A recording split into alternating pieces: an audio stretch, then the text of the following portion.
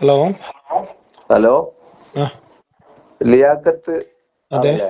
അതെ. ഞാൻ നിങ്ങളെ നമ്പർ ഒരാൾ തന്നിട്ട് ഉം, ജസ്റ്റ് സംശയങ്ങൾ ചോദിക്കാൻ വിളിക്കായിരുന്നു. ശരി, തിരക്കിലാണോ? പറഞ്ഞോളൂ. അല്ല, ഈ എക്സ് മുസ്ലിം എന്നുള്ളൊരു നിങ്ങളെ പ്രഭാഷണങ്ങളൊക്കെ കേൾക്കലുണ്ട് ഞാന്, ഉം, സംസാരങ്ങളൊക്കെ. ഉം. അപ്പൊ അതുമായിട്ട് ബന്ധപ്പെട്ടിട്ടുള്ള ഒന്ന് രണ്ട് കാര്യങ്ങൾ ചോദിക്കാനായിരുന്നു. അപ്പൊ നിങ്ങൾ തിരക്കിലാണോ അതാ ചോദിച്ചേ? അല്ല, നിങ്ങൾ പറഞ്ഞോളി. ഈ പിന്നെ ഈ ഒന്നുമില്ല, നിങ്ങൾ ഈ നമ്മളെ ഈ മുസ്ലിം മതത്തിൽ നിന്ന് മാറാനുണ്ടായ ഒരു സാഹചര്യം ഉണ്ടല്ലോ, ഉം. അതിനെപ്പറ്റി അതൊക്കെ വിശദമായിട്ട് വീഡിയോകളിൽ പറയുന്നല്ലേ. വീഡിയോകളിൽ പറയുന്നുണ്ട്. എന്നാലും എന്റെ ഒരു സംശയം തീർക്കാൻ വേണ്ടിയിട്ടായിരുന്നു. നമ്മളെ ഉം, വീഡിയോകളിൽ നേരിട്ട് ചോദിച്ചിട്ട് തീർക്കാൻ വേണ്ടിയിട്ടായിരുന്നു. നമ്മളിപ്പോ ഉം, റമദാൻ മാസമാണ് നടക്കുന്നത്. ഉം, ഇപ്പൊ ഈ മാസത്തില് പിന്നെ നമ്മളായിട്ട് ഇത് കഴിഞ്ഞ ദിവസം ഒരു സുഹൃത്തുണ്ട് നമ്മളെ, ഉം, മതവിശ്വാസി ആളായിരുന്നു. മൂപ്പർ ഉം, ഇങ്ങനെ സംശയങ്ങൾ ഇങ്ങനെ കുറെ പ്രകടിപ്പിച്ചു. ഉം, അതുകൊണ്ട് നിങ്ങളോടൊന്ന് നേരിട്ട് സംസാരിക്കാൻ തന്നെ മൂപ്പർ തന്ന നമ്പറാണ്. ഉം. അപ്പൊ അതില് ശരി. നോമ്പിനെ കുറിച്ച് നിങ്ങളുടെ അഭിപ്രായം എന്താണല്ലേ? നോമ്പിനെ കുറിച്ചുള്ള അഭിപ്രായമാണ് ആദ്യം അറിയേണ്ടത്. എന്താ നിങ്ങൾക്ക് എന്നോട് ചോദിക്കാനുള്ളത് ചോദിച്ചോളി. അല്ല എൻ്റെ ഒരു കാര്യം. അല്ല, ഞാൻ ചോദിക്കുന്ന നിങ്ങള് മാറാനുണ്ടായ സാഹചര്യോ? മാറാനുണ്ടായ കാരണം ഇതിനകത്ത് ഈ മതം എത്രത്തോളം മനുഷ്യന് ഉപകാരപ്പെടുന്ന കാര്യമാണെന്നും മതത്തിന്റെ യാഥാർത്ഥ്യങ്ങളെ കുറിച്ച്, മതം എന്നതിനെ കുറിച്ച് നമുക്ക് പറഞ്ഞു തന്നതും അതിന്റെ വസ്തുതയും തമ്മിലുള്ള പൊരുത്തക്കേടും, അങ്ങനെ കുറെ കാര്യങ്ങൾ നിങ്ങൾ ഏറ്റവും പൂർണ്ണമായിട്ടും മതം അടിസ്ഥാനപരമായിട്ട്. വിട്ട ആളാ? അതെ. ആ, ഓക്കെ ഓക്കെ. പിന്നെ അത് ഇപ്പൊ ഇപ്പൊ തന്നെ നമ്മളെ സമൂഹത്തിൽ നടക്കുന്ന ഈ വിപത്തുകൾ ഉണ്ടല്ലോ. ഇപ്പൊ പുതിയ പുതിയ തലമുറയുടെ കുട്ടികളുടെ ഇടയിൽ ഉണ്ടായിരുന്ന ഉം, ലഹരിയായാലും, ഉം. ഇപ്പോ മാതാവിനെ മനസ്സിലാവാത്ത നമ്മള് നരഭോജികളായ മൃഗങ്ങൾ പോലും എന്ത് ചെയ്യുന്നുണ്ട്, ഉം. സ്വന്തം മാതാവിനെ മനസ്സിലാവും അത്രത്തോളം മനസ്സിലാകാത്ത രൂപത്തിലേക്ക് അതപ്പതിച്ച് വരുന്നത് പുതിയ അതൊക്കെ തലമുറ. മുസ്ലിം അല്ലാത്തതുകൊണ്ട് സംഭവിക്കുന്നതാ. ഞാൻ പൂർണ്ണമായിട്ട് പറഞ്ഞോട്ടെ. ഉം, ഈ തലമുറകളുടെ ഇടയിലുള്ള മാറ്റങ്ങൾ വരാനുള്ള കാരണം കുട്ടികളുടെ ഇടയിൽ ഉം. മതവിദ്യാഭ്യാസത്തിന്റെ വലിയൊരു കുറവ് ഉള്ളത് കൊണ്ട് തന്നെയാണ് ആ എൻ്റെ ഇത്. മതവിദ്യാഭ്യാസം കൂടിയതിന്റെ പ്രശ്നമാണ് അത്, സുഹൃത്തെ. മതവിദ്യാഭ്യാസം ഒരു കൂടിയത് 100 കൊണ്ട് കൊല്ലം മുമ്പത്തെ മതവിദ്യാഭ്യാസ സംവിധാനമാണോ ഇപ്പൊ ഉള്ളത്? അതെ, ഈ ആണോ? വിദ്യാഭ്യാസത്തിൽ എന്താ ബുദ്ധിമുട്ട് ഇപ്പൊ നിങ്ങള് ബുദ്ധിമുട്ടായിട്ടൊരു ഇസ്ലാം. മതവിദ്യാഭ്യാസം എന്ന് പറയുന്നത് പണ്ട് കാലത്ത് അപൂർവമായിട്ട് ചില പള്ളി ദർസുകളിൽ മാത്രം ഒതുങ്ങി നിന്നിരുന്ന, അല്ലെങ്കിൽ മൊല്ലാക്കാര് അപൂർവമായിട്ട് വളരെ ഭാഗികമായിട്ട് ഒരു കുറച്ച് ദിവസം മാത്രം ചെയ്തു കൊടുത്തിരുന്ന ഒരു കാര്യമാണ്. ഇപ്പോ 3 വയസ്സ് മുതലാണ് കുട്ടികൾക്ക് മതവിദ്യാഭ്യാസം കൊടുക്കുന്നത്. അതിന് മതവിദ്യാഭ്യാസത്തിൽ കുറവ് വന്നു ഇന്നത്തെ കാലത്ത്, അതുകൊണ്ട് മൂല്യച്യുതി ഉണ്ടായി എന്നൊക്കെ പറഞ്ഞാൽ അത് വസ്തുതയുമായിട്ട് പൊരുത്തപ്പെടില്ലല്ലോ. അല്ലല്ലല്ല, കുട്ടികളുടെ ഇടയിൽ നിങ്ങൾ പറയുന്ന പുതിയ തലമുറയുടെ ഇടയില് ഉം. മത നിഷേധമുണ്ട്. കുട്ടികളുടെ ഇടയിൽ മതം എന്തിന് മതബോധനം എന്നുള്ള കൂടി, മതപ്രബോധനവും മതം എന്തിന് എന്നുള്ള ഞാൻ ചിന്തയാണ് ഇപ്പൊ പറഞ്ഞുതരാം. പുതിയ. അതൊക്കെ നമുക്ക് പറയാം, സംസാരിക്കാം. നിങ്ങൾ ഞാനൊരു പറഞ്ഞ കാര്യത്തിൽ അധ്യാപകനാണ്. വസ്തുതാപരമായിട്ടുള്ള ഒരു പെശക് ചൂണ്ടിക്കാണിക്കുകയാണ്. അതേ ഒരു 100 കൊല്ലം മുൻപ്, മതവിദ്യാഭ്യാസത്തിന്റെ. ആ, ഞാൻ പറയാം, എനിക്ക് 41 വയസ്സാണ്. ഞാൻ ആ, മദ്രസയിൽ പഠിക്കുന്ന കാലത്ത് എന്ന് പറഞ്ഞാല് 90കളിൽ, 80ന്റെ ഉം, അവസാനം 90, 85 മുതൽ 95, 98 വരെയുള്ള കാലഘട്ടത്തിൽ 10ാം ക്ലാസ് വരെയുള്ള മദ്രസകൾ പോലും വളരെ അപൂർവമായിരുന്നു. ആ, ഞാൻ പഠിക്കുന്ന മദ്രസയിൽ 5ാം ക്ലാസ് വരെ ഉണ്ടായത്. പിന്നെ ഞങ്ങള് ആ, മദ്രസയിൽ കുറെ കാലത്തിന് ശേഷം 5ാം ക്ലാസ് കഴിഞ്ഞിട്ട് 6ാം ക്ലാസ് വേണമെന്ന് ഞങ്ങൾ വാശി പിടിച്ച്, ഞങ്ങൾ കുറെ അങ്ങോട്ട് പറഞ്ഞ് ആൾക്കാരോട്, ഞങ്ങളെ രക്ഷിതാക്കളും പള്ളി കമ്മിറ്റിക്കാരും ഒക്കെ ഏകദേശം അറിയുന്നവരൊക്കെ ആയതുകൊണ്ട് നമ്മൾ പറഞ്ഞിട്ടാണ് 6ാം ക്ലാസ് ഒരു വർഷത്തെ ഗ്യാപ്പിന് ശേഷം അവിടെ തുടങ്ങുന്നത്. ആ, ഓക്കെ, ആ ഒരു വർഷത്തെ ഗ്യാപ്പ് ഇട്ടിട്ട് പിന്നെ 6ാം ക്ലാസ് വന്നു. പിന്നെ 6ാം ക്ലാസ് കഴിഞ്ഞിട്ട് പിന്നെ 7ാം ക്ലാസ് ഇല്ല. അതിലും നമ്മൾ ഇതേപോലെ സംസാരിച്ച് അവസാനം പള്ളിയിൽ, മദ്രസയിൽ അത് സംവിധാനം ഇല്ലാത്തതുകൊണ്ട് ഞങ്ങൾ അവിടെ ഉണ്ടായിരുന്ന ഒരു പ്രായമായിട്ടുള്ള ഒരു ഉസ്താദ്, അദ്ദേഹത്തിന്റെ വീട്ടിൽ മഗ്‌രിബിന് ശേഷം ഇശാ വരെ ഞങ്ങൾക്ക് ക്ലാസ് എടുത്തു തരുന്നു, 7ാം ക്ലാസ്. മനസ്സിലായി. അപ്പം ആ, ആ കാലഘട്ടത്തിൽ മതവിദ്യാഭ്യാസത്തിനുള്ള പരിമിതികൾ ഒരുപാടുണ്ടായിരുന്നു. അപ്പോ ഈ 20 കൊല്ലം മുമ്പത്തെ കഥയാണ്. അതിന്റെ ഒരു 25-30 കൊല്ലം പോയാൽ നല്ല മദ്രസകളോ ഉസ്താദുമാരോ സംവിധാനങ്ങളോ ഒന്നും ഇല്ലാതിരുന്ന ഒരു കാലത്ത്, ഇന്നത്തെ കാലത്ത് നിങ്ങൾ ആലോചിച്ച് നോക്കി, കഴിഞ്ഞ ഒരു 10 കൊല്ലത്തിന് ഇപ്പുറത്തേക്ക് 3 വയസ്സ് മുതൽ കുട്ടികളെ ഈ മിക്സഡ് ആയിട്ടുള്ള അംഗൻവാടികൾ പോലെയുള്ള സാധനങ്ങളിൽ കൊണ്ടുപോയി ചെന്നാക്കുന്നതിന് വിലങ്ങുതടിയാവാൻ വേണ്ടിയിട്ടാണ് അൽഫിത്ര എന്ന് പറയുന്ന പരിപാടിയൊക്കെ. അൽഫിത്ര ഒരു പേരാണ്, ജമാഅത്ത് ഇസ്ലാമിന്റെ പേരാണ്. ബാക്കി പല സ്ഥാപനങ്ങൾക്കും സുന്നികൾക്കൊക്കെ ഇന്ന സംവിധാനം ഉണ്ട്. 3 ആ, വയസ്സുള്ള ആ, കുട്ടികൾ, 3 വയസ്സ് മുതലാണ് ആ കുട്ടികളെ അങ്ങോട്ട് കൊണ്ടുപോകുന്നത്, അല്ലെ? ആ, അപ്പൊ ആ, അത് മുതൽ അങ്ങോട്ട് ഹിഫ്ള് കോളേജുകളും ദഅ്വ കോളേജുകൾ വരെ മത ഭൗതിക സമന്വയ വിദ്യാഭ്യാസ പരിപാടി, അത് ഹലാൽ വ്യവസ്ഥയിൽ ഡോക്ടർ ആവാനും എഞ്ചിനീയർ ആവാനുള്ള എല്ലാ സംവിധാനവും ആ, ഇത് മതവിദ്യാഭ്യാസത്തിന്റെ മേഖലയിലുണ്ട്. ആ മതവിദ്യാഭ്യാസത്തിനുള്ള സൗകര്യങ്ങൾ കൂടിയതും മതബോധനം കൂടിയതും ആ മനുഷ്യത്വമില്ലായ്മയ്ക്ക് കാരണമായിട്ടുണ്ടെന്നാണ് ഞാൻ മനസ്സിലാക്കുന്നത്. ഓക്കെ. ഞാൻ നിങ്ങൾ പറഞ്ഞത് മുഴുവനായിട്ട് കേട്ടെ. ഞാനിത് പറഞ്ഞോട്ടെ. പറഞ്ഞോളി. നിങ്ങൾ പറഞ്ഞത് മതവിദ്യാഭ്യാസം കിട്ടുന്നുണ്ട്, കുട്ടികൾക്ക് കിട്ടുന്നുണ്ട്. മതവിദ്യാഭ്യാസം കിട്ടുന്നതിനേക്കാളും കൂടുതൽ ഇന്ന് കുട്ടികൾക്ക് കിട്ടുന്നത് ഭൗതിക വിദ്യാഭ്യാസമാണ്.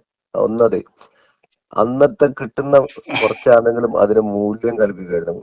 മതവിശ്വാസത്തിന് നല്ല മൂല്യം ഉണ്ടായിരുന്നു. എന്തിനും ഒരു മൂല്യം കൽപ്പിച്ചൊരു തലമുറയും സമൂഹമായിരുന്നു ഉണ്ടായിരുന്നത് അന്ന് ഉണ്ടായിരുന്നത്. കുറച്ചാണെങ്കിൽ കുറച്ച് മത വിശ്വാസത്തില് അടിയുറച്ച ആളുകളായിരുന്നു ഉണ്ടായിരുന്നത്. ഇന്ന് ചാഞ്ചാട്ടാണ്, വിശ്വാസം വേണോ വേണ്ടയോ എന്നുള്ളൊരു ചിന്തയാണ്. പിന്നെ ഒന്ന് കുട്ടികളെ ഇന്നത്തെ ഭൗതികപരമായിട്ടുള്ള വിദ്യാഭ്യാസത്തിന്റെ ഓവർ വിദ്യാഭ്യാസത്തിന്റെ വിഷയങ്ങൾ പറഞ്ഞാല് ഈ ഒന്ന് പിന്നെ നമ്മൾ ഈ സിനിമകള് സമൂഹത്തിൽ നൽകുന്ന തെറ്റായ സന്ദേശം, ഏറ്റവും വയലൻസ് പോലെയുള്ള സിനിമകളും പിന്നെ റാപ്പ് സിംഗേഴ്സ് ആയിട്ടുള്ള ആളുകള് അവരെ രീതി, കുട്ടികൾ എന്താണോ ആരെയാണോ കാണുന്നത് അവരെയാണല്ലോ ഫോളോ ചെയ്യുന്നത്. ആ രൂപത്തിലേക്ക് ഭൗതിക വിദ്യാഭ്യാസത്തിന്റെ സൗകര്യങ്ങളുടെ വളർച്ച നിങ്ങൾ പറഞ്ഞതുപോലെ മിക്സഡ് വിദ്യാഭ്യാസങ്ങൾ പ്രോത്സാഹിപ്പിക്കുന്നത് പോലെ തന്നെ അതേപോലെ ഈ സ്ത്രീകളുടെ ഇടയിൽ ഈ ന്യൂട്രൽ ജെൻഡാലിറ്റി അതേപോലെയുള്ള വിഷയങ്ങളൊക്കെ ഉണ്ടല്ലോ. ഈ വിഷയങ്ങളൊക്കെ വന്ന് സ്ത്രീകളുടെ ഇടയിലും അവരുടെ ചിന്ത മാറി. ഈ പുതിയ തലമുറയിലെ കുട്ടികളെല്ലാവരും ചിന്ത മാറി ഈ രൂപത്തിലായതുകൊണ്ടല്ലേ ഇങ്ങനെ സംഭവിക്കുന്നത്. അത് ആ മത നമുക്ക് കുറച്ചുകൂടി സ്പെസിഫിക് ആയിട്ട് കാര്യങ്ങൾ പറയാം. അപ്പൊ ഞാൻ ആ പറഞ്ഞത്, ഞാൻ നിങ്ങളോട് ഇപ്പൊ തുടക്കത്തിൽ പറഞ്ഞത്, നിങ്ങൾ പറഞ്ഞ ഒരു പോയിന്റ് ഇൻവാലിഡ് ആയിരുന്നു. അതായത് മതവിദ്യാഭ്യാസം കുറഞ്ഞത് കൊണ്ടാണ് എന്നുള്ളതാണ്. കൂടി മൂല്യം കുറഞ്ഞു എന്നാണ് ഇപ്പൊ നിങ്ങൾ പറയുന്നത്. ശരി, അതിനുള്ള സംവിധാനങ്ങൾ സൗകര്യങ്ങളൊക്കെ കൂടി, പക്ഷെ അത് മൂല്യബോധം കുറഞ്ഞു എന്നുള്ളതാണ്. മതമൂല്യബോധം കുറഞ്ഞു എന്നാണ്. ഞാന് ഞാനത് പറയാൻ കാരണം എന്ന് പറഞ്ഞാല് അല്ല, നിങ്ങൾ പറഞ്ഞു. ഞാൻ പറഞ്ഞുതരാം അതിന്റെ കാര്യം. അപ്പോ ഓക്കെ ഓക്കെ. നിങ്ങൾ പറഞ്ഞ കുറെ കാര്യങ്ങൾ, ഭൗതിക വിദ്യാഭ്യാസത്തിന്റെ സാഹചര്യം കൂടി. ഭൗതിക വിദ്യാഭ്യാസത്തിന്റെ സാഹചര്യം കൂടി, മതം പഠിപ്പിച്ചിട്ടും കൂടുതൽ സംവിധാനങ്ങൾ ഉണ്ടായിട്ടും മതത്തിന്റെ മൂല്യങ്ങൾ കുട്ടികളിൽ നിലനിൽക്കുന്നില്ല. ഇതുകൊണ്ടൊക്കെയാണ് കുട്ടികൾ വയലൻസിലേക്ക് പോകുന്നത്. ഇതുകൊണ്ടൊക്കെയാണ് കുട്ടികൾ പിന്നെ ക്രൂരമായിട്ടുള്ള കൊലപാതകങ്ങളിലേക്ക് പോകുന്നത്, മയക്കുമരുന്നിന് അഡിക്റ്റ് ആവുന്നത് എന്ന് പറയുന്നത് തീർത്തും തെറ്റായിട്ടുള്ള, വസ്തുതക്ക് നിരക്കാത്ത ഒരു കാര്യമാണ്. കാരണം ഈ സംഭവങ്ങളൊക്കെ ഇപ്പം നിങ്ങൾ ഇസ്ലാമിന് പുറത്ത്, മുസ്ലിം സമൂഹത്തിന്റെ അല്ലെങ്കിൽ ഇസ്ലാമിക സമൂഹത്തിന് പുറത്ത് ഉണ്ട് എന്ന് പറയപ്പെടുന്ന ഏറെക്കുറെ എല്ലാ കാര്യങ്ങളും അതിന്റെ ജനസംഖ്യാനുപാതികമായിട്ടോ അതിൽ കൂടുതലായിട്ടോ മുസ്ലിം കമ്മ്യൂണിറ്റിയിൽ ഉണ്ട് എന്നുള്ളതാണ് വസ്തുത. ഇപ്പൊ ഉദാഹരണത്തിന് കുട്ടികൾക്കെതിരെയുള്ള അക്രമം, കുട്ടികൾക്കെതിരെയുള്ള ലൈംഗിക അതിക്രമം ആ കേന്ദ്രീകൃതമായിട്ട് നടക്കുന്ന സ്ഥലങ്ങളായിട്ട് മദ്രസയും പള്ളി ദർസുകളും യത്തീംഖാനകളുടെ ഹോസ്റ്റലുകളും മാറിയിട്ടുണ്ട്. പുറത്തു വരുന്ന കണക്ക്, നിങ്ങളൊരു മദ്രസ അധ്യാപകനാണല്ലോ, പുറത്തു വരുന്ന കണക്കുകൾ, അതായത് സെറ്റിൽ ചെയ്യുന്ന കണക്കുകളെക്കാളും അതിന്റെ തുച്ഛമായ കാര്യം, ഒരു മദ്രസയിലോ ഒരു പള്ളിയുമായി ബന്ധപ്പെട്ടോ ഉണ്ടായി വരുന്ന പ്രശ്നങ്ങളിൽ പ്രശ്നമായിട്ട് ഉയർന്നു വരുന്ന കാര്യങ്ങൾ അത് അവിടെ തന്നെ തല്ലിയിട്ടോ ആളെ പറഞ്ഞയച്ചിട്ടോ അല്ലെങ്കിൽ അവിടെ കോംപ്രമൈസ് ചെയ്തിട്ട് തീർക്കുന്നതിന് പുറമെ ഇത് പരാതിയായിട്ട് പുറത്തു വരുന്നത് പലപ്പോഴും സ്കൂളുകളിലുള്ള പിന്നെ കൗൺസിലിംഗ് വഴിയോ അതല്ലെങ്കിൽ മറ്റു വല്ല അസുഖങ്ങളുമായിട്ട് ബന്ധപ്പെട്ട് ഹോസ്പിറ്റലിൽ പോകുമ്പോഴൊക്കെയാണ്. എത്ര അധികം കേസുകളാണ് പള്ളി മദ്രസ ഉസ്താദുമാരുമായി ബന്ധപ്പെട്ട് ഇസ്ലാമിന്റെ മൂല്യത്തിനനുസരിച്ച് ഒരിക്കലും ചെയ്യാൻ പാടില്ല എന്ന് പറയുന്ന സ്വവർഗ പീഡനങ്ങൾ, പോക്സോ കേസുകൾ ഉണ്ടായി വരുന്നത്. ഉം. അത് മതമൂല്യബോധം പഠിപ്പിക്കുന്ന കേന്ദ്രങ്ങൾ ഇത്തരം പീഡന കേന്ദ്രങ്ങളായി മാറുന്നതിന്റെ നിരന്തരമായ കാഴ്ചയുണ്ട്. ഞാൻ ഈ ആ ചോദിക്കുന്ന ചോദ്യം സിമ്പിളാണ്.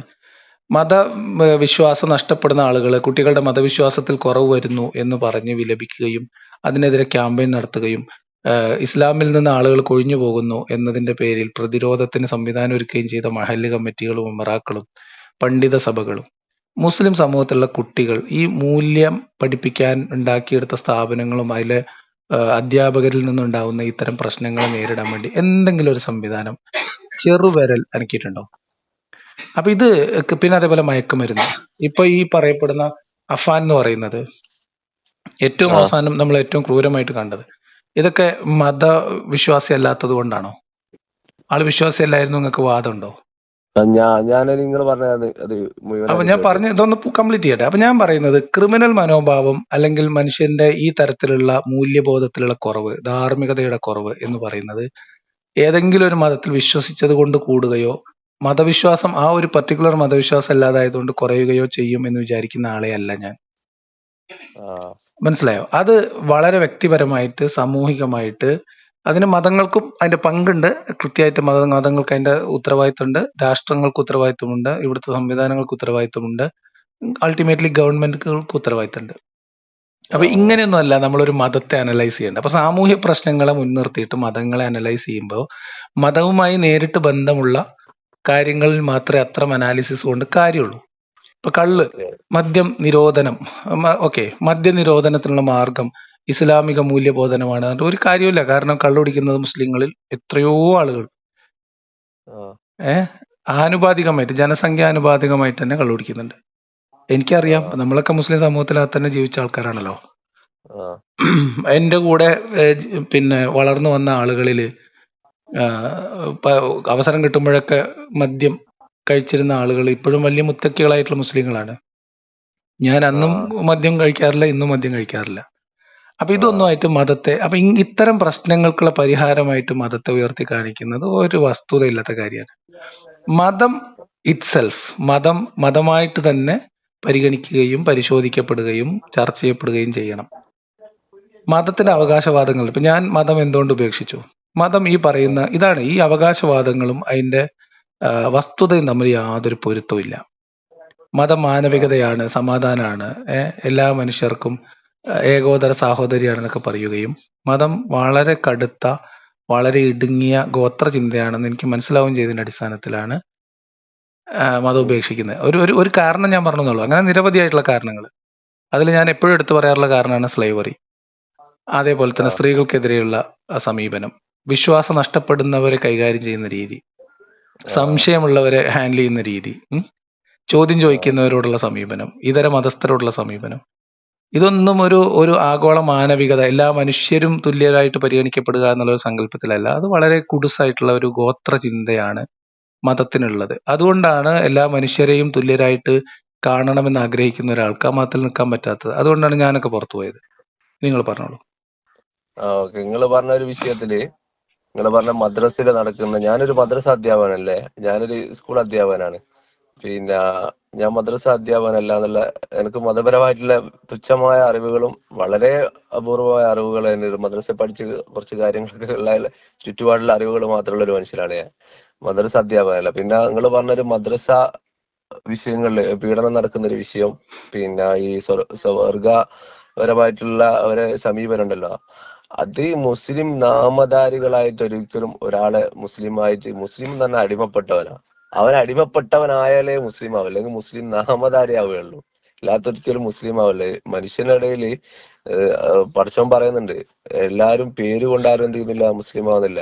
മക്കാ മുശ്രിക്കുകള് റസൂല് വരുന്ന സമയത്തും അവിടെ റസൂൽദാന്റെ വാപ്പാന്റെ പേരും അബ്ദുള്ള എന്നാണ്, അവിടെയുള്ള അബ്ദുൽ മുത്തലിബാണ് വാപ്പാന്റെ വാപ്പാൻ. അങ്ങനെ എല്ലാവരും മുസ്ലിങ്ങളായിരുന്നു അവിടെയും പേരുകള്. അതേപോലെ ഇവിടെ പേരുകൾ കൊണ്ട് വന്നിരുന്നില്ല, ആരും മുസ്ലിം ആവുന്നില്ല, വിശ്വാസം കൊണ്ട് ഒരാൾ മുസ്ലിം ആവുന്നുള്ളൂ. അടിമപ്പെട്ടവൻ എന്ന് പറയുമ്പോൾ എല്ലാ കാര്യത്തിലും ആ ഒരു നിയമാവലി അനുസരിക്കുന്നവരാണ്. ഈ കാലഘട്ടത്തിന്റെ മോശം കൊണ്ട് ജനങ്ങളുടെ ഇടയിൽ എന്ത് ചെയ്യുന്നുണ്ട്, ഈ ഒരു സാഹചര്യം കൊണ്ട് വിശ്വാസത്തിന്റെ കുറവുകൾ സംഭവിക്കുന്നത് കൊണ്ടാണ് എന്ത് ചെയ്യുന്നത്, ഈ മദ്രസാധ്യാപകരായാലും ഇങ്ങനെയുള്ള മതം പഠിപ്പിക്കുന്ന ആളുകളായാലും ഇതൊരു ബിസിനസ് ആയിട്ട് കാണുന്ന എത്ര പ്രഭാഷകന്മാരുണ്ട്, പുതിയ പുതിയ തങ്ങന്മാർ എന്നൊക്കെ പറഞ്ഞ് ഓൺലൈനിലൊക്കെ വന്നിട്ട് പൈസ ഉണ്ടാക്കുന്ന ആളുകളുണ്ട്. ഈ വിശ്വാസം എന്ന് പറയുന്നത് ആളുകൾ എന്ത് ചെയ്യേണ്ടതാണ്, ഹൃദയത്തിൽ കൊണ്ടു നടക്കേണ്ട സാധനമാണ്. അതുണ്ടായാൽ എന്ത് ചെയ്യൂല, ഈ ജീവിതത്തില് ഇങ്ങനെയുള്ള പിഴവുകൾ സംഭവിക്കൂല. ഈ പണ്ഡിതന്മാർ എന്ന് പറയുന്നത് അതൊരു ജീവിത മാർഗമായിട്ട് ഉസ്താദുമാരാകുന്ന ആളുകളുണ്ട്, പിന്നെ ഇതൊരു രോഗമായിട്ട് മാറുന്ന ആളുകളുണ്ട്. അങ്ങനെയൊക്കെ സംഭവിക്കുന്ന 100-ൽ 1-2 സംഭവിക്കുന്ന കേസാണ് നിങ്ങൾ എന്ത് ചെയ്യുന്നത്, ഒരു വിഷയമായിട്ട് എടുത്ത് 100-ൽ പുറത്തിട്ടത്. 1-2 അല്ല, അതങ്ങനെ ലഘൂകരിക്കാവുന്ന കാര്യമല്ല. ഞാൻ പറഞ്ഞതിന്റെ കാരണം ഞാൻ അങ്ങനെ നടക്കുന്നു ലഘൂകരിച്ചിട്ടില്ല. എന്നല്ല ഞാൻ പറഞ്ഞത്. അങ്ങനെ നടക്കുന്നതിൽ ഉള്ള ഒരു പ്രശ്നം, നടക്കുന്നതിന്റെ കാരണം മതമാണ് എന്നേ അല്ല ഞാൻ പറഞ്ഞത്. ഞാൻ പറഞ്ഞത് ഇത്തരം കാര്യങ്ങളെ ഒന്നും കാര്യമായിട്ട് പരിഗണിക്കുന്നില്ല എന്നുള്ളതാണ്. അതിനേക്കാളും വലിയ പ്രശ്നമായിട്ട് പരിഗണിക്കപ്പെടുന്നത് ആളുകളുടെ മതവിശ്വാസം കുറയുന്നു, ആളുകൾ മുർത്തദ്ദാവുന്നു എന്നതാണ്. ഇപ്പോ അത് മാത്രമല്ല, ഒരാൾക്ക് മതവിശ്വാസം ഇല്ലാതായി പോയാൽ, ഒരാൾക്ക് ഇസ്ലാം മതം നഷ്ടപ്പെട്ടു കഴിഞ്ഞാൽ, ഇസ്ലാം മത വിശ്വാസം നഷ്ടപ്പെട്ടു കഴിഞ്ഞാൽ അയാള് താന്തോന്നിയായി പോകും, മൂല്യബോധമില്ലാത്ത ആളായി പോകും എന്ന് ആക്ഷേപിക്കുകയും അവരൊക്കെ അരാജകവാദികളായിട്ടും ലൈംഗിക അധാർമികത പ്രോത്സാഹിപ്പിക്കുന്നവരായിട്ട് മുദ്ര കുത്തിയിട്ട് അവരെ എന്തോ ഒരു ഭീകരജീവികളായിട്ട് ചിത്രീകരിച്ചുകൊണ്ട് മതത്തെ പ്രതിരോധിക്കുന്നതൊക്കെ വളരെ മോശമായിട്ടുള്ള, വളരെ എന്താ പറയാ, അല്ല നിങ്ങൾ പറഞ്ഞതല്ല ഞാൻ പറഞ്ഞത്. മുസ്ലിം പൊതുസമൂഹം അല്ലെങ്കിൽ മുസ്ലിം നേതൃത്വം, മത നേതൃത്വം ചെയ്യുന്ന വൃത്തികേടിനെ കുറിച്ചാണ് ഞാൻ നിങ്ങളെ സംസാരത്തില്, ഞാൻ നിങ്ങൾ നല്ല സംസാരമൊക്കെയാണ്, നല്ല അവതരണമാണ് ഇപ്പൊ എന്നോട് അവതരിപ്പിക്കുന്നതായാലും പക്ഷെ നിങ്ങൾ പലതിലും നമ്മളെ മതത്തിനെ കുറിച്ച് നിങ്ങൾ എന്ത് ചെയ്യുന്നുണ്ട്? ഉം. എന്റെ ഒരു അഭിപ്രായത്തിൽ ഓവർ തെറ്റിദ്ധാരണ നിങ്ങളുടെ ഇടയിൽ വന്നിട്ടുണ്ട്. നിങ്ങൾക്ക് എന്റെ അങ്ങനെ തോന്നിയ വിഷയത്തിൽ ഒന്ന് രണ്ട് കാര്യങ്ങൾ പറഞ്ഞോളൂ, നമുക്കത് നിങ്ങൾ സംസാരിക്കാം. ഇപ്പൊ തന്നെ നിങ്ങൾ പറഞ്ഞ വിഷയങ്ങളില് ഉം. എല്ലാം നിങ്ങൾ ഓവറായിട്ട് മതം എന്ത് ചെയ്യുന്നുണ്ട്? ഒറ്റപ്പെടുത്തി കളയുന്നുണ്ട്. മറ്റുള്ള മതം. ഞാൻ 30 വയസ്സേ എനിക്ക് ഇപ്പൊ ആയിട്ടുള്ളൂ. ഉം. 22 വയസ്സ് വരെ ഞാൻ 22 അല്ല, 23, 24 വയസ്സ് വരെ ഉം. എല്ലാ നാട്ടിലുള്ള ഒരു വീട്ടുകാർക്കും ഉം. എന്റെ നാട്ടുകാർക്കും ഒരു ഭാരമായ ഒരു മനുഷ്യരാണ് ഞാൻ. ഉം. ഒരു ഭാരം തന്നെ പൂർണ്ണമായിട്ടും ഭാരമായിട്ടുള്ള എല്ലാവർക്കും, എന്റെ വീട്ടുകാർക്കായാലും നാട്ടിൽ ഉം. ഏത് കച്ചറ ഉണ്ടെങ്കിലും അതിന്റെ മുന്നിൽ നിന്നുകൊണ്ട് ഉം. നടന്ന ഒരു വ്യക്തിയാണ് ഞാൻ. ആ ഒരു സമയത്താണ് എന്ത് ചെയ്യുന്നത്? നമ്മുടെ നാട്ടിലുള്ള തബ്ലീഗ് ജമാഅത്ത് തന്നെ ഉം. പ്രവർത്തകന്മാരെ കാണുക, അവരെ കൂടെ ഉം. ജമാഅത്ത് 3 ദിവസം ഒരു ജമാഅത്ത് തന്നെ ക്ലാസ് ഉണ്ട്. ഉം. ഈ മതത്തിനെ കുറിച്ച് പഠിക്കുകയും ഖുറാനെ കുറിച്ച് മനസ്സിലാക്കുകയും ഉം. അതിനുശേഷം ഞാൻ എന്ത് ചെയ്തില്ല, ഒരാളെ വേദനിപ്പിക്കാൻ എന്ത് ചെയ്തില്ല. പിന്നെ ഞാൻ അത് പഠിച്ചതിന് ശേഷമാണ് ഞാൻ എന്ത് ചെയ്തില്ല, ഏതൊക്കെ അടി ഉണ്ടാവുന്ന കേസിലോ അതൊക്കെ ഞാൻ മുന്നിലുണ്ടാകുന്ന വ്യക്തിയായിരുന്നു ഞാൻ. ഉം. അത്യാവശ്യം ലഹരി ഉപയോഗിക്കുകയും ഉം. എല്ലാം ചെയ്തുകൊണ്ടുന്ന ഒരാളാണ് ഞാൻ. എന്റെ ജീവിതത്തിൽ പിന്നെ എന്ത് ചെയ്തിട്ടില്ല, ഉം. അറിഞ്ഞുകൊണ്ട് ഒരാളെ ഒരു അല്ല, വേദനിപ്പിക്കുക. ഇതൊക്കെ ചെയ്യുന്ന സമയത്ത് നിങ്ങൾ വിശ്വാസിയായിരുന്നില്ലേ? എല്ലാ വിശ്വാസിയായ പേരിന് മാത്രമുള്ള ഒരു വിശ്വാസിയായിരുന്നു. നമസ്കാരം അതായത് ഉണ്ടായിരുന്നില്ല. അള്ളാഹു ഉണ്ട് എന്നും ദൈവം ഉണ്ട് എന്നും അള്ളാഹു നിങ്ങൾക്ക് ഉണ്ട് എന്ന് വിശ്വാസം മാത്രമേ ഉണ്ടായിരുന്നില്ല? ഉള്ളൂ. വിശ്വാസപരമായിട്ടുള്ള നിസ്കാരം എന്ന് വെച്ചാൽ എപ്പെങ്കിലും നിസ്കരിക്കും, ഉം. കൃത്യമായിട്ട് നിസ്കരിക്കൂല. ഉം. എങ്ങനെയുള്ള കാര്യങ്ങളിലേക്കായിരുന്നു മെയിൻ ഉം. ആയിട്ട് ഉണ്ടായിരുന്നത്. ഉം. വിശ്വാസിയാന്നുള്ള പേര് നിങ്ങൾ പറഞ്ഞല്ലോ, നേരത്തെ പറഞ്ഞ പേര് കൊണ്ടുള്ള ഒരു വിശ്വാസി, ഉം.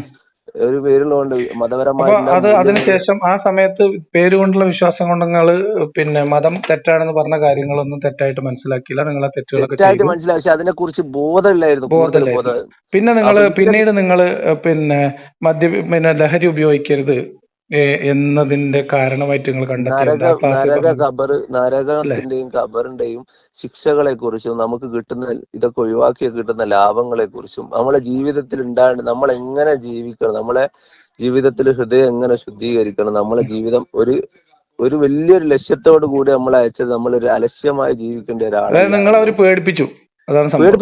പേടിപ്പിച്ചല്ല. നമ്മള് ലക്ഷ്യം എന്ന് പറയുന്നത് നമ്മള് വലിയൊരു മഹത്തായ ഒരു ജീവിതം ഇങ്ങനെ ഒരു കൂത്താടിയും തമർത്തും ജീവിക്കേണ്ടതല്ല, ആർക്കും ഭാരമായിട്ട് നശിപ്പിച്ചു കളയേണ്ട ഒരു സാധനമല്ല എന്നുള്ളത് ഞാൻ മനസ്സിലാക്കി. അത് നമ്മള് മനസ്സിലാക്കാൻ എന്തിനാണ് നിങ്ങൾക്ക് നരകവും ഖബറൊക്കെ ആവശ്യമായിട്ട് വന്നത്? നരകം ഖബറല്ല, ഖുർആന് മനസ്സിലാക്കിയപ്പോ ഞാൻ റസൂലുള്ളാഹിന്റെ ചരിത്രം, സഹാബത്തിന്റെ ചരിത്രം മനസ്സിലാക്കി. ഹദീസുകൾ ഉണ്ടല്ലോ, അവരെ ഹദീസുകൾ വായിച്ചു. നമുക്ക് ഹദീസുകൾ വായിക്കുന്നത് ഖുർആനെ കുറിച്ച് കാര്യമായി മദ്രസ പോയിട്ടുണ്ടെങ്കിൽ വെറുതെ എപ്പോഴെങ്കിലൊക്കെ പോയി നോക്കൂ, ഇതൊക്കെ ഞാൻ പറയുന്നത് വെച്ചാൽ ഇതൊക്കെ ഞാൻ മതത്തിനെ കുറിച്ച് പറയുന്ന ആക്ഷേപമാണ്. മാറ്റം നിങ്ങൾ പറഞ്ഞ മതം ഒരാളെ മാറ്റൂല എന്നല്ല, ഞാൻ എന്റെ ജീവിതത്തിൽ വന്ന മാറ്റങ്ങൾ ഞാൻ പറയാം. അല്ല, ഞാൻ പറഞ്ഞത് മതം മാറ്റൂല എന്നല്ല. നിങ്ങൾ പറയുന്നത് മനസ്സിലാവുന്നില്ല, അതാണ് നിങ്ങളുടെ എന്റെ പ്രശ്നം. ജീവിതത്തില് അതിനുശേഷം ഒരു ആക്രമത്തിനോ ഒരാളെ ബുദ്ധിമുട്ടിക്കാനോ പിന്നെ എന്തൊക്കെ നിങ്ങളുടെ ജീവിതം പറയുന്നു, ഞാൻ നിങ്ങളോട് പറയുന്നു. ഒരു മിനിറ്റ് അങ്ങനെയല്ല.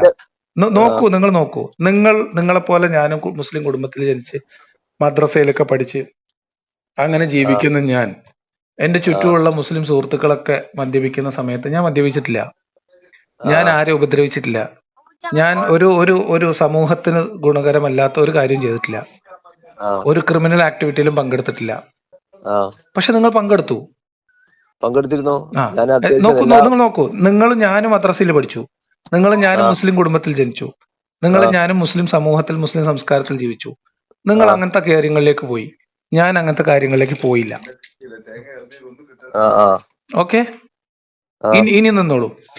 അതിനുശേഷം നിങ്ങൾ മതബോധനത്തിലേക്ക് പോയി, മതത്തിന്റെ മൂല്യങ്ങൾ പഠിക്കാൻ നിങ്ങൾ ജമാഅത്തിന്റെ ക്ലാസ്സിന് പോയി. ജമാഅത്തിന്റെ 3 ദിവസത്തെ ട്രെയിനിങ് കിട്ടിയതോടുകൂടി നിങ്ങൾ നന്നായി. ഞാൻ അതിനിടയിൽ മതം ഉപേക്ഷിച്ചു, മതവിശ്വാസം നഷ്ടപ്പെട്ടു, ഇസ്ലാമിനെതിരെ കടുത്ത വിമർശനങ്ങൾ തുടങ്ങി. ഞാൻ ഇപ്പോഴും ആൾക്കാർ ഉപദ്രവിക്കാറില്ല, മദ്യപിക്കാറില്ല, ഒരു ക്രിമിനൽ പ്രവർത്തനം ചെയ്യാറില്ല, നിയമപരമായിട്ട് ജീവിക്കുന്നു. ഞാൻ കുറച്ചുകൂടി കൂടുതൽ എല്ലാ മനുഷ്യരെയും തുല്യരായിട്ട് കാണാനും മനുഷ്യരായിട്ട് മനസ്സിലാക്കാനും അന്ധവിശ്വാസങ്ങളിൽ നിന്നും അകാരണമായിട്ടുള്ള ഭയങ്ങളിൽ നിന്നും മോചിതനാകാനും പറ്റി. എന്താ വ്യത്യാസം? അത് ഞാൻ പറഞ്ഞുതരാ. അത് മുഴുവനായിട്ട് നിങ്ങൾക്ക് ചെറുപ്പത്തിൽ കിട്ടിയ ഒരു ബേസിക് ഉണ്ടല്ലോ, നിങ്ങൾക്ക് കിട്ടിയില്ലേ? എനിക്ക് ആ ബേസ് വൃത്തിയിൽ കിട്ടിയില്ല. ഞാനത് ആ രൂപത്തിലല്ല ഞാനെപ്പോ ഒരു സുഹൃത്ത് അങ്ങനെയല്ല. എന്റെ കൂടെ എന്റെ മദ്രസയിൽ എന്നോടൊപ്പം പഠിച്ച കുട്ടികളിൽ മദ്യപിക്കുന്ന ആൾക്കാരുണ്ടായിരുന്നു. ഇല്ല, ഞാൻ മദ്രസ പോയതില്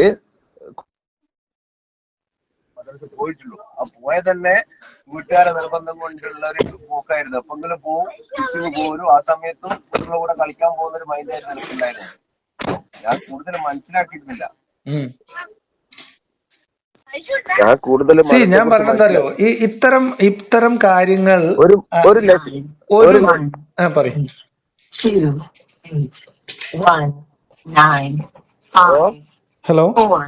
ഹലോ പറയൂ. ഒരു ലക്ഷ്യമില്ലാതെ ഒരു അലക്ഷ്യമായി ഞാൻ ഈ ലക്ഷ്യം നിങ്ങളെ വിളിക്കാൻ ഞാൻ കാരണം പറയട്ടെ, വേറൊന്നുമല്ല. അതാണ് ഞാൻ പറഞ്ഞു വന്നത്രേ ഉള്ളൂ.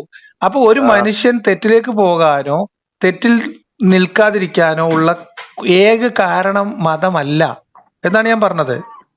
ഇപ്പൊ നിങ്ങള് തിരിച്ച് ജമാഅത്തിലേക്ക് പോയിട്ട് നമ്മൾ ഇങ്ങനെ ശരി ജീവിച്ചു കഴിഞ്ഞാൽ നരകത്തിൽ ശരി പോകും, സ്വർഗത്തിൽ പോകാൻ പറ്റൂല എന്ന ആ ഒരു പോയിന്റ് വെച്ചിട്ടാണ് നിങ്ങൾ തിരിച്ച് പിന്നെ മദ്യപാനമൊക്കെ ഉപേക്ഷിച്ച് അക്രമമൊക്കെ ഉപേക്ഷിച്ചു. മദ്യപാനം ഞാൻ ചെയ്തിട്ടില്ല, അത് വേറെ. മദ്യപാനം ലഹരി, നമ്മൾ നിങ്ങൾ ആദ്യം ലഹരി എന്ന് ചെയ്തിട്ടില്ല. പറഞ്ഞപ്പോ ഞാൻ അതൊക്കെയാ ഉദ്ദേശിച്ചത്. ആയിക്കോട്ടെ, ലഹരി ഉദ്ദേശിച്ചതിനെ ചെറിയ രൂപത്തിലുള്ള ലഹരി അന്ന് ആയിക്കോട്ടെ, ഉപയോഗിച്ചിട്ടുള്ളൂ, എന്തോ വലിയ ആയിക്കോട്ടെ. രൂപത്തിലൊന്നും അപ്പൊ ഉപയോഗിച്ചില്ല. എന്തൊക്കെയാണ് ലഹരിയിൽ നിന്ന് മുക്തി നേടി, അതേപോലെ നിങ്ങൾ പിന്നെ അക്രമ പ്രവർത്തനങ്ങളിലോ കച്ചറ വിച്ചറൊക്കെ ഒന്നും പോകാണ്ടായി. അതിന് നിങ്ങളെ പ്രാപ്തമാക്കിയത് നരകഭയവും സ്വർഗം എന്ന് പറയുന്ന ഒരു ഭയമില്ല ജീവിത ഒരിക്കലും. ലക്ഷ്യവുമാണ്. എന്റെ ജീവിതം അന്ന് പണ്ടൊക്കെ ഭയമുണ്ട്. എനിക്ക് ഇന്ന് ഭയമില്ല. എന്തിനാ അല്ല, ഭയക്കുന്നത്? ആയിക്കോട്ടെ, ഇന്ന് ഞാൻ പറഞ്ഞത് ഇന്ന് സമാധാനമുണ്ട്. സത്യം പറയാൻ മരണാനന്തരമുള്ള ഇന്ന് ജീവിതത്തിന്റെ ലക്ഷ്യം അല്ലെ? ഇന്ന് എനിക്ക് ഭയമില്ല. നാളത്തെ കുറിച്ച് ഭയമില്ല. കാരണം എന്തിനാ ഭയക്കുന്നത്? നാളെന്ന് പറഞ്ഞത് പിന്നെ ഒരു മുസ്ലിം സംബന്ധിച്ചോളം ഭയക്കേണ്ട ആവശ്യമില്ല. നമ്മള് അല്ല, എന്താണോ നിങ്ങൾ പറഞ്ഞ മനസ്സിൽ കാര്യമാണ്, നിങ്ങളെ സംസാരത്തിൽ നിങ്ങൾ പറഞ്ഞ കാര്യം ഞാൻ എടുത്ത് മരണത്തെ കുറിച്ച് ഉദ്ധരിച്ചു എന്ന് ഭയമല്ല, മാത്രമേ ഉള്ളൂ. മരണത്തെ കുറിച്ച് ഭയമല്ല. മരണവും തെറ്റുകൾ നരകവും ചെയ്താൽ ഖബറും. മാത്രം, ഒരു മിനിറ്റ്. തെറ്റുകൾ ചെയ്താൽ മാത്രം, മരണം, തെറ്റുകൾ നരകം, ചെയ്താൽ മാത്രം. അല്ല, അതാ ഞാൻ പറഞ്ഞത്. മരണം, നരകം, ഖബർ തുടങ്ങിയിട്ടുള്ള കാര്യങ്ങളെ കുറിച്ചുള്ള ബോധനം, ഇന്ന് എനിക്ക് സ്വർഗം എന്ന് സന്തോഷാണ്, പറയുന്ന ലക്ഷ്യം, ഇന്ന് ഈ എനിക്ക് രണ്ട്, സമാധാനാണ്. ഞാൻ പറയട്ടെ, ഈ രണ്ട് കാര്യങ്ങളെ മുൻനിർത്തിയിട്ടാണ് നിങ്ങൾ പിന്നെ ജീവിതത്തിൽ ഉണ്ടായിരുന്ന തിന്മകളിൽ നിന്ന് മോചനം നേടിയത് നിങ്ങൾ പറയാണ്. അതെ, നമുക്കൊരു ലക്ഷ്യബോധമുണ്ട് ജീവിതത്തിൽ എന്നുള്ളൊരു ബോധം അത് വന്നത്. അങ്ങനെ ഈ ഭയപ്പെട്ടിട്ടോ കൊതി മൂത്തിട്ടോ മാത്രമല്ല ജീവിതത്തെ കുറിച്ച് ലക്ഷ്യമുണ്ടാവേണ്ടത് എന്നാണ് ഈ പറഞ്ഞു വരുന്നതിന്റെ ചുരുക്കം. അങ്ങനെ എവിടെയാ ഉള്ളത് ഭയന്നത്? കൊണ്ട് അതുമായിട്ട് ഇതിന് എനിക്കിപ്പോ ബന്ധമില്ല എന്നാണ് ഞാൻ പറഞ്ഞതിന്റെ സമാധാനമാണുള്ളത്. അർത്ഥം. മനസ്സിലായോ?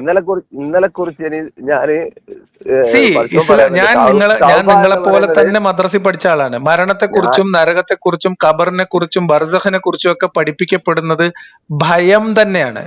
കുട്ടികളിൽ ഭയം, ഉണ്ടാക്കുന്നത് ഭയം തന്നെയാണ്. അത് എന്തിനാ തെറ്റ് വെറുതെ നമ്മള് ചെയ്താൽ മാത്രമല്ലേ കുട്ടികൾക്ക് ഭയം പറയുന്നുള്ളൂ. മുഹമ്മദ് നബിക്ക് മരണവേദനയെ കുറിച്ച് ലഘൂകരിക്കാൻ വേണ്ടി മുഹമ്മദ് നബി പ്രാർത്ഥിച്ചിരുന്നു എന്ന് നമ്മളെ പഠിപ്പിക്കുന്നില്ലേ? അതെ, മരണസമയത്ത് റസൂൽ പറയുന്നുണ്ട്, ഉം. മരണത്തിന് വേദനയുണ്ട് എന്നുള്ള കാര്യം. ഇത് മനുഷ്യന്റെ പഠിക്കുന്ന റൂഹ് കുട്ടികളുടെ ഉള്ളിൽ പിരിയുമോ? ഉണ്ടാവുന്നത് എന്താണ്? സുഖാണോ? എങ്ങനെ ഭയം വരുന്നത്? നമ്മൾ പിന്നെ നന്മ എന്താണ് നിങ്ങൾ ചെയ്താല് പറയൂ. അതേ റസൂലിനെ പറയുന്നുണ്ടല്ലോ, എന്നാ വെണ്ണയിൽ നിന്ന് നൂല് വലിക്കുന്നത് വെണ്ണയിൽ പോലെ നിന്ന് നമ്മുടെ നൂല് വലിച്ചെടുക്കുന്നത് പോലെ ആ അത് റൂഹ് വലിക്കും. പറയുമ്പോൾ പോലും മരണഭയത്തിന്റെ പകുതിയാണ് പ്രസവത്തിന്റെ വേദന, അല്ലെ? മരണവേദനയുടെ അല്ലെ? അതെ, അല്ലേ? മരണത്തിന് ഏത് മനുഷ്യനാലും വേദന ഉണ്ടാവുമല്ലോ. അല്ലേ?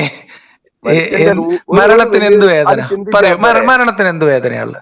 മനുഷ്യന്റെ വലിയൊരു മരണത്തിന് എന്ത് ജീവിതത്തിൽ വേദനയുള്ളത്? നിങ്ങൾ പറയൂ. ഒരു വലിയൊരു സിസ്റ്റമാണ് മനുഷ്യൻ. ശരിക്കും പറയാ, നിങ്ങളൊന്ന് ആലോചിച്ച് നോക്കുക. മരണത്തിന് വേദനയുണ്ടോ? നിങ്ങൾ പറയും. മരണം വേദനാജനകമായിട്ടുള്ള ഒരു പ്രോസസ്സാണോ? വേദനാജനകമായ പ്രോസസ്സ് എന്നല്ല പറയാം. മരണത്തിൽ നമ്മൾ റൂഹ് പിരിഞ്ഞു പോകുന്ന സമയത്ത് മനുഷ്യൻ എന്ത് ചെയ്യും? ആ എന്ത് ശരീരത്തിൽ റൂഹ്? പോകുന്ന റൂഹ് എന്ന് പറഞ്ഞാൽ എന്താണ്? ആത്മാവുണ്ടല്ലോ മനുഷ്യൻ. ഇതെങ്ങനെ നിങ്ങൾ പിന്നെ അല്ല, എന്താണ് മരണം? നിങ്ങൾ പറയൂ, എന്താണ് ഞാൻ മരണം? ചോദിക്കട്ടെ, മരണം എന്ന് പറയുന്നത് നിശ്ചലമായി ഒരു പോകുന്നത്? മാലാക. ഒരു മിനിറ്റ്. നമ്മൾ മരണം, ഖബറ്, നരകം എന്നൊക്കെ പറയുന്നത് ഭീതിയല്ല ഉണ്ടാക്കുന്നതെന്ന് പറഞ്ഞാൽ 3 വയസ്സിലും 2 വയസ്സിലും കുട്ടികളെ ഖബറിനെ കുറിച്ചും മരണത്തെക്കുറിച്ചും എന്നാണ് ബർസഖിനെ കുറിച്ചും എന്റെ ജീവിതത്തിൽ ഖബറിലുള്ള ചോദ്യം എനിക്കുണ്ടാകുന്ന ചെയ്യലിനെ കുറിച്ചും സമാധാനം ഇന്ന് നിങ്ങൾ ഞാൻ പറയട്ടെ. പറഞ്ഞറിയിക്കണം. നിങ്ങൾ 10-20 വയസ്സ് 20 കഴിഞ്ഞിട്ട് പോയ കാര്യമല്ല ഞാൻ ചോദിക്കുന്നത്. ഞാൻ ചോദിക്കുന്നത് മദ്രസയിൽ 5ഉം 6ഉം 7ഉം വയസ്സുള്ള കുട്ടികളെ മരണത്തെക്കുറിച്ചും റൂഹ് പിടിക്കുന്നതിനെ കുറിച്ചും ഖബറിനെ ചോദ്യം ചെയ്യലിനെ കുറിച്ചും അവർ കൊണ്ടുവരുന്ന ചങ്ങലയും ഇരുമ്പ് ദണ്ടിനെ കുറിച്ചും അവരുടെ പ്രഹരത്തെക്കുറിച്ചും ഈ ഭൂമി തന്നെ മനുഷ്യന്റെ ശരീരത്തെ ഞെരുക്കി വാര്യലുകൾ ഒടിയുന്നതിനെ കുറിച്ചും 5ാം ക്ലാസ്സിന് മുമ്പ് കുട്ടികളെ മദ്രസ പഠിപ്പിക്കില്ലേ? 5ാം ക്ലാസ്സിന് മുമ്പിട്ട് കുട്ടികളെ മദ്രസയിൽ ഈ കാര്യങ്ങളൊക്കെ പറഞ്ഞ് പഠിപ്പിക്കില്ലേ? അങ്ങനെ പഠിപ്പിക്കുന്നത് കൊണ്ട് എന്താണ്? ആ കുട്ടികള് ഞാൻ പറയുന്നത് അല്ല, പഠിപ്പിക്കുന്നുണ്ടോ? നിങ്ങൾ പറയും. നിങ്ങൾ പഠിപ്പിക്കുന്നുണ്ടോ ഇല്ലെന്ന് പറയും. തെറ്റുകൾ അത് ചെയ്താൽ അതിലേക്ക് നമുക്ക് അതിലേക്ക് വരാം. പഠിപ്പിക്കുന്നുണ്ടോ ഇല്ലേ? തെറ്റുകൾ ചെയ്യുന്നവർക്ക് അത് വേറെ കാര്യം. പഠിപ്പിക്കുന്നുണ്ടോ ഇല്ലേ? പഠിപ്പിക്കുന്നുണ്ട് തെറ്റുകൾ ചെയ്താൽ. ഇത് കുട്ടികളിൽ ഉണ്ടാക്കുന്നത് ഭീതിയാണോ ആത്മവിശ്വാസമാണോ? കുട്ടികൾ തെറ്റ് ചെയ്യാതിരിക്കാനുള്ള ആത്മവിശ്വാസം ഉണ്ടാവും. ഭീതിയാണോ ആത്മവിശ്വാസമാണോ? ട്രോമയാണ് ആത്മവിശ്വാസം, ഞാൻ ഉണ്ടാക്കുന്നത്. പറയാം, തെറ്റ് ചെയ്യാതിരിക്കാനുള്ള ഭയാനകമായിട്ടുള്ള ഒരു മിനിറ്റ് ഞാൻ പറഞ്ഞത്. ഇസ്ലാമിന്റെ മൂല്യബോധനത്തിന്റെ പ്രശ്നമാണിത്. ഒരു ഭാഗത്ത് ഭീതിയും മറുഭാഗത്ത് കൊതിയും മൂപ്പിച്ചിട്ടാണ് മൂല്യം പഠിപ്പിക്കുന്നത്. നിങ്ങൾ തെറ്റിദ്ധരിക്കുകയാണ്. നിങ്ങൾ പറയൂ, നരകത്തിൽ കടക്കുമെന്ന ഭയമോ സ്വർഗത്തിലെത്താമെന്ന കൊതിയോ അല്ലാതെ തെറ്റ് ചെയ്യാതിരിക്കാനും ശരിയിൽ പോകാനും മുസ്ലിമിനെ പ്രേരിപ്പിക്കുന്ന എന്താണ്? അതാ ഞാൻ പറയുന്നത്. നിങ്ങൾ ഇന്നത്തെ സമൂഹത്തിൽ ഇല്ലാതിരുന്ന സാധനമാണ്. അതുകൊണ്ടാണ് കുട്ടികളുടെ ഇടയിലേക്ക് ഇന്നിങ്ങനെയുള്ള ആക്രമണങ്ങൾ അല്ല, എന്താണ് നിങ്ങൾ പറയൂ, എന്താണ്? ഒരാൾ തെറ്റൊന്നും ചെയ്യാതെ കൃത്യമായ മതനിയമം പാലിച്ച് ഹറാമു ഹലാലും ഒക്കെ നോക്കി ജീവിച്ചു. അയാൾ അതിന് പ്രേരിപ്പിക്കുന്ന ലക്ഷ്യം എന്താണ്? ഒരു മനുഷ്യന് ഭൂമിയിൽ ജീവിക്കുന്ന സമയത്ത് ഒരാള് നിയന്ത്രിക്കാനുണ്ട്. തെറ്റ് ചെയ്താൽ അത് ശിക്ഷിക്കപ്പെടും, നന്മ ചെയ്താൽ അതിന് നന്മ കിട്ടും, അതിന് പ്രതിഫലം കിട്ടും എന്നൊരു ബോധം ഉണ്ടാവുമോ? അല്ലെങ്കിൽ ഒന്നുമില്ലാതെ ചെയ്താൽ പ്രശ്നമില്ല, നന്മ ചെയ്താൽ നമുക്ക് മനസ്സിന് സന്തോഷം ചിന്തിക്കുമ്പോഴാണോ മാറിക്കുക?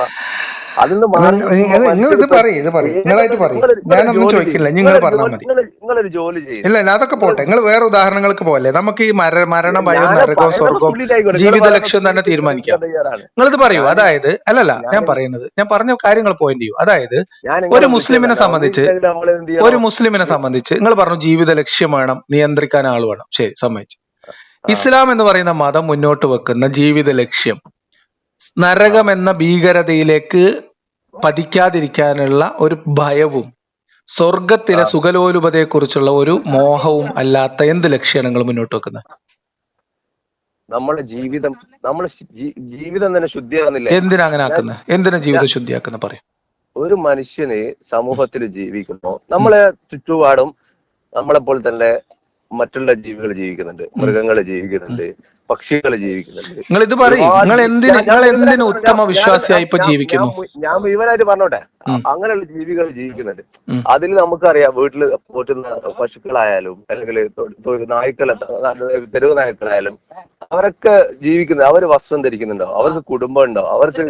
അവർക്ക് വ്യക്തമായ ബോധങ്ങളുണ്ടോ? അല്ലെങ്കിൽ പിന്നെ അവർക്ക് ഈ കുടുംബം ഉണ്ടോ? കുടുംബമായിട്ട് വാപ്പാനെ നോക്കണോ, അല്ലെങ്കിൽ മകനെ നോക്കണോ, മകളെ നോക്കണോ? അങ്ങനെയുള്ള ഒരു ചിന്താഗതിയോ അങ്ങനെ ഒരു കുടുംബമായിട്ടുള്ള ഒരു സിസ്റ്റം അല്ല. അവർ രാവിലെ എഴുന്നേക്കുന്നത്, ഭക്ഷണം കഴിക്കുന്നത്, കിടന്നുറങ്ങുന്നത്. മൃഗങ്ങളെ കുറിച്ച് വളരെ മോശമായിട്ടുള്ള കാഴ്ചപ്പാട് നിങ്ങൾക്കുള്ള കേട്ടോ. അല്ല, ഞാൻ കാഴ്ചപ്പാടില്ല പറഞ്ഞ. അല്ല ഞാൻ പറയാം, മൃഗങ്ങളുടെ മൂല്യബോധത്തെ കുറിച്ച്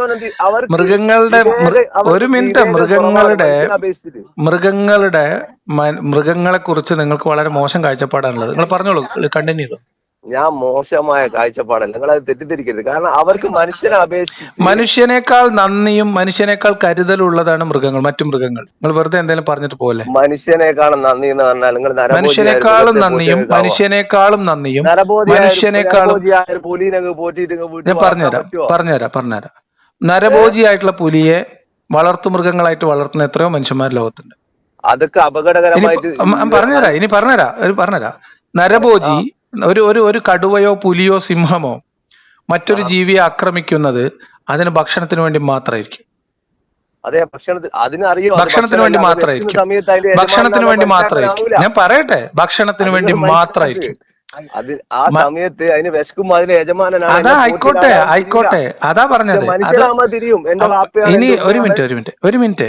മനുഷ്യനെ, സഹജീവിയെ കൊല്ലുന്നത് മതത്തിന് വേണ്ടി പോലും ആവാം.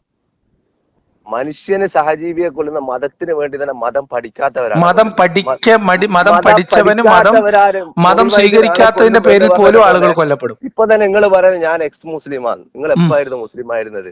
അതൊന്ന് പറഞ്ഞുതരോ? ഞാൻ എന്റെ ജീവിതത്തിൽ മുസ്ലിം ആയിട്ട് തന്നെ ജീവിച്ചു. എപ്പോഴായിരുന്നു നിങ്ങൾ ഇന്ന് എക്സ് മുസ്ലിം ആയിട്ട് എക്സ് മുസ്ലിമിന് വേണ്ടി പ്രവർത്തിക്കുന്നത് പോലെ എന്നാണ് മതത്തിന് വേണ്ടി നിങ്ങൾ പ്രവർത്തിച്ചത്? മതത്തിന് വേണ്ടി ഞാൻ എക്സ് മുസ്ലിമിന് വേണ്ടി പ്രവർത്തിക്കുന്നില്ലല്ലോ. ഞാൻ ഒരു മനുഷ്യനായിട്ട് ജീവിക്കുകയാണ്. അതൊക്കെ നിങ്ങൾക്ക് പറയാം. നിങ്ങൾ പറഞ്ഞ പോയിന്റിലേക്ക് വരൂ. നിങ്ങളെ ജീവിത ലക്ഷ്യം പൂർത്തീകരിക്കൂ. നിങ്ങൾ മൃഗങ്ങളെ കുറിച്ച് പറഞ്ഞപ്പോ ഞാൻ അതിൽ എന്റെ മറുപടി പറഞ്ഞേ ഉള്ളൂ. നിങ്ങൾ തിരിച്ച് നിങ്ങൾ മൂല്യബോധത്തിലേക്ക് പോകും. നിങ്ങളെ ജീവിത ലക്ഷ്യം എന്താണ് പറയും?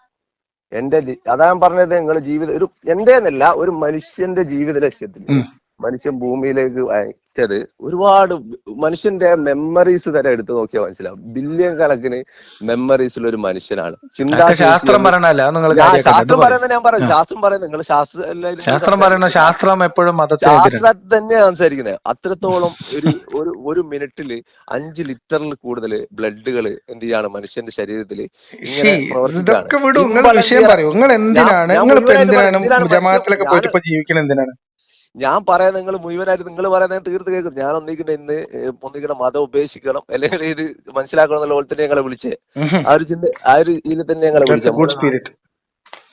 ആ രൂപത്തിൽ തന്നെ ഒന്നിക്കട്ടെ നിങ്ങളോട് പറഞ്ഞിട്ട് എന്ത് ചെയ്യണം, നിങ്ങൾ പറയുന്ന കാര്യം വ്യക്തമാണെന്ന് മനസ്സിലായാൽ നമുക്കത്. ഞാനന്ന് ഇന്നലെ രാത്രി നമ്മളെ പ്രിയപ്പെട്ട സുഹൃത്ത് ഇങ്ങനെ സംസാരിക്കുന്നതിനിടയിൽ മൂപ്പരൊക്കെ ഇങ്ങനത്തെ ചിന്താഗതി വന്നിട്ട്, അപ്പോ ഒന്നിക്കണ്ട അവരെ തെറ്റായ ചിന്തയാന്നുള്ളത് അവർക്ക് മനസ്സിലാക്കി കൊടുക്കണം. അല്ലെങ്കിൽ ഞാൻ എന്ത് ചെയ്യണം, അവരെ കൂടെ കൂടണം.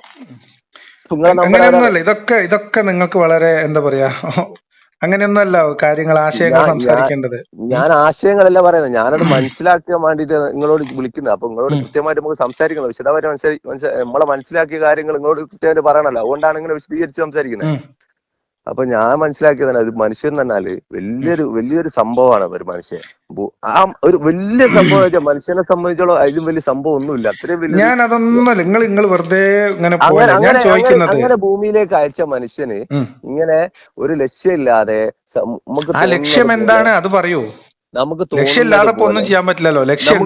നമുക്ക് തോന്നുന്നത് പോലെ നമ്മൾ ഇങ്ങനെ എന്ത് ചെയ്യാണ്, നമുക്ക് മനസ്സിന് ഇഷ്ടമുള്ള കാര്യങ്ങൾ ചെയ്യുക, ഇഷ്ടമില്ലാത്ത കാര്യങ്ങൾ ചെയ്യാതിരിക്കുക. അത് തെറ്റാണെന്ന് നമുക്ക് തോന്നിയാൽ മാത്രം മാറി നിൽക്കുക. അത് തെറ്റായാലും ചെയ്താലും നമ്മൾ ആ തെറ്റ് ചെയ്താലും പ്രശ്നമില്ല, അതാരും നിയന്ത്രിക്കാനോ ആരും ശിക്ഷിക്കാനോ ഇല്ല എന്നുള്ളൊരു ചിന്ത വെക്കുകയല്ല. മനുഷ്യൻ എന്ന് പറയുമ്പോൾ ഒരു മുസ്ലിമായ ഒരു വ്യക്തിക്ക് ഒരു കുടുംബം ഉണ്ടാവും.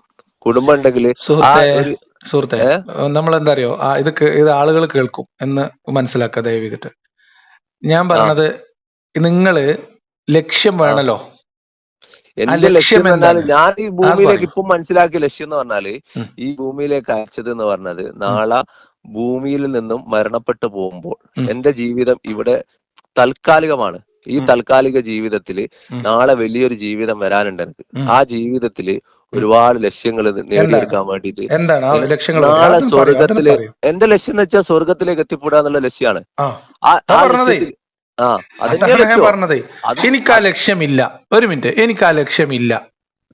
ഞാൻ നിങ്ങളെ നരകത്തെ ഭയപ്പെടുന്നില്ല, ഖബറിലെ ശിക്ഷയെ ഭയപ്പെടുന്നില്ല, സ്വർഗത്തെ കൊതിയുമില്ല. നിങ്ങൾക്ക് എന്റെ ജീവിതത്തില് ഒരു സാമൂഹ്യ വിരുദ്ധ പ്രവർത്തനം കാണിച്ചു തരാൻ പറ്റുമോ? നിങ്ങൾക്ക് ചെറുപ്പത്തിൽ എന്ത് മതം? നിങ്ങൾ മദ്രസ പഠിച്ചു, നിങ്ങൾ തന്നെ ഫസ്റ്റ് മദ്രസ പഠിച്ചതോ? നിങ്ങൾ എന്നോട് പറഞ്ഞു മദ്രസ പഠിച്ചത് കൊണ്ടാണോ ഞാൻ ചോദിച്ചത്? 100% മദ്രസ പഠിക്കാത്ത 100 ആൾക്കാരെ ഞാൻ കാണിച്ചു തരാം. മദ്രസ പഠിക്കാത്ത 100 മനുഷ്യരെ ഞാൻ കാണിച്ചു തരാം. നമ്മള് മറ്റുള്ള മതസ്ഥരെ മദ്രസിൽ മദ്രസിൽ പഠിപ്പിക്കുന്ന മദ്രസിൽ പഠിപ്പിക്കുന്ന ഏത് മതവും പഠിപ്പിക്കുന്നത് ഏത് മതം മാത്രമാണ്. ഏത് മതം? എല്ലാ നന്മവും പഠിപ്പിക്കുന്നത് മതത്തിന്റെ പൂർണ്ണരൂപം. മറ്റുള്ള മതങ്ങൾ പഠിക്കുന്ന ആളുകളുടെ ഇടയിലും മതമില്ലാത്ത രാജ്യങ്ങളില്ലേ? മതം പഠിപ്പിക്കാത്ത രാജ്യങ്ങളിലാണ് എല്ലാ പ്രശ്നങ്ങളും. മതമില്ലാത്ത രാജ്യങ്ങളിലില്ലേ? മതമില്ലാത്ത രാജ്യങ്ങളിലാണ് ഏറ്റവും കൂടുതൽ ആത്മഹത്യ നടക്കുന്നത്. ആത്മഹത്യയാണ് ഏറ്റവും വലിയ സാമൂഹ്യ പ്രശ്നം നടക്കുന്നത്. വ്യഭിചാരം നടക്കുന്നത് അവിടെ ലിവിങ് ടുഗദർ വിഷയങ്ങള്. വിഷയം വിട്ടുപോലെ ഇനി പറഞ്ഞുതരാം. ലളിതമായ കാര്യങ്ങളിലേക്ക് വരുന്നത്, നിങ്ങള് മനുഷ്യനെ കൊല്ലുന്നതും അമ്മയെയും പെങ്ങളെയും മനസ്സിലാകാത്ത രീതിയിലുള്ള വീടുകളിൽ ആളുകളുടെ മുഖം പോലും വികൃതമാക്കുന്ന രീതിയിൽ ആളുകളെ കൊല്ലുന്നതും മയക്കുമരുന്നിന്റെ ദുരുപയോഗം തുടങ്ങിയിട്ടുള്ള കാര്യങ്ങളിൽ നിന്ന് നിങ്ങൾ എത്ര ലളിതമായിട്ടുള്ളതാണ് വ്യഭിചാരത്തിലേക്ക് ലിവിങ് ടുഗദറിലേക്ക് ഷിഫ്റ്റ് ചെയ്യുന്നത്? അത് നിങ്ങൾ ഈ ഒരു വാദത്തിന്റെ പുറത്താണ്. ഏത് വാദത്തിന്റെ പുറത്ത് അല്ല ഞാൻ നിങ്ങളോട് ചോദിക്കുന്നത്. നോക്കൂ, ഒരു മിനിറ്റ് മൂല്യമില്ല കുട്ടികൾക്ക്. ഒരു മിനിറ്റ് ഞാൻ പറയട്ടെ. ഒരു മിനിറ്റ്. ഇതെങ്ങനെയാ ശരിയാവുക? ഞാൻ ചോദിക്കുന്നത്, മതത്തിൽ നിൽക്കുന്ന ആളുകൾ മതത്തിന്റെ മൂല്യങ്ങൾ അംഗീകരിക്കാതെ തിന്മയിൽ ഏർപ്പെടുകയും മതം ഉപേക്ഷിക്കുകയും നിരന്തരം മതവിമർശനം നടത്തുന്ന ആളുടെ ജീവിതത്തിൽ ഒരു സാമൂഹ്യ പ്രശ്നം നിങ്ങൾക്ക് ചൂണ്ടിക്കാണിക്കാൻ പറ്റുമോ എന്ന് ചോദിക്കുമ്പോൾ അത് ഞങ്ങളെ മതത്തിന്റെ മേന്മയാണെന്ന് പറയുകയും ചെയ്യുന്നത് ഇരട്ടത്താപ്പല്ലേ? എങ്ങനെ ഇരട്ടത്താപ്പ്? എന്ത്? ഇപ്പൊ എന്റെ കയ്യിലുള്ളത് മതബോധത്തിന്റെ ബാക്കിയാണ് ഞാൻ ഈ പുലർത്തുന്നതെന്നൊക്കെ നിങ്ങൾ പറയണമെങ്കിൽ പള്ളിയിലെ ഉസ്താദുമാര് കുട്ടികളെ പീഡിപ്പിക്കുന്നത് നേരിട്ടുള്ള എന്റെ മതബോധല്ലേ? സുഹൃത്തെ, ഞാൻ പറഞ്ഞില്ലേ, ഒരു മുസ്ലിം എന്ന് പറഞ്ഞത് അപ്പൊ ഞാൻ മുസ്ലിമാണെന്നാണ് അടിമപ്പെട്ടവനാണ്. നിങ്ങളെ വാദം? പറയൂ ഞാൻ മുസ്ലിം മുസ്ലിമാണോ? മുസ്ലിം എന്ന് പറയുന്ന ഞാൻ ആൾ മുസ്ലിമാണോ? അടിമപ്പെട്ടവനാണ്. ഞാൻ നിങ്ങളുടെ മുസ് കണക്കിൽ മുസ്ലിമാണോ? ആര്? ഞാന് നിങ്ങൾ എന്നെ പറയുന്നത് ഞാൻ മതം ഉപേക്ഷിക്കപ്പെട്ടവനാണ്. ആണ്. അപ്പൊ ഞങ്ങൾ നിങ്ങൾ നിങ്ങൾ പറയൂ. മുസ്ലിം അപ്പം നിങ്ങൾ ഒരാള് മുസ്ലിം, മുസ്ലിമോ അല്ലയോ ഇതാണ് ഞാൻ അല്ലയോ നിങ്ങളോട് എന്ന് എനിക്ക് സംസാരത്തിന് പറയാനാവോ? തുടക്കം. ഒരു മിനിറ്റ്, ഒരാളെ ഒരു മിനിറ്റ് ഞാൻ ഞാൻ പറയട്ടെ. ചോദിക്കട്ടെ, നിങ്ങൾ പറഞ്ഞല്ലോ, നിങ്ങൾ നിങ്ങൾ ഞാൻ കഥ ഞാൻ പറയാണ്. പൂർണ്ണമായിട്ട് പറയട്ടെ. നോക്കൂ, നിങ്ങൾ നമ്മളെ പൂർണ്ണമായിട്ട് പറഞ്ഞു. ഞാൻ പറയുന്നത് എന്താ വെച്ചാൽ ഇസ്ലാമില് നായ്ക്ക് വെള്ളം കൊടുത്തിട്ട് സ്വർഗത്തിൽ പോയ ചരിത്രം അതൊക്കെ പറയും. പഠിക്കുന്നുണ്ട്. ഇസ്ലാമിൽ പരസ്പര എല്ലാ വിരുദ്ധമായ പല പണ്ഡിതന്മാരും കാര്യങ്ങളുണ്ട്. ഏറ്റവും പരസ്പര വലിയ വിരുദ്ധമായിട്ടുള്ള പണ്ഡിതനായ പല വ്യക്തി കാര്യങ്ങളുണ്ട്. ഞങ്ങൾക്ക് ഒരൊറ്റ ഉദാഹരണം പറഞ്ഞുതരാം. ആ മുഹമ്മദ് നബിക്ക് മാരിയത്തുൽ ഖിബിത്തിയ എന്ന് പറയുന്ന ഒരു അടിമ സ്ത്രീയിൽ ഒരു കുട്ടി ജനിച്ചു. ഇബ്രാഹിം എന്ന കുട്ടിയുടെ പേര്. ആ ആ കുട്ടി മരിച്ചു. ആ ആ മരിച്ച സമയത്ത് ആ കുട്ടിയുടെ മഹശറിനെ മീൻസ് ഭാവിയെ കുറിച്ച്, പരലോകത്തെ കുറിച്ച് ചോദിച്ചപ്പോ അവന് പാലൂറ്റാൻ അവിടെ ഉമ്മമാരുണ്ടാവും എന്നാണ് മുഹമ്മദ് നബി പറഞ്ഞത്, സ്വർഗത്തില്. അതൊക്കെ പല ലൈഫായ ഒരു ഹദീസുകളും പറയട്ടെ, ഞാൻ ഹദീസുകളൊക്കെ ഞാൻ എന്ത് ചെയ്യൂ, പറയട്ടെ. നിങ്ങൾ നിങ്ങൾ അത് നിങ്ങൾ ലൈഫായ എടുത്തിട്ട് ഹദീസ് ഒന്നും അല്ല. നിങ്ങൾ എങ്ങനെ ലൈഫ് തള്ളുന്ന എങ്ങനെയാ? നിങ്ങൾ എന്തിന്റെ ഞാനറിയില്ല, അടിസ്ഥാനത്തിലുള്ള ലൈഫ് ഞങ്ങളുടെ തള്ളുന്നത്? ഹദീസ് എനിക്കറിയില്ല. ഞാൻ അറിയാത്ത നിങ്ങൾ കാര്യത്തെ കുറിച്ച് അറിയാത്ത നിങ്ങൾ ഹദീസുള്ള പഠിപ്പിക്കില്ല. ലൈഫാണോ നിങ്ങൾ എന്തേ പറയണേ? ഇനി അവിടെ കഴിഞ്ഞിട്ടില്ല. പരസ്പര വിരുദ്ധമായിട്ടുള്ള ഹദീസുകളുടെ കഥ പറഞ്ഞുതരാണ്. കേട്ടോളി ഞാൻ എനിക്ക് കേട്ടോളി അറിയാത്ത കേട്ടോളി സംഭവത്തെ കുറിച്ച് ഞാൻ കേട്ടോളിയും. ആ മുശ്രിക്കുകളായിട്ടുള്ള സത്യനിഷേധികളായിട്ടുള്ള ആളുകളുടെ മക്കളെ കുറിച്ച് ചോദിക്കുമ്പോ അവരൊക്കെ എന്താവും അള്ളാഹ്ക്ക് നേരത്തെ അറിയാം എന്ന് പറഞ്ഞ വേറെ ഹദീസുണ്ട്. ഇതൊന്നും ഞാൻ കേട്ടിട്ടില്ല. ഇങ്ങനെ നിങ്ങൾ ഹദീസൊക്കെ കേട്ടിട്ടില്ല, അതാ പറഞ്ഞേ. നിങ്ങൾ കേൾക്കാത്ത കുറെ കാര്യങ്ങളുണ്ട്. നിങ്ങൾ ആകെ 3 ദിവസത്തെ ജമാഅത്തിലുള്ളൂ. കേൾക്കാത്തതല്ല. നിങ്ങൾ മൂന്ന് ആകെ ദിവസം 3 ദിവസത്തെ ജമാഅത്തിന് കൂടിയിട്ടല്ലോ. ഞാൻ ഞാൻ പറഞ്ഞുതരാം. 3 ദിവസം ഇനിയും പറഞ്ഞുതരാം. ജമാഅത്തിനല്ല. ആ ഇനിയും പറയട്ടെ, ഒരു ഹദീസ് കൂടി പറഞ്ഞുതരാം. ആ മക്കയിൽ വെച്ചിട്ട് ഒട്ടകത്തിന്റെ കൊടൽമാല കഴുത്തിലിട്ടു എന്നതിന്റെ പേരിൽ ക്ഷമിച്ച് മഹാനായ മുഹമ്മദ് നബി ഉക്കബ ഇബ്നു അബി മുഅയ്ത്ത് എന്ന് പറയുന്ന ആ വ്യക്തിനെ ബദറിലെ ബന്ദികളുടെ കൂട്ടത്തിൽ കണ്ടപ്പോ വിചാരണയോ ചോദ്യം ചെയ്യലോ ഒന്നും ഇല്ലാതെ കൊല്ലാൻ തീരുമാനിക്കുകയും കൊല്ലാൻ ഉത്തരവിടുകയും ചെയ്ത സമയത്ത് ഈ ഉക്കബ മുഹമ്മദ് നബിനോട് ചോദിച്ചു, എന്റെ കുട്ടികൾക്ക് ഇനി ആരാ ഉള്ളത്? ചെറിയ കുട്ടികളുണ്ട് പറഞ്ഞു. എന്റെ കുട്ടികൾക്ക് നരകാണ് എന്ന് പറഞ്ഞു മുഹമ്മദ് നബി. അപ്പം മുഹമ്മദ് നബി മക്കളുടെ കാര്യത്തിൽ, പ്രായപൂർത്തിയെത്താത്ത ചെറിയ മക്കളുടെ കാര്യത്തിൽ, നബീന്റെ മൈന്യൂട്ട് ആയിട്ടുള്ള ചെറിയ മിസ്റ്റേക്കുകൾ മാത്രമല്ല, ചെറിയ മിസ്റ്റേക്ക് ഒന്നല്ല, മുഹമ്മദ് നബിയിൽ ഒരു മിസ്റ്റേക്ക് ഉണ്ടാവാൻ പാടില്ല. അങ്ങനെ എങ്ങനെ നിങ്ങൾ പറയാം? ഞാൻ പറയട്ടെ, വലിയ നന്മകളും നിങ്ങൾ പറയട്ടെ. അതായത് നിങ്ങൾ മദ്യം നോക്കൂ. നിങ്ങൾ പിതാവ് എന്നറിയപ്പെടുന്ന ഗാന്ധിജി വരെ പറഞ്ഞ ഞാൻ ആഗ്രഹിക്കുന്നു ഉമ്മറിന്റെ ഭരണം. ഉമ്മറിനെ കുറിച്ച് ഗാന്ധിജിക്ക് ക്ലാസ് എടുത്തു കൊടുത്തത് വേറെ അല്ലാമ ഇക്ബാൽ വല്ലതുമായിരിക്കും. അതുകൊണ്ടാണ് അത് നിങ്ങൾ പറയുമ്പോ അതാണെന്ന്. അതെ അതെ അതെ, നിങ്ങൾ അംഗീകരിക്കണ്ട. നിങ്ങൾ അംഗീകരിക്കണ്ട. ഞാൻ നിങ്ങൾ അംഗീകരിക്കണം എന്നേ അല്ല പറഞ്ഞത്. നോക്കൂ നോക്കൂ നോക്കൂ. നിങ്ങൾ ഇരട്ടത്താപ്പ് എങ്ങനെയാന്ന് നിങ്ങൾ തിരക്കുണ്ടാക്കല്ലേ? നിങ്ങൾ അക്ഷമനാവല്ലേ?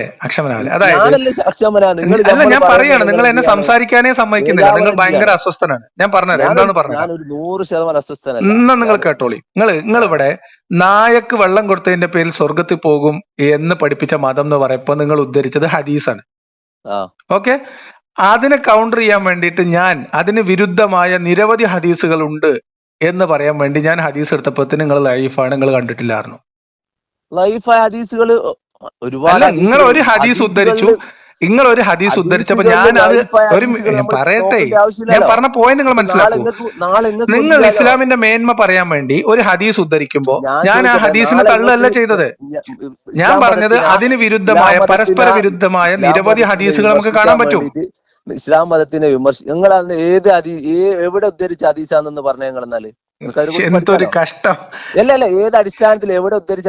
നാളെ നിങ്ങൾക്ക് ഉണ്ടാക്കാലോ ഇങ്ങനെ ഇസ്ലാം മതത്തിന്. ഇതൊക്കെ ഞാൻ ഉണ്ടാക്കിയ ഹദീസാണോ? ഇത് കേൾക്കുന്നവർ പരിശോധിക്കട്ടെ, തീരുമാനിക്കട്ടെ. ഹദീസൊക്കെ വേണമെങ്കിൽ ഇത് അപ്ലോഡ് ചെയ്യുന്ന സമയത്ത് നമുക്ക് സ്ക്രീനിൽ കൊടുക്കാം. ഇതൊന്നും ഇപ്പം നമ്മൾ കാണാതെ ഇങ്ങനെ കയ്യിൽ പിടിച്ച് നടക്കുന്ന സാധനം അല്ലല്ലോ. ഞാൻ ചോദിക്കട്ടെ, നിങ്ങള് എവിടുന്ന് ഏത് ഉദ്ധരിച്ച് എവിടെയുള്ള ഹദീസാണെന്ന് പറഞ്ഞു. ഇതൊക്കെ ഹദീസുകളും ഹദീസിലുള്ളതും ചരിത്രത്തിലുള്ളതും മാത്രമല്ല. ഞാൻ പറയട്ടെ, ഹദീസിലും ചരിത്രത്തിലും ഉണ്ടെന്ന് മാത്രമല്ല. ഞാൻ പറയട്ടെ, നിങ്ങൾ ഇങ്ങനെ ഹദീസിലും ചരിത്രത്തിലുണ്ടെന്ന് മാത്രമല്ല, നമ്മുടെ കേരളക്കരയിൽ മതപണ്ഡിതന്മാർ പ്രസംഗിച്ചടക്കുന്ന സാധനം. മഹത്തായ ഒരു മതത്തിന് ഏത് മഹത്തായ മതം? എന്ത് മഹത്തായ മതം? ഏത് മഹത്തായ മതം? എന്ത് മഹത്തായ മതം? ഒരു മനുഷ്യന്റെ വിശ്വാസ സ്വാതന്ത്ര്യത്തിന്റെ പേരിൽ ഒരാള് വിശ്വാസം ഉപേക്ഷിക്കുന്നതിന്റെ പേരിൽ ആളെ കൊല്ലണം എന്ന് പറഞ്ഞ മഹാന്റെ മതോ? ആരാ പറഞ്ഞത്? മുഹമ്മദ് നബി. മുഹമ്മദ് നബി ആരാ കൊല്ലാൻ പറഞ്ഞേ? മതം ഉപേക്ഷിച്ചവനെ, മതം മാറിയവനെ കൊല്ലണം. ഏത് അടിസ്ഥാനത്തിൽ? ഇഷ്ടം പോലെ ഹദീസുകളിൽ, സഹിഹായ ഹദീസുകളിൽ ഇഷ്ടം പോലെ എന്ന് പറയല്ലെങ്കിൽ അത് പറഞ്ഞതാ എവിടെയാന്നുള്ളത്. ഇഷ്ടം പോലെ ഹദീസുകളിൽ ഉണ്ടെന്ന്. ഏത് ഇഷ്ടം പോലെ എന്നൊന്ന് പറഞ്ഞ് അങ്ങനെ ഒരിക്കലും പറഞ്ഞതായിട്ട് നിങ്ങൾ കാണിച്ചതാ. എന്താ ഞാൻ കഥ? നമ്മളെ കുട്ടികളെ മദ്രസ പഠിപ്പിക്കുന്നുണ്ട് ഇപ്പോഴും. ഞാൻ മദ്രസ പഠിച്ചത് ഞാനിപ്പോ പറഞ്ഞില്ലേ, ഇപ്പൊ നിരന്തരമായ ഒരു ജമാഅത്ത് ആദ്യം 3 ദിവസം പോയാൽ ഇപ്പൊ നിരന്തരമായ ഒരു ജമാഅത്ത് പോകുന്ന ഒരു വ്യക്തിയാണ് ഉം ഞാൻ. എവിടെയും കേട്ടിട്ടില്ല നിങ്ങൾ ഈ പറഞ്ഞ കാര്യങ്ങളൊന്നും. ഉം ഹദീസുകൾ വായിക്കലുണ്ട്, ഉം അത് കേൾക്കലുണ്ട്, ഉം പിന്നെ വീട്ടിൽ വായിക്കലുണ്ട്, ഉം കേൾക്കലുണ്ട്. നിങ്ങൾ ഈ പറഞ്ഞ ഒരു ഹദീസ് ഞാൻ എന്റെ ജീവിതത്തിൽ ഇന്ന് വരെ കേട്ടിട്ടില്ല. ഉം അതൊന്ന് പറഞ്ഞ നിങ്ങൾ എവിടെ ഉദ്ധരിച്ചെന്നല്ലേ എന്താ വേണ്ട നിങ്ങക്ക്? നിങ്ങളിപ്പോ പറഞ്ഞ ഹദീസ്? എന്ത് ആളെ കൊല്ലണം എന്ന് പറഞ്ഞതോ? ആ നിങ്ങൾ 12ാം ക്ലാസ്സിലെ ഫിഖഹിന്റെ പുസ്തകത്തില് റിദ്ദത്ത് എന്ന് പറയുന്ന ഒരു അധ്യായം ഉണ്ട്. ഞാൻ ഫിഖിന്റെ പുസ്തകം അല്ലാതെ നമ്മള് പറഞ്ഞുതരാം, 12ാം നിങ്ങൾക്ക് ക്ലാസ്സിലെ എല്ലാം പറഞ്ഞുതരാന്ന്. 12ാം ക്ലാസ്സിലെ ഫിഖിന്റെ പുസ്തകം അല്ലാതെ നമ്മൾ ഞാൻ പഠിക്കുന്നത്. പറയട്ടെ, നിങ്ങൾ ക്ഷമയോടെ ഒന്ന് കാത്തിരിക്കൂ. ആ അപ്പോ അല്ല 12ാം ക്ലാസ്സിലെ നമ്മളെ നാട്ടിലെ മദ്രസയിലെ കുട്ടികളെ പോലും ഒരാൾ മതം ഉപേക്ഷിച്ചാൽ അവനെ കൊന്നു കളയണം, താമസം വിനാ അവനെ കൊന്നു കളയണം എന്ന് പറയുന്നുണ്ട്. ഏത് ഏത് ഏത് മദ്രസ പഠിപ്പിക്കുന്നതാണത്? ഈ സുന്നി മദ്രസകൾ പഠിപ്പിക്കുന്നുണ്ട്. സുന്നി നമ്മളിവിടുത്തെ മദ്രസ ആണോ ഇസ്ലാമിൽ? AP ഉണ്ട്. AP ആണോ ഇവിടെ മതം തീരുമാനിക്കുന്നത്? ശരി. അപ്പൊ നിങ്ങൾക്ക് ഹദീസ് കിട്ടിയാൽ കുഴപ്പമില്ലല്ലോ. ഹദീസാണ് കിട്ടേണ്ടത്. ഹദീസ് കിട്ടി. അതിന്റെ ഹദീസിന്റെ വരാനുള്ള പശ്ചാത്തലം അതിന്റെ സുനൻ കൃത്യമായ നസായി 4059 എടുത്തോളി. അത് നിങ്ങള് ഞാനൊന്ന് നോട്ട് ചെയ്യട്ടെ. നിങ്ങൾ ഒറ്റ ഹോൾഡ് ചെയ്യണേ. ഉം.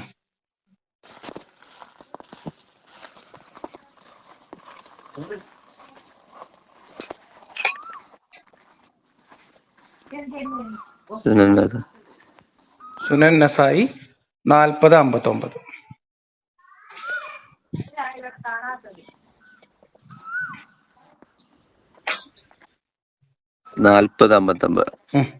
ഞാൻ അതിനെ കുറിച്ച് മനസ്സിലാക്കട്ടെ. നിങ്ങൾക്ക് പറഞ്ഞുതരാം. നിങ്ങൾ വായിച്ചോളി. ഞാൻ അറബിയും അതൊക്കെ ഞാൻ പറഞ്ഞുതരാം. സുനൻ നസായി അൽബാനി സഹീഹായിട്ട് ഗ്രേഡ് ചെയ്തിട്ടുള്ള ഹദീസാണ്. അത് ഒരുപാട് പണ്ടത്തെ കാലത്തെ പണ്ഡിതന്മാരെന്നല്ല, ആധുനിക കാലത്തെ പണ്ഡിതന്മാർ എല്ലാ സംഭവങ്ങളും പരിശോധിച്ചിട്ട് അത് ഹലാലാണെന്ന് ഹുക്കും എഴുതിയിട്ടുള്ളതാണ്. മൻ ബദ്ദല ദീനുഹു ഫഖ്തുലൂഹ് എന്നാണ് ഹദീസ്. ഞാൻ അതിനെ കുറിച്ച് പഠിക്കട്ടെ. അതിന്റെ പശ്ചാത്തലം അതിന്റെ വിശദീകരണം എന്താണ്? ഏതൊരു ഈ ഹദീസാണ്. ഈ ഹദീസിന്റെ അടിസ്ഥാനത്തിലാണ് ഞാൻ പറഞ്ഞുതരാം. മനസ്സിലാക്കണം. പറഞ്ഞുതരാം. ഈ ഹദീസിന്റെ അടിസ്ഥാനത്തിൽ കൂടിയാണ് നമ്മളെ നാട്ടിലെ കുട്ടികളെ ഒരാൾ മതം ഉപേക്ഷിച്ചാൽ അവനെ കൊന്നു കളയണം എന്ന് പറയുന്നത്. ഞാൻ പറയുന്നത് നമ്മളൊക്കെ പഠിച്ചത്, നമ്മളൊക്കെ ഇപ്പൊ കേൾക്കുന്നത് പറഞ്ഞാല് എന്റെ കയ്യിൽ മദ്രസയിലെ ഫിഖഹിന്റെ പുസ്തകം എന്റെ മുമ്പിൽ. നിങ്ങൾ പഠിച്ചോ ഇല്ലേ എന്നുള്ളതല്ലല്ലോ. നിങ്ങൾ പഠിച്ചോ ഇല്ലേ എന്നുള്ളതാണ് ദീനിന്റെ തെളിവ്. ഞാൻ ചോദിക്കട്ടെ, നിങ്ങൾ പഠിച്ചോ ഇല്ലേ എന്നുള്ളതാണ് ദീനിന്റെ തെളിവ്. നിങ്ങൾ കുറച്ച് തിന്മകൾ നിങ്ങൾ പഠിച്ചതിനുള്ളതാ. നിങ്ങൾ പഠിച്ചോ ഇല്ലേ എന്നുള്ളതാണോ ദീനിന്റെ തെളിവ്? എന്തുകൊണ്ട് റസൂൽ മുഹമ്മദ് നബി പറഞ്ഞ 1000 ഗുണങ്ങൾ നിങ്ങൾ പറയാത്തത്? എന്തിനാ മിസ്റ്റേക്കുകൾ മൈന്യൂട്ടായിട്ടുള്ള മിസ്റ്റേക്ക്. ഒരാൾ മതം വിട്ടവനെ കൊല്ലണം എന്ന് പറഞ്ഞ ചെറിയ മിസ്റ്റേക്ക്. എവിടെ ആരും പഠിക്കാത്ത, ഞാൻ ഇതുവരെ കേൾക്കാത്തൊരു സംഭവം.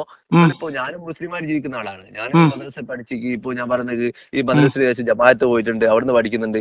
അവിടുന്ന് ഒന്നും പഠിക്കുന്നത് പറഞ്ഞാല് ഞാൻ പഠിച്ച ഒരു ജൂത മതസ്ഥനായ ഒരു വ്യക്തിയുടെ മൃതദേഹം കൊണ്ടുപോകുന്ന സമയത്ത് റസൂലുള്ള എഴുന്നേറ്റ് നിന്നു, ബഹുമാനിച്ചു. അപ്പൊ കൂടെയുള്ള സഹാബ ചോദിച്ചു, റസൂൽ അത് ജൂതന്റെ എഴുന്നേക്കുന്നത് അതൊരു മനുഷ്യനാണെന്ന് പറഞ്ഞ അവരെ റെസ്പെക്ട് ചെയ്തത്. അതാണ് ഞാൻ പഠിച്ചത്. അങ്ങനെയല്ല. ഹദീസിന്റെ വിശദീകരണം കേൾക്കണം എന്നാണല്ലോ ഇതിനൊക്കെ പറയുന്നത്. എല്ലാ മതസ്ഥരെയും ബഹളം ഉണ്ടാക്കല്ലേ. എല്ലാ മതസ്ഥരെയും ബഹുമാനിക്കണം എന്ന് മതം ഇസ്ലാമിൽ ഇല്ല. എല്ലാ മതസ്ഥരെയും ബഹുമാനിക്കുക എന്നത് ഇസ്ലാമിന്റെ രീതിയാണ്. അല്ലാന്ന്. അങ്ങനെയാണെങ്കിൽ ഒരാൾ എന്തിനാണ് ഇസ്ലാം? ഒരാളുടെ വിശ്വാസത്തെ ബഹുമാനിക്കുന്ന മതമാണെങ്കിൽ ഒരാൾ ഇസ്ലാം മതം ഉപേക്ഷിക്കുന്ന എന്തിനാ കൊല്ലുന്നത്? കൊല്ലണ്ട ആവശ്യമില്ല. ആരും കൊല്ലാനും പറയുന്നില്ല. കൊല്ലാൻ പറഞ്ഞത് മുഹമ്മദ് നബിയാണ്. ഹദീസിന്റെ റെഫറൻസ് ഞാൻ തന്നു. ഇനി ഞങ്ങൾക്ക് വേറെ ഹദീസ് തരാം. നിങ്ങൾക്ക് വേറെ ഹദീസ് തരാം. നിങ്ങൾ വെയിറ്റ് ചെയ്യൂ. ഞാൻ ഒരു ഹദീസ് കൂടി തരാം. കൊല്ലാൻ പറഞ്ഞിട്ടുണ്ടോന്ന് മാത്രമല്ല, മുഹമ്മദ് നബീനെ മുത്തുനബീന്റെ മരുമോൻ കൊന്നതിന്റെ കഥയും പറഞ്ഞുതരാം ഞങ്ങൾക്ക്. ഹദീസ് തരാം. ഹദീസ് ഒന്നുകൂടി സഹീഹായ ഹദീസ്. അതാണ് ഞാൻ നിങ്ങളോട് പറഞ്ഞത്. ദാറുസ്സലാം. അതാരോട് ചോദിച്ചിട്ട് നിങ്ങൾ നിക്ക്. നിങ്ങൾ പറഞ്ഞുതരാം. നിങ്ങൾ കേൾക്കാൻ ക്ഷമ കാണിക്കൂ.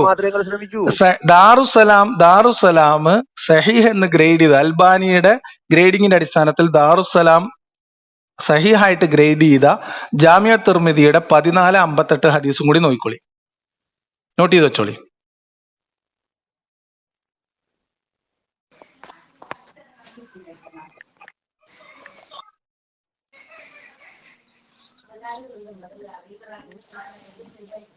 എഴുതിയോ? ഇത് ആ, ഇതിലെന്താ പറയുന്നത് വെച്ചാല് അലി കുറച്ച് മനുഷ്യന്മാര് അപ്പോസ്റ്റസൈസ്ഡ് ആയതിന്റെ പേരിൽ കൊന്നു. അതായത് ഇസ്ലാമിൽ നിന്ന് പുറത്തു പോയതിന്റെ പേരിൽ അലി കുറച്ച് മനുഷ്യന്മാരെ തീയിട്ട് കൊന്നു.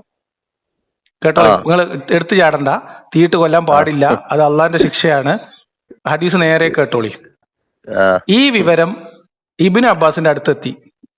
ആ ഇബ്നു അബ്ബാസ് നേരെ അലിയുടെ അടുത്ത് പറഞ്ഞു. അലിയുടെ അടുത്ത് പോയിട്ട് പറഞ്ഞു, ഞാനാണെങ്കിലും അവരെ കൊല്ലുമായിരുന്നു.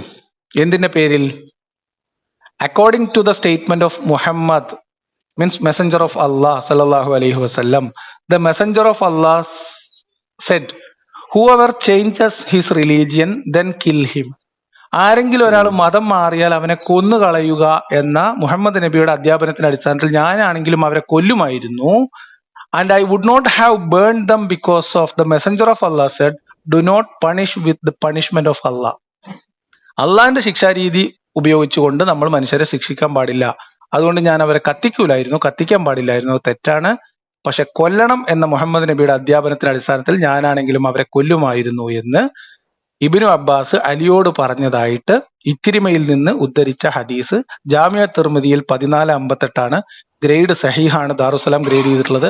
അൽബാനിയാണ് ആ സഹീഹ് ഗ്രേഡ് കൊടുത്തിട്ടുള്ളത്. ഇത് സഹീഹായ ഹദീസാണ്. സഹിഹായെന്ന് നിങ്ങൾ പറയുന്നത് ഞാൻ ഞാനത് പറഞ്ഞതല്ല, പരിശോധിച്ചു. ദാറുസലാം എന്ന് പറഞ്ഞാൽ ഞാനല്ല. നിങ്ങൾക്ക് എനിക്ക് ദാറുസലാം അത് എന്താന്ന് അറിയില്ല ഹദീസിന്റെ പരിശോധിക്കണം. കാര്യത്തില്? ദാറുസലാം അത് കൃത്യമായിട്ട് നിങ്ങളല്ല അല്ല, ദാറുസലാം എന്താണ് നിങ്ങൾക്ക് അറിയോ? ദാറുസലാം ഞാൻ കേട്ടിട്ടുണ്ട്. അത് വേറെ ആ, അവരെന്താണ്? ഇല്ല, ഞാൻ പറയുന്നത് ഞാനത് മനസ്സിലായിക്കോട്ടെ. നിങ്ങളത് അല്ല, നിങ്ങൾ എന്താണ് പറയുന്നത് ദാറുസലാം? നിങ്ങൾ പറയും. മനസ്സിലാക്കണ്ടല്ലോ. ദാറുസലാം എന്താ നിങ്ങൾ പറയും? ദാറുസലാം എന്താന്നും ഹദീസ് എന്താന്നും ഞാനത് മനസ്സിലായിക്കോളാം. ഞാൻ പക്ഷേ പറഞ്ഞുതരാം. ദാറുസലാം പബ്ലിക്കേഷൻ ഈസ് അവർ ഒരു പബ്ലിക്കേഷൻ ഹൗസ് തന്നെ ഉണ്ട്. അത് ഹൈ അതല്ല, ക്വാളിറ്റി ഇസ്ലാമിക് ബുക്സ് ആണ് അവർ പുറത്തിറക്കുന്നത്. ആയിക്കോട്ടെ. ആ, അത് ഞാൻ പണ്ഡിതന്മാർ അല്ലെങ്കിൽ മത ആളുകളോട് ഇത് ചോദിച്ചിട്ട് ഞാനത് ക്ലിയർ ആയിക്കോളാം. ഏകദേശം ഞാനത് ദാറുസലാം ഒരു റിയാദിൽ പ്രവർത്തിക്കുന്ന, അതിന്റെ ഹെഡ് ഓഫീസ് റിയാദിലാണ്. ഇസ്ലാമിക് ബുക്ക് ഹൗസുകൾ, ഇസ്ലാമിക് ബുക്സ് അതിന്റെ ഏറ്റവും ഒതന്റിസിറ്റിയിൽ പരിശോധിച്ച് പുറത്തിറക്കുന്ന ഒരു പബ്ലിഷിംഗ് ഹൗസ് ആണ്. സൗദി അറേബ്യയിലെ ഇസ്ലാമിക ആയിക്കോട്ടെ, ഭരണകൂടത്തിന് ഞാനത് നിഷേധിക്കുന്നില്ല. കീഴിലുള്ളതാണ്. നിങ്ങൾ പറഞ്ഞ സമയത്ത് ഞാനതിനെ കുറിച്ച് പഠിച്ചോട്ടെ. ഇനി എന്താ നിങ്ങൾക്ക് പഠിക്കാനുള്ളത്? പഠിച്ചോളി. ഞാനത് മനസ്സിലായി. നിങ്ങൾ ഇതിനു മുമ്പ് ഇങ്ങനത്തെ ഹദീസുകൾ, ഒരു മിനിറ്റ്, ഒറ്റ ചോദ്യമുള്ളൂ. ഈ ഹദീസ്, ഈ പറഞ്ഞ രണ്ട് ഹദീസ് നിങ്ങൾ ഇതിനു മുമ്പ് കണ്ടിട്ടുണ്ടോ? എനിക്ക് തമാശ തോന്നുന്നത് എനിക്കോ? ഞാൻ ചോദിക്കുന്നത്, ഞാൻ ചോദിച്ച ചോദ്യം ഇത്രേ ഉള്ളൂ. ഒരു മിനിറ്റ്. അല്ല, അങ്ങനെ അതൊക്കെ പറഞ്ഞുതരാം. റിസർച്ച് നടത്തണമല്ലോ. ഒരു കാര്യം ശരിയാണോ തെറ്റാണോ അറിയണമെങ്കിൽ റിസർച്ച് നടത്തണ്ടേ? ഇത്രയും ഹദീസുകൾ റിസർച്ച് നടത്തിയിട്ട് നിങ്ങൾ ഇതെല്ലാം കണ്ടുപിടിച്ചിട്ടുണ്ടാവും. ഇത്രയും നന്മകൾ നിങ്ങൾ കേട്ടിട്ടും നിങ്ങൾ പറയും, ഒന്ന് രണ്ട് നന്മ പറയും കേക്കട്ടെ. റസൂല് പഠിപ്പിച്ചെന്ന നന്മ ജീവിതത്തില് എന്റെ വീട്ടിലെ ഉദാഹരണം പറഞ്ഞാൽ ഞാൻ കേട്ടൊരു ഹദീസ് ഉണ്ടായിരുന്നു. എന്ത്? തന്റെ അയൽവാസി പട്ടിണി കിടക്കുന്ന സമയത്ത് ഞാൻ വയറ് നിറച്ച് ഭക്ഷിക്കാൻ പാടില്ല എന്നുള്ള ഹദീസുകൾ നിരവധി കേൾക്കും. അത് മുസ്ലിം, ഞാൻ എന്റെ ജീവിതത്തിൽ അത് മുസ്ലിം എന്നാണോ ഹിന്ദു എന്നാണോ ഒന്നും പറഞ്ഞിട്ടില്ല. എന്റെ വീട്ടിൽ തൊട്ടപ്പുറത്തൊക്കെ ഹിന്ദുസ് ആണ് ജീവിക്കുന്നത്. അപ്പൊ എന്റെ വീട്ടില് ആ ഹദീസ് കേട്ട് ഞാൻ കുറച്ച് കഴിഞ്ഞപ്പോ എന്റെ വീട്ടില് ഒരു കിണറുണ്ട്. തൊട്ടടുത്ത വീട്ടിലൊന്നും കിണറില്ല. നമ്മളെ വേനൽക്കാലത്ത് വറ്റിപ്പോകുന്ന കിണറാണ്. ഞാനത് ചെയ്തത് തന്നെ അവര് ചോദിക്കുമ്പോ തന്നെ എന്ത് ചെയ്ത്, ഈ ഹദീസ് കേട്ടത് എനിക്ക് ഓർമ്മയുണ്ട്. ഞാൻ പറഞ്ഞു, നിങ്ങൾ വെള്ളം എടുത്തോ എന്നിട്ട് എന്റെ വീട്ടിൽ നിങ്ങൾക്ക് ഇവിടെ വന്ന് പരിശോധിച്ചാൽ തിരിയും എന്റെ വേനൽക്കാലത്ത് ഇവിടെ വെള്ളം ഉണ്ടാവില്ല. എന്നിട്ട് പോലും നമ്മുടെ വീട്ടില് രണ്ട് ഞാൻ വേറൊരു ഹദീസ് പറഞ്ഞുതരാം. നിങ്ങൾ ഇങ്ങനെ എവിടുന്ന് പൊട്ടുമുറി ഹദീസ് എടുത്തിട്ട് കാര്യം കൂട്ടി. സുഹൃത്തെ അനിയ, ഒരു മിനിറ്റ്. അനിയ, ഇസ്ലാം റസൂലുള്ളാന്റെ ഹദീസായിട്ട് നിങ്ങൾ വേറൊരു ഹദീസ് കേട്ടിട്ടുണ്ടാവും. ഞങ്ങൾ ഓർമ്മിപ്പിക്കാം, നന്മയുള്ള ഹദീസുകൾ ഞങ്ങൾ ഓർമ്മിപ്പിക്കാം. ഒന്ന്, യതീമായിട്ടുള്ള ഒരു കുട്ടിയുടെ മുമ്പില് വെച്ചുകൊണ്ട് അനാഥ ബാലന്റെ മുന്നിൽ വെച്ച് സ്വന്തം ബാലനെ, നിങ്ങൾ ആ ഹദീസ് ഒന്ന് എടുത്തു തരുമോ? നിങ്ങൾക്ക് എത്ര ദിവസം വേണം? അല്ല, നിങ്ങൾ വേണ്ട, നിങ്ങൾ ഉസ്താദുമാരോട് ചോദിച്ചിട്ട് എടുത്തു തന്നാ മതി. അനാഥ ബാലൻ, അങ്ങനെ ഒരു ഹദീസ് ഇല്ലേ? അത് നിങ്ങൾക്ക് അറിയില്ലേ? അങ്ങനെ ഞാൻ കേട്ടിട്ടുണ്ട്. അങ്ങനെ ഒരു ഹദീസ് ഇല്ലേ? അതൊരു നന്മയല്ലേ? അതൊരു നന്മയല്ലേ? പറഞ്ഞതായിട്ട് കേട്ടിട്ടുണ്ട്. അങ്ങനെ ഒരു ഹദീസ് ഉണ്ടോ എന്ന് ഒരു അന്വേഷണം നടത്തിയിട്ട് നിങ്ങളൊന്ന് പറഞ്ഞു തരണം. ഒന്ന്. രണ്ടാമത്തെ, നിങ്ങൾ പറഞ്ഞ അയൽവാസി ഹദീസ്. ഞാൻ നിങ്ങളോട് പറഞ്ഞു, ഒരു വചനം, ഒരു മുഹമ്മദ് നബി പഠിപ്പിച്ച ഒരു മൂല്യം എന്ന് പറയുമ്പോൾ അതിന് വിരുദ്ധമായ മറ്റു മൂല്യങ്ങൾ ഉണ്ടാവരുത് എന്നുള്ളതാണ്. ഹദീസ് വിശദീകരണം അങ്ങനെ വേണം എന്നാണ് നിങ്ങൾ പഠിച്ചത്. അതുകൊണ്ട് നിങ്ങളെ റെഫറൻസിലേക്ക് ഞാൻ മുസ്നദ് അഹമ്മദ് 215 ഒരു ഹദീസ് കൂടി തരികയാണ്. ആ സഹീഹാണ് കേട്ടോ, ദാറുസലാം സഹീഹാണ്. മുസ്ലിം അത് 1767 ഇതേ പറയുന്നല്ലേ ഹദീസ് ശരിയാന്നല്ലേ? ഉദ്ധരിച്ചിട്ടുണ്ട്. എനിക്കത് സഹീഹ് കൃത്യമായി മുസ്ലിമിൽ ശരിയാണോ എന്ന് 1767 ഇതേ മനസ്സിലാവും. ഹദീസ് ഉദ്ധരിച്ചിട്ടുണ്ട്. പറഞ്ഞുതരുന്നേ, ലൈഫാണോ ശരിയാണോ എന്നുള്ള എനിക്ക് നിങ്ങൾ മനസ്സിലാക്കണമെങ്കിൽ നോക്കിക്കോളി, നിങ്ങൾ ആ പരിശോധിച്ചോളി. അയൽവാസി പട്ടിണി കിടക്കുമ്പോൾ വയറ് നിറച്ചുകൊണ്ടുന്നവൻ എന്നിൽപ്പെട്ടവനല്ല, ഇതിലെ ഹദീസ്. ആ ആ, ഇനി അയൽവാസി ആരായിരിക്കും എന്ന് മുഹമ്മദ് നബിന്റെ സ്വപ്നം എന്താണെന്ന് വേറെ ഹദീസ് എന്ന് പറഞ്ഞുതരാം. മുസ്നദ് അഹമ്മദ് 215, സഹീഹ് മുസ്ലിമിൽ 1767, ദാറുസലാം ആ സഹീഹ് ഗ്രേഡ്. നിങ്ങൾ ആ കേട്ടോളൂ കേട്ടോ. If I live means if I leave, ഇൻഷാ അല്ലാ, ഞാൻ ജീവിച്ചിരിക്കുകയാണെങ്കിൽ ഇൻഷാ അല്ലാ, I shall certainly expel the Jews and Christians from the Arabian Peninsula. എനിക്ക് അള്ള ആയസ് തരികയാണെങ്കിൽ ഉറപ്പായിട്ട് ജൂതന്മാരെയും ക്രിസ്ത്യാനികളെയും ഞാൻ അറേബ്യൻ ഉപഭൂഖണ്ഡത്തിൽ നിന്ന് നിഷ്കാസനം ചെയ്യും എന്നാണ് മുഹമ്മദ് നബി പറഞ്ഞിട്ടുള്ളത്. അങ്ങനെയുള്ള കാലഘട്ടത്തിൽ അതിനുശേഷം ഖലീഫമാർ ഭരിച്ചിട്ടുണ്ട്. ഖലീഫ, അവിടെയൊക്കെ അതാണ് നിങ്ങൾ പറഞ്ഞത്. ആ സ്വപ്നം ഉമർ നിറവേറ്റി കൊടുത്തും ചെയ്തിട്ടുണ്ട്. എവിടെ നിറവേറ്റി കൊടുത്തു? അവിടെ അവരൊക്കെ കൊടുത്തിട്ടുണ്ട്. നിഷ്പക്ഷമായ ഭരണമായിരുന്നെന്നും അവിടെയുള്ള ആളുകളുടെ അവരെ മതവിശ്വാസത്തിന് അവരുടേതായ രൂപത്തിൽ സ്വാതന്ത്ര്യം കൊടുത്തുകൊണ്ടുള്ള ഭരണമാണെന്നൊക്കെ കൃത്യമായ ഇസ്ലാമിക പ്രമാണങ്ങളിലും ഇസ്ലാമിക തെളിവുകളിലൊക്കെ അല്ലെങ്കിൽ ചരിത്രകാരന്മാരുടെ വിലയിരുത്തലിലൊക്കെ തെളിവാണ്. നിങ്ങൾ ഇത് ഇവിടുന്ന് ഉമർ നിറവേറ്റി എവിടുന്ന് എടുക്കുന്നത്? ഉമർ ഉമറിന്റെ ഭരണം നിങ്ങൾ പറഞ്ഞില്ല, നമ്മളെ രാഷ്ട്രപിതാവായിട്ടുള്ള അതും നിങ്ങൾ അത് ശരിയാണ്. ഉമറിന്റെ കഥ ആൾക്ക് പറഞ്ഞു കൊടുത്താൽ ചിലപ്പോ അല്ലാമ ഇക്ബാൽ അയക്കുന്നു. അതല്ലേ ഞാൻ പറഞ്ഞങ്ങളോട്. അതാണ് അവര് ഇത്തിരി ഇസ്ലാമിനെ മനസ്സിലാക്കേണ്ടത് ഗാന്ധിജിയിൽ നിന്നാണോ സുഹൃത്തെ? ഗാന്ധിജി എന്നല്ലേ ഞാൻ പറഞ്ഞത്. അന്യമതസ്ഥര് വരെ വിലയിരുത്തിയ അന്യമതസ്ഥർ വിവരക്കേട് കൊണ്ട് പലതും പറഞ്ഞിട്ടുണ്ട്. അതിലിപ്പോ എന്ത് ചെയ്യാൻ പറ്റും? അല്ലാ, ഇതാണ് നിങ്ങൾ നിഷേധ ഉറപ്പല്ലേ? ഗാന്ധിജി ഒരിക്കൽ പോലും ഖുർആൻ വായിച്ചിട്ടില്ല എന്ന് 100% ഉറപ്പാണ്. ഞാൻ നിങ്ങളെ വലിയൊരു ഗാന്ധിജി ഒരിക്കൽ പോലും ഖുർആൻ വായിച്ചിട്ടില്ല. നിങ്ങളെ വലിയൊരു സംഭവം ഗാന്ധിജി ഖുർആൻ വായിച്ചിട്ടില്ല. ഐ ചാലഞ്ച് ചെയ്യൂ. നിങ്ങൾ നിഷേധ ഗാന്ധിജി ഖുർആൻ വായിച്ചിട്ടില്ല. ഇസ്ലാമിനെ കുറിച്ച് കുറച്ച് പഠിച്ച ഒരാളാണ്. നിങ്ങൾക്ക് ഗാന്ധിജിനാണോ ഇഷ്ടം, അംബേദ്കറിനാണോ ഇഷ്ടം? കൂടുതൽ ഇഷ്ടം? രണ്ടുപേരും രാജ്യത്തിന് വേണ്ടി പ്രവർത്തിച്ച അല്ല, ആളുകളാണ്. അംബേദ്കറിന്റെ നിലപാട് എന്തായിരുന്നു ഇസ്ലാമിനെതിരെ? ഇസ്ലാമിനെ കുറിച്ച് എന്താ മോശമായ നിലപാട്? നിങ്ങൾക്ക് അറിഞ്ഞിട്ടില്ല? നിങ്ങൾ ഗാന്ധിജി പറഞ്ഞു പറഞ്ഞിങ്ങനെ നടക്കല്ലേ. അംബേദ്കർ എന്താ ഇസ്ലാമിനെ കുറിച്ച് പറഞ്ഞത് കൂടി കേട്ടോളി, പഠിച്ചാളി. ഞാൻ കേട്ടിട്ടില്ല. നിങ്ങൾ പഠിക്ക്. നിങ്ങൾ കേൾക്കാത്ത എന്തൊക്കെ അമ്പലത്തുണ്ട്. അപ്പൊ നിങ്ങൾ പറയും ഞാൻ റിസർച്ച് ചെയ്യാണെന്ന്. ഇനി നമ്മൾ പറഞ്ഞു വന്നതിന്റെ രത്ന ചുരുക്കത്തിലേക്ക് വരാം. ഇസ്ലാം എന്ന് പറയുന്നത് നിങ്ങളെ ഫസ്റ്റ് വിളിച്ചത് ഞാൻ ഒരുപാട് കാര്യങ്ങൾ നിങ്ങളെടുത്ത് പഠിക്കാം അറിവ് ഞാൻ മനസ്സിലാക്കി തന്നെ നിങ്ങൾ എന്തിന് നിഷേധ ബുദ്ധിയോടെ ഞാൻ നിഷേധ ബുദ്ധിയോടെ കണ്ടത് ഞാൻ പറഞ്ഞുതരാം. അത് പറഞ്ഞ് അവസാനിപ്പിക്കാം. തെറ്റിദ്ധാരണകളാണ് നിങ്ങൾ എന്ത് ചെയ്യുന്നത്? നിങ്ങൾ ഇങ്ങനെ ഞാൻ നിങ്ങൾ തെളിയിച്ചോളി. ഞാൻ പറഞ്ഞൊരു തെറ്റിദ്ധാരണകൾ പ്രൂവ് ചെയ്തോളി. ഞാൻ ഇങ്ങനെയുള്ള ആളുകളുടെ സംസാരം കേട്ടിട്ടാണ് ഇസ്ലാമിനെ വിലയിരുത്തുന്നത്. ആരുടെ സംസാരം? സംസ്കാരം സഹീഹ് മുസ്ലിമും പിന്നെ പള്ളി പിന്നെ കിതാബുകളും തഫ്സീറും പഠിച്ചാണ് ഇപ്പൊ എന്റെ കുഴപ്പം. നിങ്ങൾ എപ്പോഴാണ് നിങ്ങൾ പഠിച്ചത്? ഞാൻ നിങ്ങൾ പറഞ്ഞ വിശ്വസിക്കാൻ എനിക്കറിയില്ല. ഞാൻ ഒരു ഇസ്ലാമിക വിമർശകന്റെ പുസ്തകം ഇന്ന് വരെ വായിച്ചിട്ടില്ല. അല്ല, നിങ്ങൾ എപ്പോഴായിരുന്നു മുസ്ലിം ആയിരുന്നത്? അതൊക്കെ നിങ്ങൾ എക്സ് മുസ്ലിം എന്ന് പറയുന്നത് എത്ര കാലം വരെ മുസ്ലിം ആയിരുന്നു? മുസ്ലിമിന് നമുക്കൊരു പർട്ടിക്കുലർ ഡേറ്റ് പറയാൻ പറ്റില്ല. നമുക്ക് സംശയമില്ലാത്ത ഞങ്ങളെ തികഞ്ഞ വിശ്വാസിയായിട്ടും വിശ്വാസത്തിൽ ഉറച്ചു നിൽക്കാനും മുഹമ്മദ് നബി പറഞ്ഞ 73-ൽ 1 ആവാനും 72-ൽ 1 ആവാനും അതിലേറ്റവും കൃത്യമായിട്ടുള്ള പാതയിൽ ഉറച്ചു നിൽക്കാനും ശ്രമിച്ച ഒരു പ്രായം എന്ന് പറഞ്ഞത് ഒരു 24-25 വയസ്സ് വരെയാണ്. അതിൽ നിങ്ങൾ ഇസ്ലാമിന് വേണ്ടി പ്രവർത്തിച്ചിട്ടില്ല? നിങ്ങൾ എന്താ പ്രവർത്തിക്കാറ? ഒരു മനുഷ്യന് മുസ്ലിം ആവുക എന്നുള്ളതാണ് ഒന്നാമത്. വ്യക്തിക്ക് വേണ്ടിയിട്ടാണ്. ഇല്ല, ദഅവത്ത് നടത്തിയിട്ടില്ല. നിങ്ങൾ ഇന്നിപ്പോ ഇവർക്ക് വേണ്ട ഇല്ല, ഞാൻ ആർക്കും വേണ്ടി ദഅവത്ത് നടത്തുന്നില്ല. ഇപ്പൊ നിങ്ങൾ ദഅവത്ത് നടത്തിക്കൊണ്ടിരിക്കുകയാണ്. ഇല്ല, ദഅവത്ത് നടത്തുന്നില്ല. ഞാൻ ഒരാളോട് നിങ്ങൾ ഇസ്ലാം ഉപേക്ഷിക്കണം എന്ന് വരെ പറഞ്ഞിട്ടില്ല. നിങ്ങളെ ഉപേക്ഷിക്കുന്ന നിങ്ങളെ സംസാരം തീർത്തെന്നാ പറയുന്നത്. അതിപ്പോ എന്റെ ഉത്തരവാദിത്തമല്ല. അതെ, നിങ്ങളെന്താ പറയാ? ഞാൻ മതം ഉപേക്ഷിച്ച ആളാണ്. ദഅവത്ത് നടത്തി ഇസ്ലാമിന് വേണ്ടി ദഅവത്ത് നടത്തിയവർ മാത്രമേ ഇസ്ലാമിനെ വിമർശിക്കാൻ പാടുള്ളൂ. എവിടെയാണ് നിങ്ങൾ മതം പഠിച്ചത്? നിങ്ങൾ ഒരിക്കലും എക്സ് മുസ്ലിം അല്ല. നിങ്ങൾ ആദ്യം മതം പഠിച്ചിട്ടില്ല. ഞാൻ മുസ്ലിം അല്ലായിരുന്നു. സമാധാനമായോ? ഞാൻ ഇസ്ലാം പണ്ടേ സ്വീകരിച്ചിട്ടില്ല. ഞാൻ ജനിച്ചത് തന്നെ ഒരു എക്സ് മുസ്ലിം ആയിട്ടാണ്. ഞാൻ ആദ്യമേ പറഞ്ഞല്ലോ, ഒരു വ്യക്തി മുസ്ലിം എന്ന് പറയുന്നത് നാമധാരി കൊണ്ട്. ഞാൻ മുസ്ലിം ആയിരുന്നില്ല.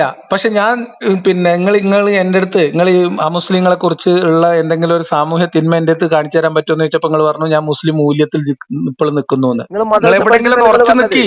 മദ്രസ പഠിച്ചതല്ലേ നിങ്ങൾ അപ്പൊ ഞാൻ പറഞ്ഞത്? അപ്പൊ ഞാൻ അവിടുന്ന് മുസ്ലിമാണോ അല്ലേ? അറിവുകൾ കിട്ടിയിട്ടുണ്ടാവല്ലോ. അപ്പൊ ഞാൻ അന്ന് മുതലേ മുസ്ലിമാണോ എക്സ് മുസ്ലിമാണോ? മുസ്ലിം എന്ന് പറയുന്നത് മുസ്ലിമിന് വേണ്ടി നിങ്ങൾ എവിടെയാണ് പ്രവർത്തിച്ചത്? എന്ത് മുസ്ലിമിന് എന്താണ് വേണ്ടി ദഅവത്ത് പ്രവർത്തിക്കുക? ഞാൻ നടത്തിയത്?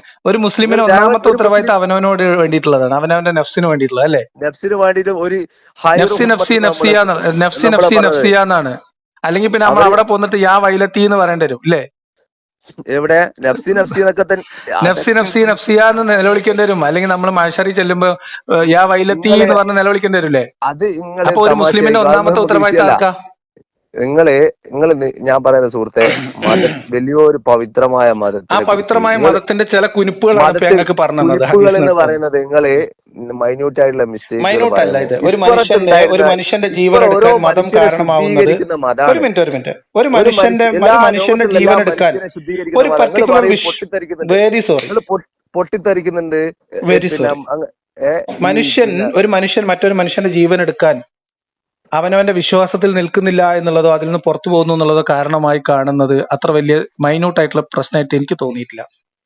ഏത് ഒരു മനുഷ്യൻ, ഞാൻ ഒരു ഉദാഹരണം കേട്ടോ നിങ്ങളോട് പറഞ്ഞിട്ടുള്ളൂ. ആ ഇങ്ങനെ നൂറുകണക്കിനുണ്ട്. അതിന്റെ പശ്ചാത്തലങ്ങളും ഒരു അതിന്റെ വിശദീകരണങ്ങളും എന്ത് അതൊക്കെ പശ്ചാത്തലത്തിലും ഒരു ശരിയാണെന്ന് തന്നെ അതൊക്കെ ഒരു മനസ്സിലാക്കുന്നത്. മനുഷ്യനെ മതം ആരും ഉപേക്ഷിച്ചതിന്റെ കൊല്ലാൻ പേരിൽ ആളെ പഠിക്കുന്നില്ല. കൊല്ലുക എന്ന് ഞാൻ ഇത്രയും പറയുന്നത് എന്ത് കാലത്തിനടുത്ത് പശ്ചാത്തലങ്ങൾ 30 വർഷത്തിനടുത്ത് 6 വർഷമായിട്ട് ഞാൻ മതത്തെ കുറിച്ച് കൂടുതൽ മനസ്സിലാക്കാൻ ശ്രമിക്കുന്ന ഒരു വ്യക്തി എന്ന നിലയിൽ അല്ല, അത് 24 നിങ്ങൾ വയസ്സ് വരെ ഞാൻ മനസ്സിലായിക്കോളി. മനസ്സിലാക്കിയിട്ടുള്ളതും ഇന്ന് വരെ ഞാൻ കഴിഞ്ഞ 20 വർഷമായിട്ട് പറഞ്ഞുതരാം. ഞാൻ കഴിഞ്ഞ 15 വർഷത്തിലധികമായിട്ട് ഈ മതത്തെ വിമർശനാത്മകമായിട്ട് പഠിക്കാൻ തുടങ്ങിയിട്ട് ഏകദേശം 15 വർഷമായി. ഈ പ്രവർത്തനങ്ങൾ മുസ്ലിങ്ങൾക്ക് മാത്രം ചെയ്യണമെന്ന് ഞാൻ എവിടെയും പഠിച്ചിട്ടില്ല. ആ- എല്ലാ മതസ്ഥർക്കും ചെയ്തു കൊടുക്കാൻ അയൽവാസികളായിട്ടുള്ള അമുസ്ലിങ്ങളോട് പരുഷമായി പെരുമാറുന്ന ഹദീസിലുണ്ട്. നിങ്ങൾക്ക് കാണിച്ചുതരാം. നിങ്ങൾ എന്തിനാണ് കാണിക്കുന്നതാണ് ഞാൻ ആ പഠിച്ചത്. അതൊക്കെ ഹദീസിലുണ്ട്. പിന്നെ നിങ്ങൾ എന്തിനും പറഞ്ഞിട്ട് കാര്യമില്ലല്ലോ. പിന്നെ എന്താന്ന് വെച്ചാല് പിന്നെ നമ്മള് വല്ല കവികളെയൊക്കെ കൊണ്ടുവന്നിട്ട് എഴുതിയിട്ട് പറയും നമ്മുടെ ഞാൻ നേരത്തെ പറഞ്ഞ ഹദീസുകൾ തെരഞ്ഞു നടക്കണ്ട കേട്ടോ, കിട്ടൂല അങ്ങനെ ഹദീസില്ലേ. ഏത് ഏത് ഞാൻ ഏത് അനാഥ ബാലന്റെ മുന്നിൽ വെച്ച് സ്വന്തം കുഞ്ഞിനെ താലോലിക്കരുത് എന്ന് പഠിപ്പിച്ച മുഹമ്മദ് നബീന്റെ ഹദീസ് തെരഞ്ഞു നടക്കേണ്ട കിട്ടൂല, കള്ള ഹദീസാ കേട്ടോ.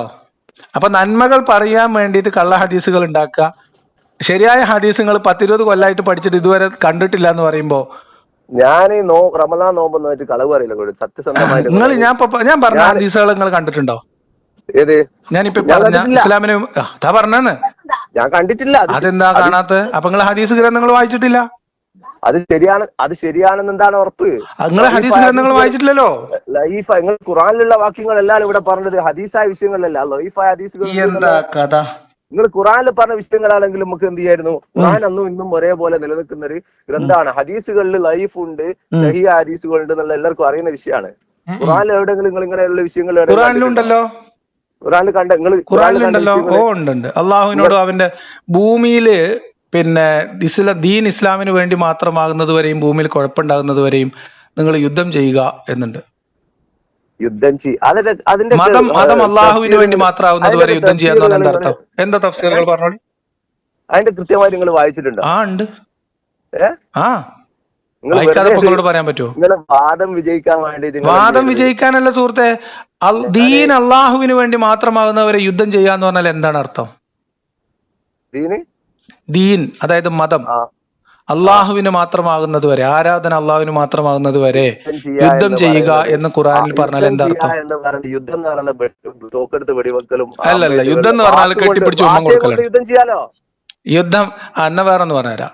അള്ളാഹുവിനോടും അവന്റെ റസൂലിനോടും പറഞ്ഞുതരാം. അള്ളാഹുവിനോടും അവന്റെ റസൂലിനോടും യുദ്ധം ചെയ്യുന്നവർക്കുള്ള ശിക്ഷ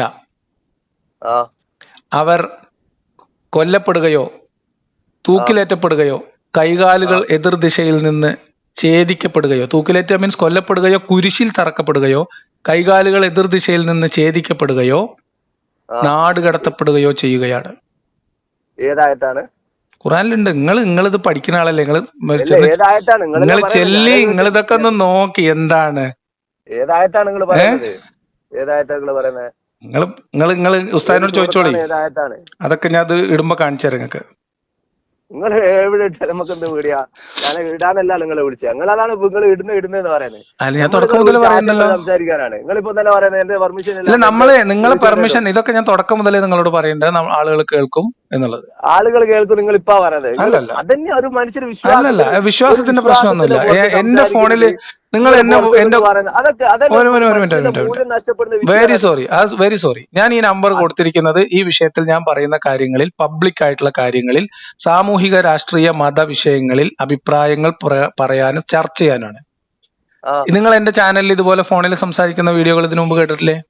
ഞാൻ എന്റെ സുഹൃത്താണ് നിങ്ങളെ നമ്പർ നിങ്ങളെ വിളിക്കുന്നത്. ഇത് ആളുകൾ ചർച്ച ചെയ്യട്ടെ, എന്താ പ്രശ്നം? ഇതിൽ നമ്മൾ സ്വകാര്യമായിട്ടുള്ള വിവരങ്ങൾ പറഞ്ഞിട്ടില്ല, വ്യക്തി വിവരങ്ങളില്ല, ഒരു കുഴപ്പം. എന്തിനാ നിങ്ങൾ പേടിക്കുന്നത്? ഒരു വിശ്വാസത്തിന്റെ പ്രശ്നമില്ല. ഇത് വളരെ എന്തിനാണ് നിങ്ങൾ ഇങ്ങനെ ബേജാറാവുന്നത്? എനിക്ക് പേടിയില്ല, നിങ്ങൾ ഇട്ടോളൂ. പക്ഷെ നിങ്ങൾ രീതി ഉണ്ടല്ലോ, ഞാൻ ചെയ്യുന്ന രീതിയിൽ ഒരു പ്രശ്നമില്ല. കാരണം ഞാൻ ഈ നമ്പർ പബ്ലിക് ആയിട്ട് കൊടുക്കുന്ന സമയത്ത് ഒരു മതവിശ്വാസിയും അല്ലാത്ത ഒരാളും തമ്മിലുള്ള മതവിശ്വാസത്തിന്റെ പോലീസ് നിങ്ങൾ എന്നോട് പറയില്ല സുഹൃത്തെ. പേഴ്സണൽ സംസാരങ്ങള് ഇത് പേഴ്സണൽ സംസാരമല്ല. I am very sorry. ഇത് വ്യക്തിപരമായ സംസാരമേ അല്ല. വ്യക്തിപരമായിട്ട് ഞാനും നിങ്ങളും ഒരു മണിക്കൂർ ഈ നേരത്തെ, ഒരു മിനിറ്റ്, ഈ ഒരു ശനിയാഴ്ച ഈ വീക്കെൻഡ് ഡേയില് ഈ സമയത്ത് രാവിലെ ഇത്രയും സമയം നിങ്ങളോട് ഞാൻ വ്യക്തിപരമായിട്ട് സംസാരിക്കാൻ എനിക്കെന്താ ഭ്രാന്തുണ്ടോ? അത് നിങ്ങൾ ആദ്യം എന്റെ തുടക്കത്തിൽ പറഞ്ഞല്ലോ ഈ വിഷയം. ഞാൻ എന്റെ നമ്പർ പബ്ലിഷ് ചെയ്തിരിക്കുന്നത് ഞാൻ ചെയ്യുന്ന വീഡിയോകളിലാണ്. പിന്നെന്താ പ്രശ്നം? ഒരു രീതിയുടെ പ്രശ്നമില്ല. ഇതൊക്കെ പബ്ലിക്കായിട്ട് പറഞ്ഞിട്ട് ചെയ്യുന്ന കാര്യങ്ങൾ. അങ്ങനെയാണ് ഞാനൊരു പ്രാവശ്യം ഞാൻ റെക്കോർഡ് ചെയ്യുന്നോ അല്ലെങ്കിൽ ഞാൻ എവിടെയും ഇടുന്നു, ഞങ്ങൾ ഇട്ടോളിയും. അതിനെന്താ കുഴപ്പം? ഇത് നമ്മൾ ഞാൻ വ്യക്തിപരമായിട്ട് നമ്മളെ കുടുംബകാര്യമോ സ്വകാര്യമായിട്ടുള്ള കാര്യങ്ങളോ ജോലി സംബന്ധമായ കാര്യങ്ങളോ ഒന്നും അല്ലല്ലോ. ഞാൻ നിങ്ങളെ വോയിസ് റെക്കോർഡ് ചെയ്തോട്ടെ എന്ന് ചോദിച്ചിട്ടേ ഞാൻ അത് ചെയ്യുള്ളൂ. അതാണ് ഞാനും നിങ്ങളും തമ്മിലുള്ള വ്യത്യാസം. അത് ചിലപ്പോൾ ശരിയായിരിക്കും. മതവിശ്വാസിയും അല്ലാത്ത നിങ്ങളും തമ്മിലുള്ള വ്യത്യാസം. അത് നമ്മൾ ഈ ഉസ്താദ്മാരുടെ വോയിസ് ക്ലിപ്പ് പുറത്തു വന്നപ്പോ മനസ്സിലായിട്ടുണ്ട്. കുറെ ഉസ്താദ്മാർ അങ്ങോട്ടോട് സംസാരിക്കുന്ന വോയിസ് ഒക്കെ പുറത്തു വിട്ടപ്പോ എനിക്ക് മനസ്സിലായിരുന്നത് ഇസ്ലാമിന്റെ ആ ഒരു സംസ്കാരത്തെ കുറിച്ച്.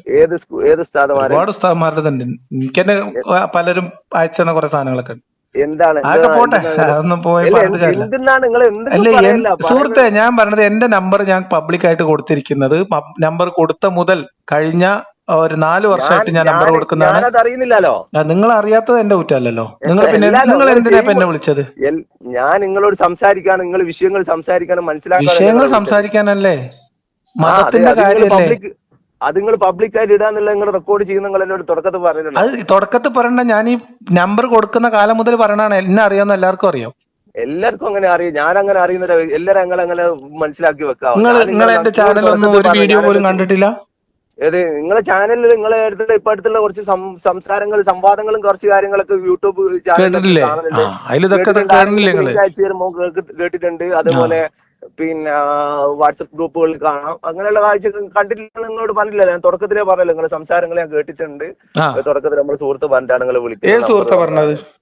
എന്റെ സുഹൃത്താണ്. ആ സുഹൃത്തിന്റെ പേര് സുഹൃത്തിന്റെ പേരല്ല, സുഹൃത്തിനോട് പറഞ്ഞ സമയത്ത് സുഹൃത്തിനോട് നിങ്ങൾ ഈ കാര്യം പിന്നെ ഈ കാര്യം റെക്കോർഡ് ചെയ്യാൻ പാടില്ലാന്നോ റെക്കോർഡ് ചെയ്യൂലെന്നോ അങ്ങനെ എന്തെങ്കിലും പറഞ്ഞിട്ടുണ്ടോ? ഒന്നും പറഞ്ഞ ആ ഒരു വിഷയത്തെ കുറിച്ചേ പറഞ്ഞിട്ടില്ല എന്നോട്. ആളുകളുമായിട്ട് സംസാരിക്കുന്നത് നിങ്ങൾ തന്നെ കേട്ടിട്ടുണ്ട്. എടുത്തോ, നിങ്ങൾ എവിടെ വേണേ പബ്ലിഷ് ചെയ്തോ. പക്ഷെ ഞാൻ പറയാം, നിങ്ങൾ പെർമിഷൻ ആയില്ലേ? ഞങ്ങൾക്കത് നിങ്ങളൊരു ആയത്തെ ഏതാന്ന് ചോദിച്ചപ്പോ നിങ്ങൾക്ക് ഞാനത് വീഡിയോയിൽ പ്രദർശിപ്പിക്കാന്ന് പറഞ്ഞതാണ് ഇപ്പൊ നിങ്ങളെ പ്രശ്നമായത്. എനക്കെന്ത് പ്രശ്നം? ആയത്ത് ഞാൻ നിങ്ങളോടാണ് ചോദിച്ചത്, നിങ്ങളാണ് ഇതിനെതിരെ പറഞ്ഞത്. അതാ ഞാൻ പറഞ്ഞ അപ്പൊ ആ ആയത്ത് ഖുർആൻ വചനം നമുക്ക് ഇതിന്റെ ഓഡിയോ വീഡിയോന്റെ കൂടെ ഞാൻ അത് പബ്ലിഷ് ചെയ്യാന്ന് പറഞ്ഞതാണ് ഇപ്പൊ നിങ്ങളെ പ്രശ്നമാവും. അല്ല, ഞാൻ നിങ്ങളെ ഓഡിയോ പബ്ലിഷ് ചെയ്യുന്ന വിഷയങ്ങൾ നിങ്ങൾ എന്നോട് തുടക്കത്തിൽ അതാണ് ഞാൻ പറഞ്ഞ. ഒരാളെ വീട്ടിലെ വിശ്വാസത്തിൽ ഉണ്ടാകുന്ന ഒരു വിശ്വാസിയായ ഒരു മനുഷ്യൻ ഒരാളെ ചതിക്കൂല. ഒരാളെ ഒരു ചെറിയ മൈന്യൂട്ടായ വിഷയത്തിൽ പോലും അയാളെ പെർമിഷൻ. ഇതിലെവിടെ ചതി? എന്താണ് സുഹൃത്തെ എന്തെങ്കിലും ചതി? എനിക്ക് മനസ്സിലായില്ല. നിങ്ങൾ ട്രാപ്പ് ചെയ്യുന്ന രൂപത്തിൽ എന്ത് ട്രാപ്പ്? നമ്മൾ വളരെ വളരെ വളരെ കൃത്യമായി നമ്മൾ ഒരു ആശയത്തെ കുറിച്ച് നമ്മൾ സംസാരിക്കല്ലേ. ആശയത്തെ കുറിച്ച് അല്ല, വ്യക്തിപരമായിട്ടുള്ള എന്തെങ്കിലും സ്വകാര്യ വിവരങ്ങൾ നമ്മൾ ഇതിനകത്ത് പങ്കുവെച്ചോ? കുടുംബകാര്യങ്ങൾ പറഞ്ഞോ? അല്ല, നിങ്ങൾ തുടക്കത്തിൽ എന്നോട് പറയണോ നിങ്ങളെ വോയിസ് ഞാൻ റെക്കോർഡ് ചെയ്യും, അത് പബ്ലിഷ് ചെയ്യും നിങ്ങൾ പറയണോ? എന്താണ് ഇപ്പൊ നിങ്ങളെ പ്രശ്നത്തെ? റെക്കോർഡ് ചെയ്യാൻ പാടില്ല എന്നുള്ളതാണോ? മീൻസ് പുറത്ത് വിടരുത് നിങ്ങൾക്ക് നിർബന്ധമുണ്ടോ? നിങ്ങൾ പറഞ്ഞോളി. അല്ല, എനിക്ക് നിങ്ങൾ വിടുന്നത് കൊണ്ട് ഒരു ബുദ്ധിമുട്ടോ കാര്യങ്ങളോ അപ്പൊ പിന്നെ തീരുമാനമായില്ലേ? അല്ല, നിങ്ങൾ അത് ചെയ്യുന്ന രീതിയെ കുറിച്ച് പിന്നെ പ്രശ്നമല്ലോ. ഇപ്പൊ നമ്മൾ തീരുമാനമാക്കിയില്ലേ? നിങ്ങൾ പിന്നെ അത് പുറത്ത് വിട്ടിട്ടല്ലോ നമ്മൾ സംസാരിക്കുന്നത്, പുറത്ത് വിടുന്നതിന് മുമ്പല്ലേ. ഒരാളെ രീതിയെ കുറിച്ചാണ് ഞാൻ ഇവിടെ പറഞ്ഞത്. അല്ല, അതൊക്കെ നിങ്ങൾ എങ്ങനെയാണെങ്കിൽ പറഞ്ഞോളേന്ന് കുഴപ്പമില്ല. അതൊക്കെ ഒരാളെ നിങ്ങളുടെ രീതി ഒരു എന്താ അതാണ് പറയാ വിശ്വാസി അല്ലാത്ത ആളും തമ്മിലുള്ള ഓരോ കാര്യങ്ങളുടെ തുടക്കം ഞങ്ങൾ മനസ്സിലാക്കി തരുന്നത്. ഒരു വിശ്വാസി എന്നൊരു ആള് സുഹൃത്തെ, ജീവിതത്തില് വിശ്വാസി യഥാർത്ഥ വിശ്വാസി, നിങ്ങൾ പറയുന്ന ഒരു ഉസ്താദുമാരുടെ ഞാൻ റെക്കോർഡുകൾ പറയണത് കേട്ടിട്ട് മതത്തെ കുറിച്ച് നിങ്ങൾ എന്തൊരു മതത്തിലെ കഷ്ടം. നിങ്ങൾ ഇത് പിടിച്ച് ഞാൻ രക്ഷപ്പെടാനുള്ള പറയുന്നത് ശ്രമമാണ്. ഒരു രക്ഷയില്ല, നിങ്ങൾക്ക് എന്താ രക്ഷയില്ല. ചെയ്യുന്നത് പറഞ്ഞാല് നിങ്ങള് തേജാവധം ചെയ്യാൻ നിങ്ങൾ ഒരു നിഷേധ തേജാവധം ബുദ്ധിയാണ്. ചെയ്തിട്ടില്ല ഞാൻ. നിങ്ങളെ കുറിച്ച് ഞാൻ വ്യക്തിപരമായിട്ട് എന്തെങ്കിലും നിങ്ങൾക്ക് മോശം പറഞ്ഞോ? നിഷേധ ബുദ്ധിയും നിങ്ങളോട് സംസാരിക്കുന്ന ആളാ എങ്ങനെയൊക്കെ നിങ്ങൾ ഒരു വെരി ഇൻസൾട്ട് സോറി. ചെയ്ത് ഇതല്ല നിങ്ങൾ എന്റെ സംസാരിച്ച സംസാരത്തെ കുറിച്ച് നിങ്ങൾ തുടക്കത്തിൽ പറഞ്ഞ അഭിപ്രായതല്ല, നിങ്ങൾ മാറ്റി. അങ്ങനെ രീതി മാറി. ഇല്ല, അതുകൊണ്ടാണ് ഞാൻ ഞാൻ എല്ലാ പറഞ്ഞത്. ആളുകളോടും ഇതേ രീതിയിലാണ്. ഞാൻ നിങ്ങളോട് മര്യാദ കേട്ട ഒരു വാക്ക് പോലും പറഞ്ഞില്ല. മര്യാദ കെട്ട സംസാരം നമ്മൾ അങ്ങോട്ടും ഇങ്ങോട്ടും സംസാരിച്ചു. നിങ്ങൾക്ക് പിന്നെന്താ പ്രശ്നം? അത്യാവശ്യം സംസാരിക്കാൻ കഴിവുള്ള ആളാണ്. പിന്നെന്താണ് ഇത്? ആളുകൾ നമ്മൾ ഒരു പക്ഷെ മതത്തെ നിങ്ങൾ കുറിച്ച് പറയുന്നത് രണ്ടാളുകൾ തമ്മിൽ സംസാരിക്കുന്ന ആശയത്തെ നാട്ടുകാർ കുറിച്ച് കാണാൻ നിങ്ങൾ പാടില്ല എന്നൊക്കെ പറയുന്നത് മനസ്സിലാക്കുന്നതിന് ഭയങ്കര പകരം ബുദ്ധിമുട്ടല്ലേ? ആശയത്തെ കുറിച്ച് നിങ്ങൾ മനസ്സിലാക്കുന്നതിന് പകരം ആ ആശയത്തെ നിങ്ങൾ എന്ത് ചെയ്യാണ്? അടിച്ചമർത്താനാണ് നിങ്ങൾ നോക്കുന്നത്. ആശയത്തെ മനസ്സിലാക്കിയത് കൊണ്ടാണ് നിഷേധ അതിൽ ബുദ്ധിയാണ് നിങ്ങൾ അടിച്ചമർത്ത ഉപയോഗിക്കുന്നത്. അല്ലല്ല, ഇതൊക്കെ തെറ്റാണ്. ആശയത്തെ കുറിച്ച് നമ്മൾ മനസ്സിലാക്കിയതിന്റെ അടിസ്ഥാനത്തിലാണല്ലോ അതിനെ വിമർശിക്കുന്നത്. നിങ്ങൾ വിമർശിക്കുന്നത്, നിങ്ങൾ ആ വിമർശനം നിങ്ങൾ നിർത്തണേ. ഞാൻ പറയുന്നത് കാരണം എന്ന് അതിപ്പോ നിങ്ങൾ പറഞ്ഞാലും നിർത്തൂലല്ലോ. അതിപ്പോ എങ്ങനെ? നിങ്ങൾ ഇഷ്ടമാണ്. പക്ഷെ ഞാൻ പറഞ്ഞതെന്ന് വെച്ചാൽ നിങ്ങൾ തെറ്റിദ്ധാരണയാണ്. നിങ്ങൾ ഒന്നും കൂടി പഠിക്കണം. അത് നിങ്ങളോട് ഞാൻ തുടക്കം മുതൽ പറയണത്, ഞാൻ തെറ്റിദ്ധരിച്ചു എന്ന് നിങ്ങൾക്ക് തോന്നുന്ന, നിങ്ങൾക്ക് ബോധ്യമുള്ള ഒരു കാര്യം എന്നെ ബോധ്യപ്പെടുത്താൻ ശ്രമിച്ചോളൂ എന്നാണ്. നിങ്ങൾ ഇതുവരെ തയ്യാറായിട്ടില്ല. സംസാരത്തിൽ ഉടനീളം മനസ്സിലാക്കുന്നത് ഞങ്ങൾ പറയുന്നത് എന്തിനാണ് വിശ്വാസിയായാല് ഒരാള് സമൂഹത്തിൽ മോശമായി പോകുന്നു. തെറ്റാണ്. ഞാൻ പറയുന്നത് അതൊക്കെ തെറ്റാണ്. ഇതൊന്നും ഞാൻ പറഞ്ഞതല്ല. നിങ്ങൾ എന്റെ തുടക്കത്തിൽ പറഞ്ഞ മതം കൂടുതൽ പഠിച്ചുകൊണ്ടാണ് ഇന്ന് സമൂഹത്തിൽ പ്രശ്നം കൂടുന്നത്. അങ്ങനെയൊന്നുമല്ല ഞാൻ പറഞ്ഞത്. ഞാൻ പറഞ്ഞത് അതിനകത്ത് വളരെ ക്ലിയർ ആയിട്ടുണ്ട്. നിങ്ങൾ ഉദ്ദേശിക്കുന്ന പോലത്തെ ഒരാളല്ല ഞാൻ. ഞാനും അങ്ങനത്തെ ഒരാളല്ല. ഞാൻ നിങ്ങളോട് അപ്പൊ നിങ്ങൾ ഈ പറഞ്ഞ കാര്യങ്ങൾ നിങ്ങൾ തുടക്കത്തിൽ പറഞ്ഞ ഒരു സ്റ്റേറ്റ്മെന്റിനെ ചൊല്ലിയാണ് ഒരു മതവിശ്വാസം ഉണ്ടായാലും ഇല്ലെങ്കിലും നന്മ തിന്മയും, അതേപോലെ മതവിശ്വാസം എങ്ങനെയാണ് ആളുകളിൽ മൂല്യബോധം ഉണ്ടാക്കാൻ ശ്രമിക്കുന്നത് എന്നും അതിന്റെ അപകടം എന്താണെന്നൊക്കെയാണ് നമ്മൾ സംസാരിച്ചുകൊണ്ടിരുന്നത്. മതം പഠിച്ചാൽ അപകടം ഉണ്ടാവും നിങ്ങൾ എന്നോട് പറഞ്ഞത്. അങ്ങനെയല്ല ഞാൻ പറഞ്ഞത്, അതാണ് നിങ്ങളോട് പറഞ്ഞത്. അത് നിങ്ങൾക്ക് മനസ്സിലായിട്ടില്ല. നിങ്ങൾ ഒന്നുകൂടി കേട്ടോളൂ, കുഴപ്പമില്ല. നിങ്ങൾ ഒന്നുകൂടി കേൾക്കുമ്പോൾ മനസ്സിലാവും. അങ്ങനെയല്ല ഞാൻ പറഞ്ഞത്. നിങ്ങൾ മതമില്ലാത്തവർക്ക് നേരെ ആരോപിക്കുന്ന ആരോപണങ്ങൾ മതമില്ലായ്മ കൊണ്ട് സംഭവിക്കുമെന്ന് നിങ്ങൾ വിചാരിക്കുന്ന കാര്യങ്ങളും മതത്തിന്റെ മൂല്യബോധന രീതിയും തമ്മിൽ പൊരുത്തപ്പെടില്ല എന്നാണ് ഞാൻ പറഞ്ഞത്. അതിന്റെ വിശദീകരണമാണ് പറഞ്ഞത്. ഓക്കെ, മതമില്ലാതായതുകൊണ്ടോ അത് നിങ്ങളുടെയും എന്റെയും കാര്യം വെച്ചുദാഹരിച്ചത് അതുകൊണ്ടാണ്. പറഞ്ഞ വിഷയങ്ങൾ അങ്ങോട്ടും ഇങ്ങോട്ടും. അപ്പൊ നിങ്ങൾ എന്ത് ചെയ്യണം എന്ന് വെച്ചാൽ, ഞാൻ പറയുന്നത്, ഞാൻ മതം ഉപേക്ഷിക്കുന്നതിന് വളരെ കൃത്യമായിട്ടുള്ള കാരണമുണ്ട്. മതം മനുഷ്യന്, അല്ലെങ്കിൽ മതം അവകാശപ്പെടുന്നത് പോലെ ദൈവികമായ എന്തോ ഒരു മൂല്യബോധനത്തിന്റെ അടിസ്ഥാനത്തിൽ ഞാൻ പറയട്ടെ.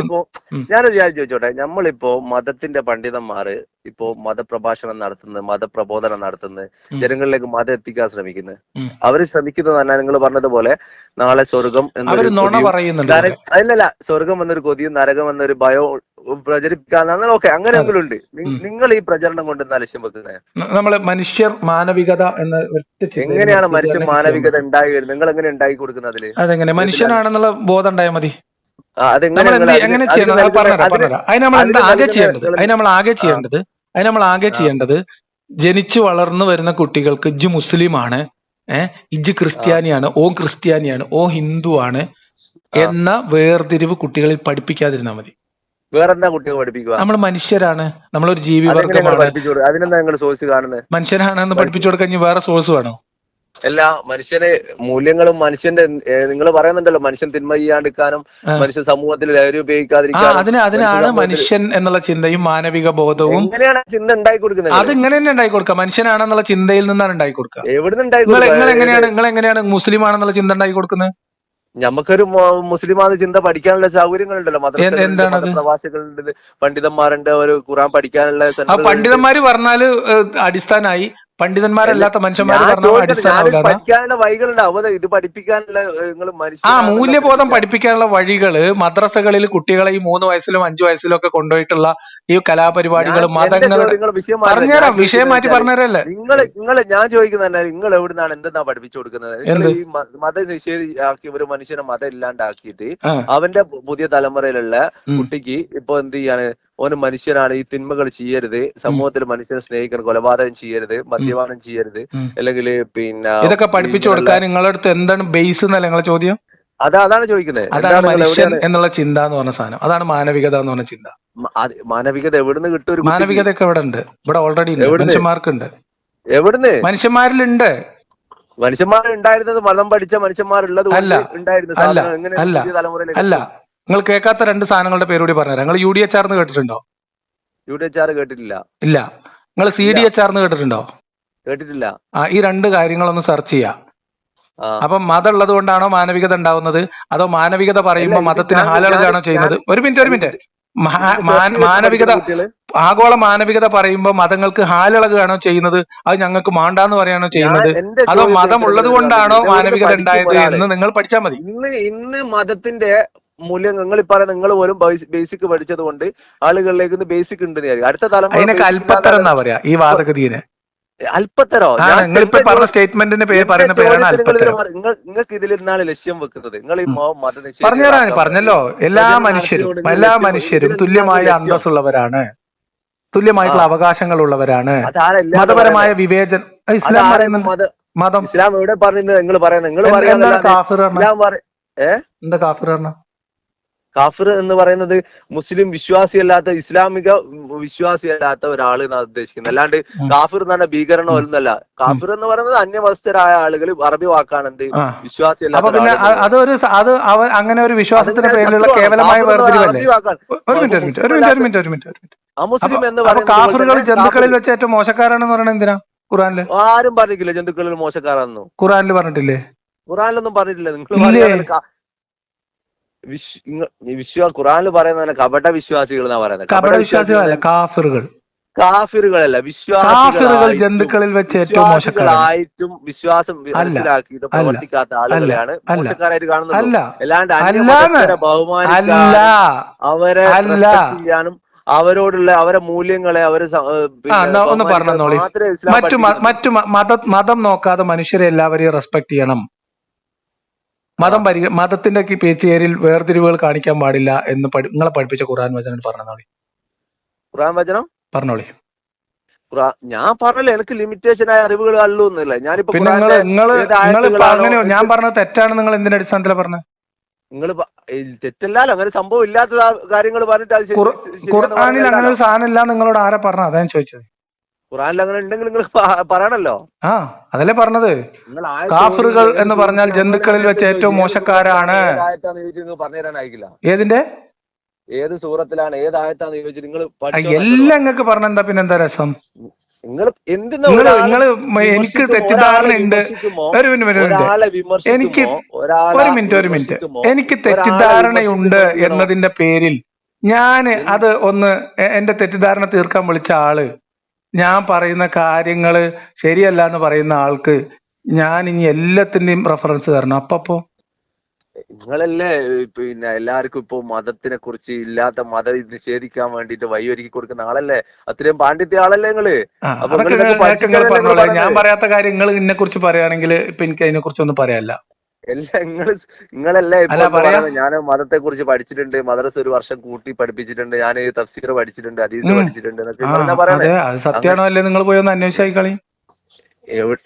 എങ്ങനൊക്കെ എനിക്കും പറയാലോ. ഇപ്പൊ ഞാന് അങ്ങനെയാണ് ഇങ്ങനെയാണെന്നൊക്കെ എനിക്ക് പറയാലോ. അതിലെന്ത് കാര്യമാണ്? നിങ്ങളെ ഒരു എക്സ് മുസ്ലിം ആണെന്ന് ഞങ്ങളോട് ചോദിച്ചു. എക്സ് മുസ്ലിം ആണെന്ന് നിങ്ങൾ പറഞ്ഞു. അപ്പൊ മുസ്ലിം ആയ സമയത്ത് നിങ്ങൾ പ്രവർത്തിച്ച ഒരു പ്രവർത്തന മേഖല നിങ്ങളോട് ചോദിച്ചു. നിങ്ങൾ പറഞ്ഞിരുന്നില്ല. നിങ്ങൾ ഒരു വിശ്വാസിയുടെ ഞാൻ വിശ്വാസിയായിരിക്കുന്ന സമയത്തും ദൈവത്തിനെതിരാണ്. പറഞ്ഞുതരാം. വിശ്വാസിയായിരിക്കുന്ന സമയത്തും ദൈവത്തിനെതിരാണ്. ഞാൻ വിശ്വാസിയായിരിക്കുന്ന സമയത്തും ദൈവത്തിനെതിരാണ്. അതെ, അത് ഞാൻ മാത്രമല്ല, ഈ കേരളത്തിലുള്ള പ്രബല സുന്നി പരമ്പരാഗത സുന്നി പണ്ഡിതന്മാര് പലരും ദഅവത്ത് എന്ന് പറയുന്നത് ഇന്ത്യ പോലെ ഒരു രാജ്യത്ത് ദൂരവ്യാപകമായിട്ടുള്ള പ്രശ്നങ്ങൾ ഉണ്ടാക്കും എന്ന് വിശ്വസിച്ചവരാണ്. അവർ പറഞ്ഞിട്ടുള്ളവരാണ്. ദഅവത്ത് എന്ന് പറയുന്നത് യാത്ര ചെയ്ത് മാത്രം ചെയ്യാൻ പറ്റുന്നതാണോ? എങ്ങനെ യാത്ര ചെയ്യാന്നല്ലോ, അത് ഹിജറയാണ്, ദഅവത്തല്ല. അല്ല, നിങ്ങൾ പറയാൻ ദൂരവ്യാപനം അല്ല. നിങ്ങൾ ദഅവത്ത് നടത്താനുള്ള ഒരുപാട് പ്ലാറ്റ്ഫോമുകൾ ഉണ്ടല്ലോ. അതാ പറഞ്ഞത്. ദഅവത്ത് എന്ന് പറയുന്നതിന്റെ ഉദ്ദേശം മതത്തിലുള്ളവരല്ലാത്ത ഇതര മതസ്ഥരായിട്ടുള്ള ആളുകളെ. എന്താ ദഅവത്ത് പറഞ്ഞത്? ദഅവത്ത് എന്ന് പറഞ്ഞാൽ മറ്റുള്ള ആളുകളിലേക്ക് മതം എത്തിച്ചു കൊടുക്കുന്ന, അതായത് മുസ്ലിങ്ങളല്ലാത്ത ആളുകളിലേക്ക് ഇസ്ലാം എത്തിക്കാനുള്ള ആളുകളുടെ ഇടയിൽ മാത്രമല്ല. മുസ്ലിം ആദ്യം വേണ്ടത് പറഞ്ഞാല് മുസ്ലിങ്ങളുടെ ഇടയിലാണ് ഇന്ന് ദഅവത്ത് വേണ്ടത്. അതിന്റെ പേര് ദഅവത്ത് എന്നല്ല. ഇന്ന് നിർബന്ധമായിട്ടും ദഅവത്ത് നടത്തേണ്ടത് മറ്റു മതസ്ഥരുടെ ഇടയിലല്ല. ആദ്യം നടത്തേണ്ടത് ഇതുപോലെയുള്ള തെറ്റിദ്ധാരണകളും നിഷേധ ബുദ്ധിയുമായിട്ട് ദുനിയവിയായ ജീവിതത്തിന് വേണ്ടി നമ്മൾ ചെയ്യേണ്ട ദുനിയവിയായ പ്രവർത്തനത്തിന് വേണ്ടിയിട്ട് മതം നിയമങ്ങളെ നമുക്ക് എന്ത് ചെയ്യാൻ സ്വയം അനുസരിക്കാൻ പറ്റാത്ത വരുമ്പോ അതിന് ന്യായീകരണം കണ്ടെത്തുകയും മറ്റുള്ളവരിലേക്ക് എന്ത് ചെയ്യാണ് വെരി ഗുഡ്, അടിച്ച അതാണ് വെരി നിങ്ങൾ ഗുഡ്, വെരി ഗുഡ്. നിങ്ങളെ ലക്ഷ്യം തന്നെ. നിങ്ങൾക്ക് അല്ലാ, ദുനിയാവിയായ പ്രവർത്തനം ചെയ്യാൻ പഠിച്ചോനെ, വേണ്ടിയിട്ട് എന്താ നിങ്ങളോട് കഥ. അള്ളാനെ വിളിച്ചു അറിയാണ്ട്. അതെ അതെ, വല്ല വിളിച്ചു ഞാൻ നിങ്ങളെ മുമ്പിൽ അള്ളാനെ വിളിക്കല്ലാതെ വേറെ മാർഗം, ഞാൻ തോറ്റുപോയി. അതെ അതെ അതെ, നിങ്ങള് അറിയാതെ വിളിച്ചു പോയി അതെ എന്നോട്. അതെ അതെ അതെ. അള്ളാനെ വിളിക്കേണ്ട സമയമൊക്കെ നമ്മുടെ ജീവിതത്തിൽ ഒരുപാട് പ്രാവശ്യം വരാനുണ്ട്. അത് അതെ നിങ്ങൾക്ക് അതെ അതെ. മനസ്സിലാവും, എനിക്കും മനസ്സിലായിരിക്കും, ഒരുപാട് ശരി, മനസ്സിലാവും. നിങ്ങൾ എന്താ 8:55 വായിച്ച ഖുറാനില്? 8:55 ഖുർആൻ എന്റെ കയ്യിലില്ല. നിങ്ങൾ എടുക്കേ, ഗൂഗിൾ എടുക്കേ, ക്രോം എടുക്കേ. ഞാന് വണ്ടി എടുത്ത് യാത്ര ചെയ്തോണ്ട് നിങ്ങൾ പറഞ്ഞോ, നമുക്ക് മനസ്സിലായി. ഞാൻ ആ കുറച്ച് എന്നാ വായിച്ചുതരാം. ഇന്ന ശർറദ് ദവാബി ഇൻദല്ലാഹി അല്ലദീന കഫറു ഫഹും ലാ യുഅ്മിനൂൻ. ഏതാണ് സൂറത്ത്? 8:55. ഏത് സൂറത്താണ്? 8ാമത്തെ സൂറത്തോ? 8ാമത്തെ സൂറത്തില് 55ാമത്തെ വചനം. ഓക്കെ ഓക്കെ, ഞാനത് അതിന്റെ മലയാളം കൂടി കുറച്ച് പറഞ്ഞിട്ട് നമുക്കിന്ന് നിർത്താം. ആ തീർച്ചയായും അള്ളാഹുവിന്റെ അടുക്കൽ ജന്തുക്കളിൽ വെച്ച് ഏറ്റവും മോശപ്പെട്ടവർ സത്യനിഷേധികളാകുന്നു. കാഫറുകൾ എന്ന് പറഞ്ഞാൽ ജന്തുക്കളിൽ വെച്ച് ഏറ്റവും മോശപ്പെട്ടവർ. ജന്തുക്കളിൽ വെച്ച് ഏറ്റവും മോശപ്പെട്ടവർ സത്യനിഷേധികളാകുന്നു. കഫറു എന്നാണ് എഴുതിയിട്ടുള്ളത്. കാഫറുകളാകുന്നു. സത്യം എന്ന് പറഞ്ഞാൽ ഇസ്ലാമാണല്ലോ. അത് സത്യം മനസ്സിലാക്കിയിട്ട് അത് സത്യം എന്ന് പറഞ്ഞാൽ ഇസ്ലാം അല്ലേ? ഇസ്ലാം മനസ്സിലാക്കിയിട്ട് അത് അതിനനുസരിച്ച് പ്രവർത്തിക്കാത്ത ആളുകളെ കുറിച്ചാണ്. അപ്പൊ ഞാൻ അങ്ങനെയല്ലേ? ഏത്? ഞാൻ കാഫറല്ലേ? നിങ്ങള് അതൊക്കെ നമ്മളെല്ലാരും വിധിയിരുത്തേണ്ടത്. അതൊക്കെ വിലയിരുത്തേണ്ടത് ആരാണ് നന്മയുള്ളവൻ, ആരാണ് ഹൃദയം കാണുന്നവനൊക്കെ അള്ളയാണ്. അത് നിങ്ങള് മോശക്കാരനോ ഞാൻ മോശക്കാരനോ നമ്മൾ ഇസ്ലാമിൽ ആർക്കും പറയാൻ അധികാരമില്ല. അപ്പൊ നമുക്ക് 5:51 നോക്കാം. യാ അയ്യുഹല്ലദീന ആമനൂ ലാ തത്തഖിദുൽ യഹൂദ വന്നസാറ ഔലിയാ ബഅ്ളുഹും ഔലിയാ ബഅ്ളിൻ ഔലിയാ ബഅ്ളിൻ. അതിന്റെ 8:55 സത്യവിശ്വാസികളെ യഹൂദരെയും ക്രിസ്ത്യാനികളെയും നിങ്ങൾ ഉറ്റമിത്രങ്ങളായി സ്വീകരിക്കരുത്. അവരാകട്ടെ അന്യോന്യം ഉറ്റമിത്രങ്ങളാണ് താനും. നിങ്ങളിൽ നിന്ന് ആരെങ്കിലും അവരെ ഉറ്റമിത്രങ്ങളായി സ്വീകരിക്കുന്ന പക്ഷം അവനും അവരിൽപ്പെട്ടവൻ തന്നെയാണ്. അക്രമികളായ ആളുകളെ അള്ളാഹു നേർവഴിയാക്കുകയില്ല തീർച്ച. പ്രിയ സുഹൃത്തെ, ഞാൻ പറയുന്നത് നിങ്ങൾ ഖുർആന് ഇറങ്ങിയ സാഹചര്യം നിങ്ങൾ ഈ ആയത്ത് മലയാളം. അപ്പൊ നിങ്ങൾ പറയാ യഹൂദന്മാരുമായിട്ട് എന്തോ സംഘർഷം നടന്ന സമയത്ത് പറഞ്ഞതായിരിക്കും. ശരി, കേട്ടോ കേട്ടോ. 444. ഞാൻ മലയാളം അല്ലല്ലോ നിങ്ങൾക്ക് വായിച്ചു തരുന്ന, അറബി അല്ലേ? 444. യാ അയ്യുഹല്ലദീന ആമനൂ ലാ തത്തഖിദുൽ കാഫിരീന ഔലിയാഅഹും മിൻ ദൂനിൽ മുഅ്മിനീൻ. സത്യവിശ്വാസികളെ നിങ്ങൾ സത്യവിശ്വാസികളെ അല്ലാതെ ഉറ്റമിത്രങ്ങളായി സ്വീകരിക്കരുത്. അതായത് മുസ്ലിങ്ങളെ അല്ലാതെ കാഫിറുകളെ, മുഅ്മിനുകളെ അല്ലാതെ കാഫിറുകളെ ഉറ്റമിത്രങ്ങളായി സ്വീകരിക്കരുത്. 444. എല്ലാ മനുഷ്യരെയും വിശ്വാസത്തിന് അതീതമായിട്ട് ഏകോദര സഹോദരന്മാരായിട്ട് ആഗോള മാനവികതയുടെ വക്താക്കളായിട്ട് മീൻസ് ആഗോള മാനവികതയുടെ അടിസ്ഥാനത്തിൽ ഒന്നിച്ച് കാണണം എന്ന് ചിന്തിക്കുന്ന, എന്ന് പഠിപ്പിക്കുന്നു എന്ന് നിങ്ങൾ വിശ്വസിക്കുന്ന മതത്തിലെ ഗ്രന്ഥത്തെ കുറിച്ചുള്ള വചനങ്ങളാണ്. അതിന്റെ വിശദീകരണം, ഇതിനൊക്കെ എന്താ വേറെ വിശദീകരണം? ഇതിനെ കുറിച്ച് നിങ്ങൾ പറഞ്ഞാൽ ഞാൻ നോട്ട് ചെയ്ത് വെച്ചിട്ടുണ്ട്. അത് ഞാൻ കൃത്യമായിട്ട് മനസ്സിലാക്കി വിളിച്ചു പറയാം. ആയിക്കോട്ടെ. അതിന്റെ വിശദീകരണങ്ങൾ ഏത് അടിസ്ഥാനത്തിലാണ് ഈ ആയത്ത് ഇറങ്ങിയത്, അതിന്റെ വിശദീകരണം എന്താണ്? അത് ആയിക്കോട്ടെ, നിങ്ങൾ വിളിക്കൂ. അതും നമുക്ക് ആളുകളുടെ മുമ്പിൽ വെക്കാം. ആളുകൾ വിലയിരുത്തട്ടെ. നിങ്ങൾ മാത്രമായിട്ട് നിങ്ങൾ സ്വന്തം നിലക്കല്ല, നിങ്ങൾക്ക് ഉസ്താദ് ഞാൻ പറയുന്നില്ല, ആളുകൾ വിലയിരുത്തണം എന്നാണ് ഞാൻ പറയുന്നത്. ഞാൻ അതിന് വേണ്ടിയിട്ടാണ് പ്രവർത്തിക്കുന്നത്. ഞാൻ പറയുന്നത് റസൂല് പറഞ്ഞിട്ടുണ്ട്, ഇസ്ലാമിലേക്ക് ആരെയും നിർബന്ധിച്ചിട്ട് ഒരാളെയും കൊണ്ടുവരാൻ പാടില്ല, ഒരാളെയും ഫോഴ്സ് ചെയ്യാൻ പാടില്ല. ഞാൻ പഠിച്ചത് അവരോട് നിങ്ങൾ യുദ്ധം ചെയ്യുക, അവർ കയ്യോടെ കപ്പം തന്ന് കീഴടങ്ങുകയോ അല്ലെങ്കിൽ മുസ്ലിം ആവുകയോ ചെയ്യുന്നത് വരെ എന്ന് പറഞ്ഞതപ്പോ ഇസ്ലാം സ്വീകരിക്കുകയോ കയ്യോടെ കപ്പം തന്ന് കീഴ്പ്പെടുകയോ ചെയ്യുന്നത് വരെ അവരോട് യുദ്ധം ചെയ്യുക എന്ന് പറയുന്നത് എന്തിനാ?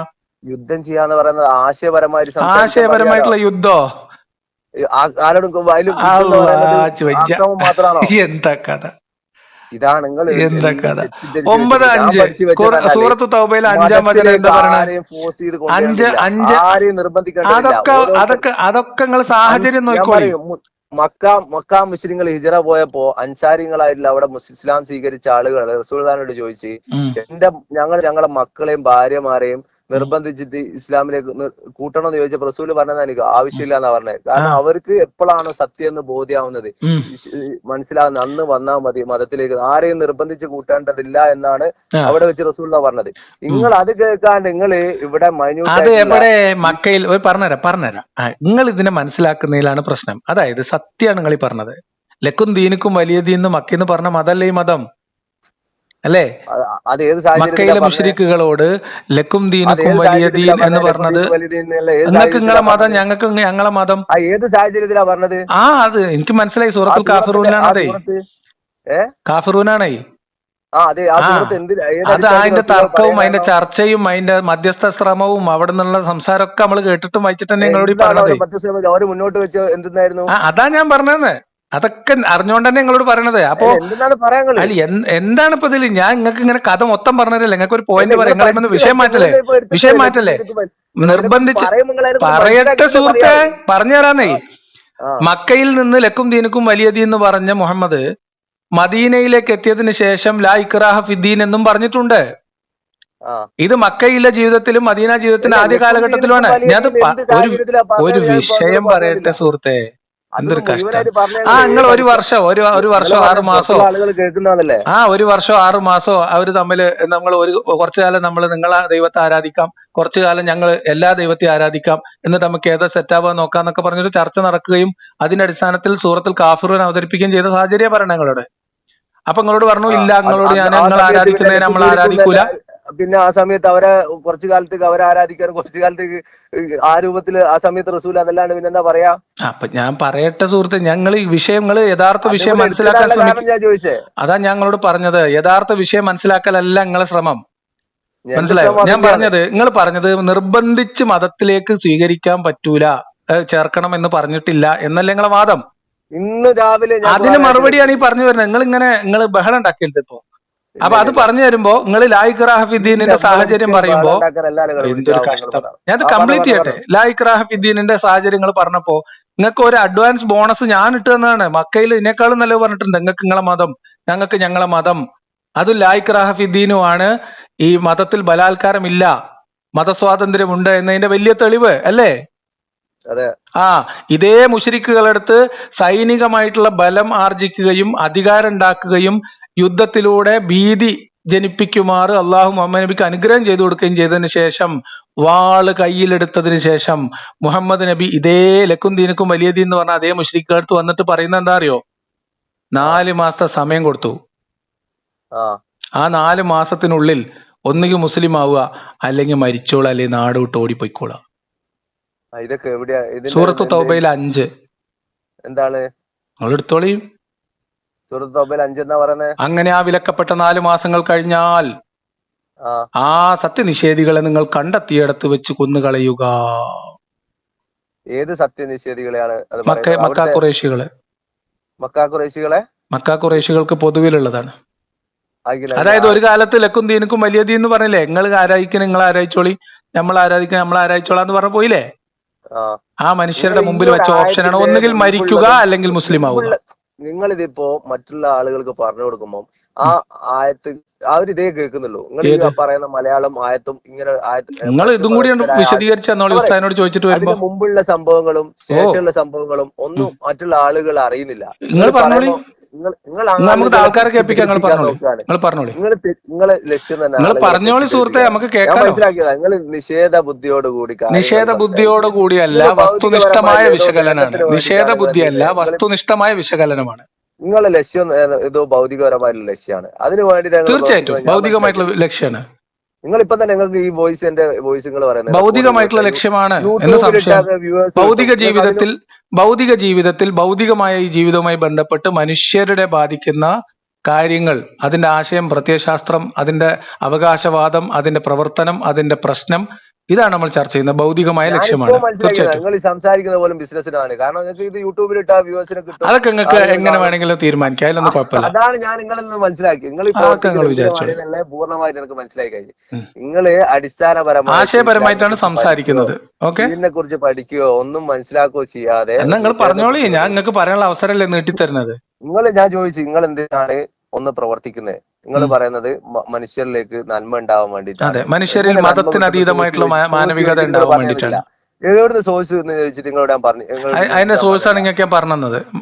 ലോകത്തെ എല്ലാ മനുഷ്യരും മതത്തിന് അതീതമായിട്ട് മനുഷ്യർ സഹകരിക്കേണ്ടത് എങ്ങനെയാണെന്നും അത് എന്തൊക്കെ അത് എവിടുന്ന് പഠിക്കും, അവകാശങ്ങളാണുള്ളത് എങ്ങനെ എന്നും പഠിക്കുന്നു ചോദിച്ചിട്ട് നിങ്ങളോട് അതാ ഞാൻ അതാ ചോദിച്ചിട്ട് ഞാൻ പറഞ്ഞു പറഞ്ഞ തന്നില്ല. സുഹൃത്തെ. അതിന്റെ അതിന്റെ ഇന്നത്തെ അതിന് തലമുറ നിങ്ങൾക്ക് മദ്രസ ഉണ്ടോന്നാണ് നിങ്ങൾ ചോദിക്കുന്നത്. ഇന്നത്തെ അതിന് തലമുറ നിങ്ങൾക്ക് ഇപ്പൊ അല്ല കുറച്ച് ഒരു മിനിറ്റ് മാറിയിട്ടേ ഉള്ളൂ. കുറച്ച് മാറിയിട്ടേ ഉള്ളൂ. കുറച്ച് ബഹളം മാറുമ്പോ ഉണ്ടാക്കല്ലേ. തന്നെ കേരളത്തിൽ ജനങ്ങൾക്ക് വിശ്വാസം ഇല്ലാത്തവർക്ക് വേണ്ടി ഭയപ്പെട്ടു മദ്രസ തുടങ്ങി. ഉണ്ടോന്നാണ് നിങ്ങൾ ചോദിക്കണേ. ഏത് വിശ്വാസം ഇല്ലാത്തവരുടെ മദ്രസ ഉണ്ടോന്നാണ് നിങ്ങൾ ചോദിച്ചതിന്റെ അർത്ഥം. അതെ, നിങ്ങളിന്ന് മനുഷ്യന് നന്മകൾ പഠിക്കണ്ടേ? എവിടുന്ന് എന്താ പഠിക്കണമെങ്കിൽ ചെയ്യേണ്ടതില്ലേ? മദ്രസ ഞങ്ങളെ പോലെ മദ്രസ നിങ്ങൾക്ക് ഉണ്ടോന്നാണ് നിങ്ങൾ ചോദിച്ചതിന്റെ അർത്ഥം. എന്തെന്നാണ് നിങ്ങൾ സോഴ്സ് കൊടുക്കുന്നത്? നിങ്ങൾ എന്താ ഇതുകൊണ്ട് ലക്ഷ്യം വെക്കുന്നത്? എന്തെന്നാ നിങ്ങൾ ലക്ഷ്യം? ഒരാൾക്കൊരു ലക്ഷ്യമാണ് ലക്ഷ്യമുണ്ട്. ജീവിതത്തിൽ എല്ലാ മനുഷ്യരും മതത്തിന് അതീതമായിട്ട് എല്ലാ അതുകൊണ്ട് നിങ്ങൾക്ക് മനുഷ്യരും കിട്ടുന്ന ഗുണം തുല്യമായിട്ടുള്ള എന്താണ്? അന്തസ്സും അവകാശങ്ങളും അതുകൊണ്ട് ഉള്ളവരാണ് എന്നുള്ള നിങ്ങൾക്ക് അല്ലെങ്കിൽ ബോധം ഉണ്ടാക്കി സമൂഹത്തിന് കൊടുക്കുക ഗുണം എന്നുള്ളതാണ്. കിട്ടുന്ന ഗുണമാണ്. സമൂഹത്തിന് എന്ത് കിട്ടുന്ന ഗുണം എന്താണ്? സമൂഹത്തിന്റെ ഗുണം എല്ലാ മനുഷ്യരും മനുഷ്യരായിട്ട് കാണാൻ പറ്റും. കുറെ മനുഷ്യരായിട്ട് മനുഷ്യർ കാണുന്ന സമയത്ത് കാഫിറായിട്ടും കുറെ ഈ മനുഷ്യർ സലാം തിന്മകൾ പറയാൻ എവിടെ? ഈ പാടില്ലാത്തവരായിട്ടും തിന്മകൾ ചിലവർ എവിടെ? നേരിട്ട് കണ്ടാൽ മിണ്ടാൻ പറ്റാത്തവരായിട്ടും ചില ആൾക്കാരെ കൊല്ലേണ്ടവരായിട്ടൊന്നും തോന്നൂല. ഈ തിന്മകൾ എവിടെ അവസാനിക്കില്ല? തിന്മകൾ അവസാനിക്കും. എല്ലാ തിന്മകളും അവസാനിക്കും. അവസാനിക്കും. മനുഷ്യന് ഒരു തിന്മ മതങ്ങൾ ചെയ്യൂല. മനുഷ്യരുടെ ഇടയിൽ മതവിശ്വാസിയായ തിന്മ ചെയ്യുന്ന ആൾക്കാർ, തെറ്റ് ചെയ്യുന്ന ആൾക്കാരുണ്ടാവും, സ്വാഭാവികമാണ്. അതിനെ നിയന്ത്രിക്കാൻ ഭൗതികമായ തന്നെ സംവിധാനങ്ങൾ ഉണ്ടാവും. അതിങ്ങനെ ഭൗതിക നിങ്ങൾ ഇന്നത്തെ കാലത്ത് തന്നെ കുട്ടികളുടെ ഈ ആക്രമണം കേരളത്തിൽ വിറങ്ങൽ നിൽക്കുക. ഇപ്പൊ കേരളം തന്നെ ഈ ഒരു കുറഞ്ഞ സംഭവങ്ങൾ കൊണ്ടല്ലേ, ആ ഒരു സംഭവങ്ങൾ തന്നെ പിന്നെ അങ്ങനെയുള്ള സംഭവങ്ങളൊക്കെ നിങ്ങൾ എങ്ങനെ പുതിയ തലമുറയിലേക്ക് ഡിഫെൻസ് ചെയ്യാൻ എന്താ ചെയ്യാ? അതൊക്കെ ചെയ്യാൻ സംവിധാനങ്ങളുണ്ട്. ആ സംവിധാനങ്ങൾ ശരിയായ രീതിയിൽ പ്രവർത്തിക്കാത്തതും മതം അത്തരം സംവിധാനങ്ങൾക്ക് വിലങ്ങുതടിയാവുന്നതാണ് ഏറ്റവും വലിയ പ്രശ്നം. എങ്ങനെ ഈ കുട്ടികളെ പറഞ്ഞുതരാം. അതാ ഞങ്ങൾ തുടക്കത്തിൽ പറഞ്ഞത്. മൂല്യം പഠിപ്പിക്കുന്ന രീതിയിലുള്ള പെശക്. പറയട്ടെ സുഹൃത്തെ, മൂല്യം പഠിപ്പിക്കുന്നതിലുള്ള പെശകാണ് ഏറ്റവും പ്രധാനപ്പെട്ടത്. നിങ്ങളൊരു കൊല്ലരുത്, ഒരു മിനിറ്റ്, കൊല്ലരുത് എന്ന് മതം പഠിപ്പിക്കുന്നു എന്നാണ് നിങ്ങൾ പറയുന്നത്. മതപരമായ ശരീരത്തിന്റെ ഹദീസുകളൊന്നും നിങ്ങൾ ഇന്നോ പറയാൻ സമ്മതിച്ചാലേ പറ്റുള്ളൂ. മദ്രസ പഠിപ്പിക്കാത്ത വിഷയങ്ങൾ നിങ്ങൾ മദ്രസ പഠിച്ചിരിക്കുന്ന വിഷയങ്ങളല്ലോ. പഠിച്ചിട്ടുണ്ട്. മുർത്തദിനെ കൊല്ലണം അന്ന് ഉണ്ടായിരുന്നില്ല, പക്ഷെ ഇപ്പൊ പഠിക്കുന്നുണ്ട്. ഹദീസിലുണ്ട്. ഏതാ മുർത്തദിനെ കൊല്ലണം എന്നുള്ളതോ? ഇപ്പൊ നിങ്ങൾക്ക് തന്നത്തെ ഹദീസ് ഒന്നും പോരെ? തന്ന ഹദീസ് ഒന്നും പോരെ പങ്ക്? ഇതൊന്നും എവിടെ ഒരു ഹദീസിലും എന്ത് ചെയ്തില്ല, എവിടെയും പഠിപ്പിച്ചു. ഹദീസ് ഗ്രന്ഥങ്ങളിൽ എഴുതി വെച്ച ഹദീസുകളാണ് നിങ്ങൾക്ക് വായിച്ചത്. കിതാബുകളിലുള്ളത് മദ്രസകളിൽ പഠിപ്പിച്ചിട്ടില്ല. മദ്രസകളിൽ ഇപ്പോഴും പഠിപ്പിക്കുന്നുണ്ട്. പഠിപ്പിച്ചിട്ടില്ല എന്നല്ല, ഇപ്പോഴും പഠിപ്പിക്കുന്നുണ്ട്. മദ്രസകളും പഠിപ്പിക്കുന്നുണ്ട്. നിങ്ങൾ വെറുതെ പഠിപ്പിക്കുന്നില്ല എന്ന് പറഞ്ഞിട്ട് കാര്യമില്ലല്ലോ. മദ്രസകളിൽ പഠിപ്പിക്കുന്നുണ്ട്. നിങ്ങളെ വാദം വിജയിക്കാനും നിങ്ങൾ എന്ത് ചെയ്യാണ് പ്രചരിപ്പിക്കാനും. ഞാൻ നിങ്ങൾ ചോദിച്ചതിന് തെളിവ് വെച്ചിട്ടാണ് വർത്താനം പറഞ്ഞത്. ഏത് തെളിവ്? നിങ്ങളിപ്പോ തന്ന തെളിവൊക്കെ എന്താക്കി? തന്ന തെളിവുകൾ ഞാൻ നിങ്ങൾ പറഞ്ഞ അല്ലേ? അപ്പൊ അതുകൊണ്ട് നിങ്ങൾക്ക് തെളിവ് വന്നിട്ട് നിങ്ങൾക്ക് അത് നേരിട്ട് നിങ്ങൾക്ക് അപ്പൊ അതിനെ കുറിച്ച് അഭിപ്രായം പറയാൻ അറിയില്ലല്ലോ. നിങ്ങൾക്ക് ചോദിച്ചിട്ടൊക്കെ വേണ്ടേ? നിങ്ങൾ എന്ത് ചെയ്യാണ് ഇവിടെ മൈന്യൂട്ട് ആയിട്ടുള്ളതാണ് ആളെ കൊല്ലല്. അയൽവാസിക്ക് ഭക്ഷണം കൊടുക്കണം എന്നുള്ളത് മഹാസംഭവവും.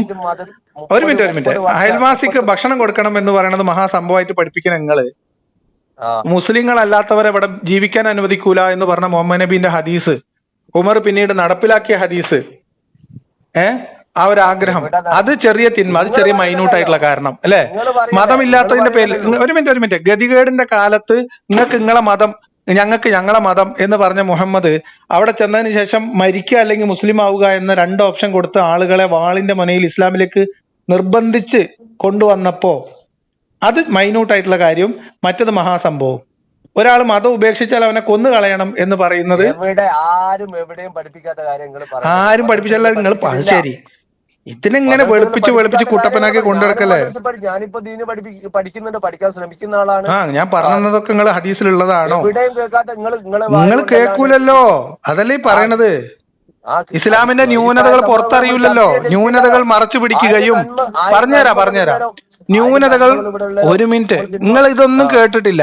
പക്ഷെ അനാഥ ബാലന്റെ മുന്നിൽ വെച്ച് സ്വന്തം മക്കളെ പിന്നെ താലോലിക്കരുത് എന്ന് പഠിപ്പിച്ച ഹദീസ് നിങ്ങൾ കേട്ടിട്ടില്ലേ?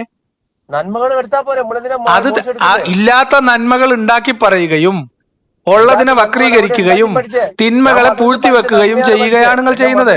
അതുകൊണ്ട് നിങ്ങൾ പൂഴ്ത്തിവെച്ച തിന്മകൾ സമൂഹത്തിന് മുന്നിലേക്ക് കൊടുക്കുന്നു. അതാണ് നമ്മൾ ചെയ്യുന്നുള്ളൂ. മദ്രസ പഠിപ്പിച്ച മൂല്യങ്ങളാണ് ഞാൻ പറയുന്നത്, നന്മകളാണ് ഞങ്ങളോട് പറയുന്നത്. ആ നന്മകളുടെ കോലാണ് ഇപ്പൊ നമ്മൾ സംസാരിച്ചത്. ഏത് കോലം ഞാൻ പഠിച്ചത് എന്നാൽ ഞങ്ങളോട് പറഞ്ഞല്ലോ, ഞാൻ റസൂലുള്ളാഹിന്റെ ഹദീസ് കേട്ട ഒരു ഭാഗമായിട്ടാണ് എന്റെ വീട്ടില് അന്യമതസ്ഥരായ ഒരാൾ വന്ന് എന്നോട് ചോദിച്ചെന്ത്, എന്റെ വീട്ടില് വെള്ളം എടുക്കാൻ ബുദ്ധിമുട്ടുണ്ട്, വെള്ളം പഞ്ചായത്ത് വെള്ളമാണ് വരുന്നത്, നിങ്ങൾക്ക് എന്റെ വീട് വന്ന് നോക്കാം, വേണം എന്റെ പേഴ്സണൽ നമ്പർ വരായി. ആ വീട്ടിലേക്ക് എന്റെ വീട് വേനൽക്കാലത്ത് വറ്റുന്ന കിണറാണ്.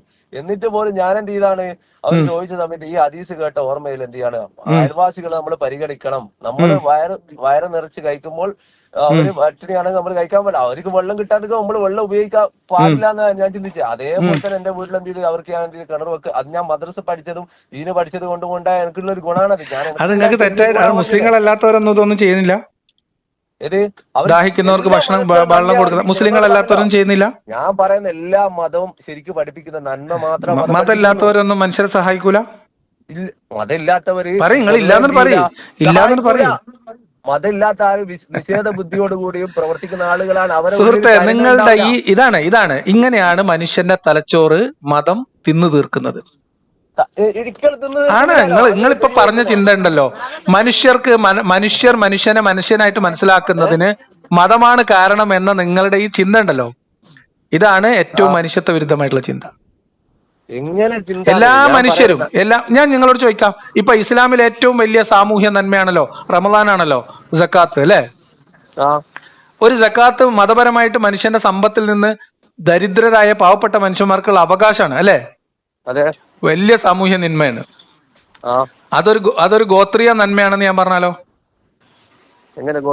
ആ ഗോത്രത്തിന് മാത്രം ബാധകമാവുന്ന നന്മയാണെന്ന് പറഞ്ഞാലോ? ഞാൻ പറയുന്നത് സക്കാത്തിന്റെ അവകാശികൾ എന്ന് പറയുന്നിടത്ത് മുസ്ലിം ആവുക എന്നത് നിബന്ധന ഉണ്ടോ? സക്കാത്തിനെ കുറിച്ചാണ് ചോദിക്കുന്നത്, നിർബന്ധ ബാധ്യതയെ കുറിച്ച് ഞാൻ ചോദിക്കുന്നത്. ഒരു ഇസ്ലാമിന്റെ ഒരു നാട്ടിൽ അസമത്വം ഇല്ലാതാക്കാനും സാമ്പത്തികമായിട്ട് ബുദ്ധിമുട്ട് അനുഭവിക്കുന്ന മനുഷ്യർക്ക് പ്രയാസങ്ങൾ നീക്കാനും അള്ളാഹു ധനം കൊടുത്തവരോട് അള്ളാഹു കൽപ്പിച്ച നിർബന്ധ ബാധ്യതയായിട്ടുള്ള ഈ ദാനം, ഓക്കെ, ഈ സക്കാത്ത് എന്ന് പറയുന്ന ആരാധന അല്ലെങ്കിൽ അതിന്റെ നിബന്ധന തീരണമെങ്കിൽ സക്കാത്ത് സ്വീകരിക്കുന്നവൻ മുസ്ലിം ആയിരിക്കണം എന്ന നിബന്ധന ഉണ്ടോ? ഇല്ലേ? അങ്ങനെ നിബന്ധന ഇല്ലല്ലോ. ഇല്ലേ? ഇല്ലല്ലോ. സംഘടിത സക്കാത്ത് നിങ്ങൾ അറിയില്ല? സംഘടിത സക്കാത്തോ? ഞാൻ ചോദിക്കുന്നത് വിശ്വാസിയുടെ സക്കാത്ത് വീഴണമെങ്കിൽ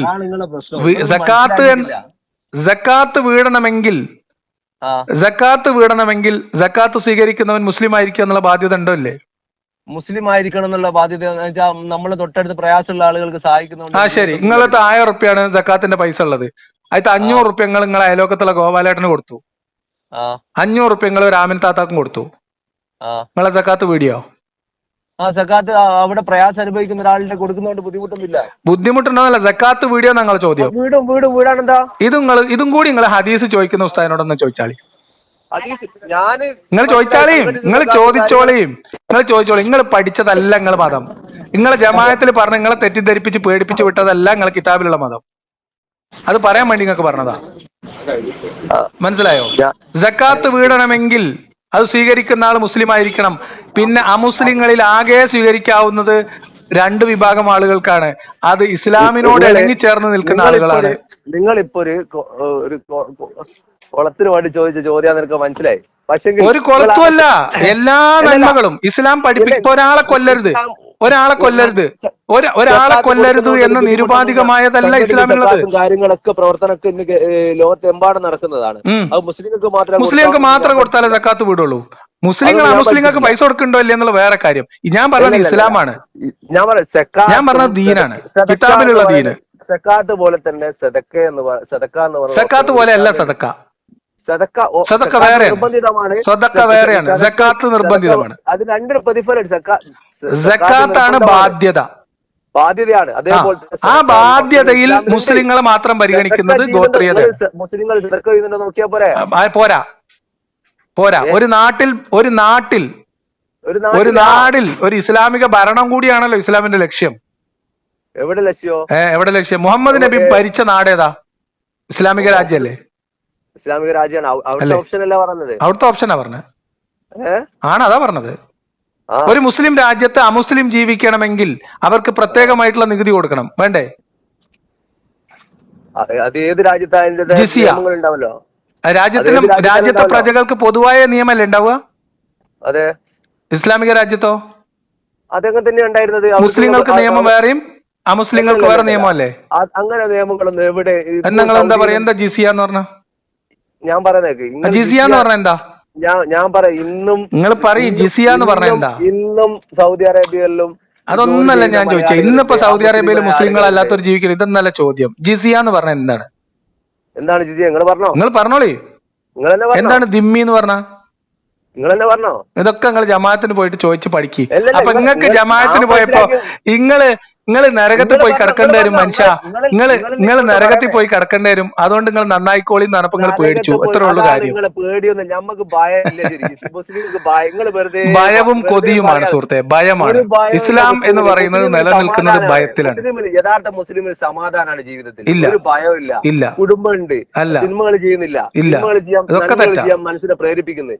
ആ പ്രേരണയുടെ കാരണം ഭയമാണ്. നല്ല രീതിയിൽ മക്കളെ പോറ്റുന്നു, ഭാര്യയുണ്ട്, കുടുംബ ജീവിതമായിട്ട് സമാധാനം. മുസ്ലിങ്ങൾക്ക് മാത്രമുള്ള എന്തോ പ്രത്യേക സാധനമല്ല സുഹൃത്തെ, പൊന്നു സുഹൃത്തെ.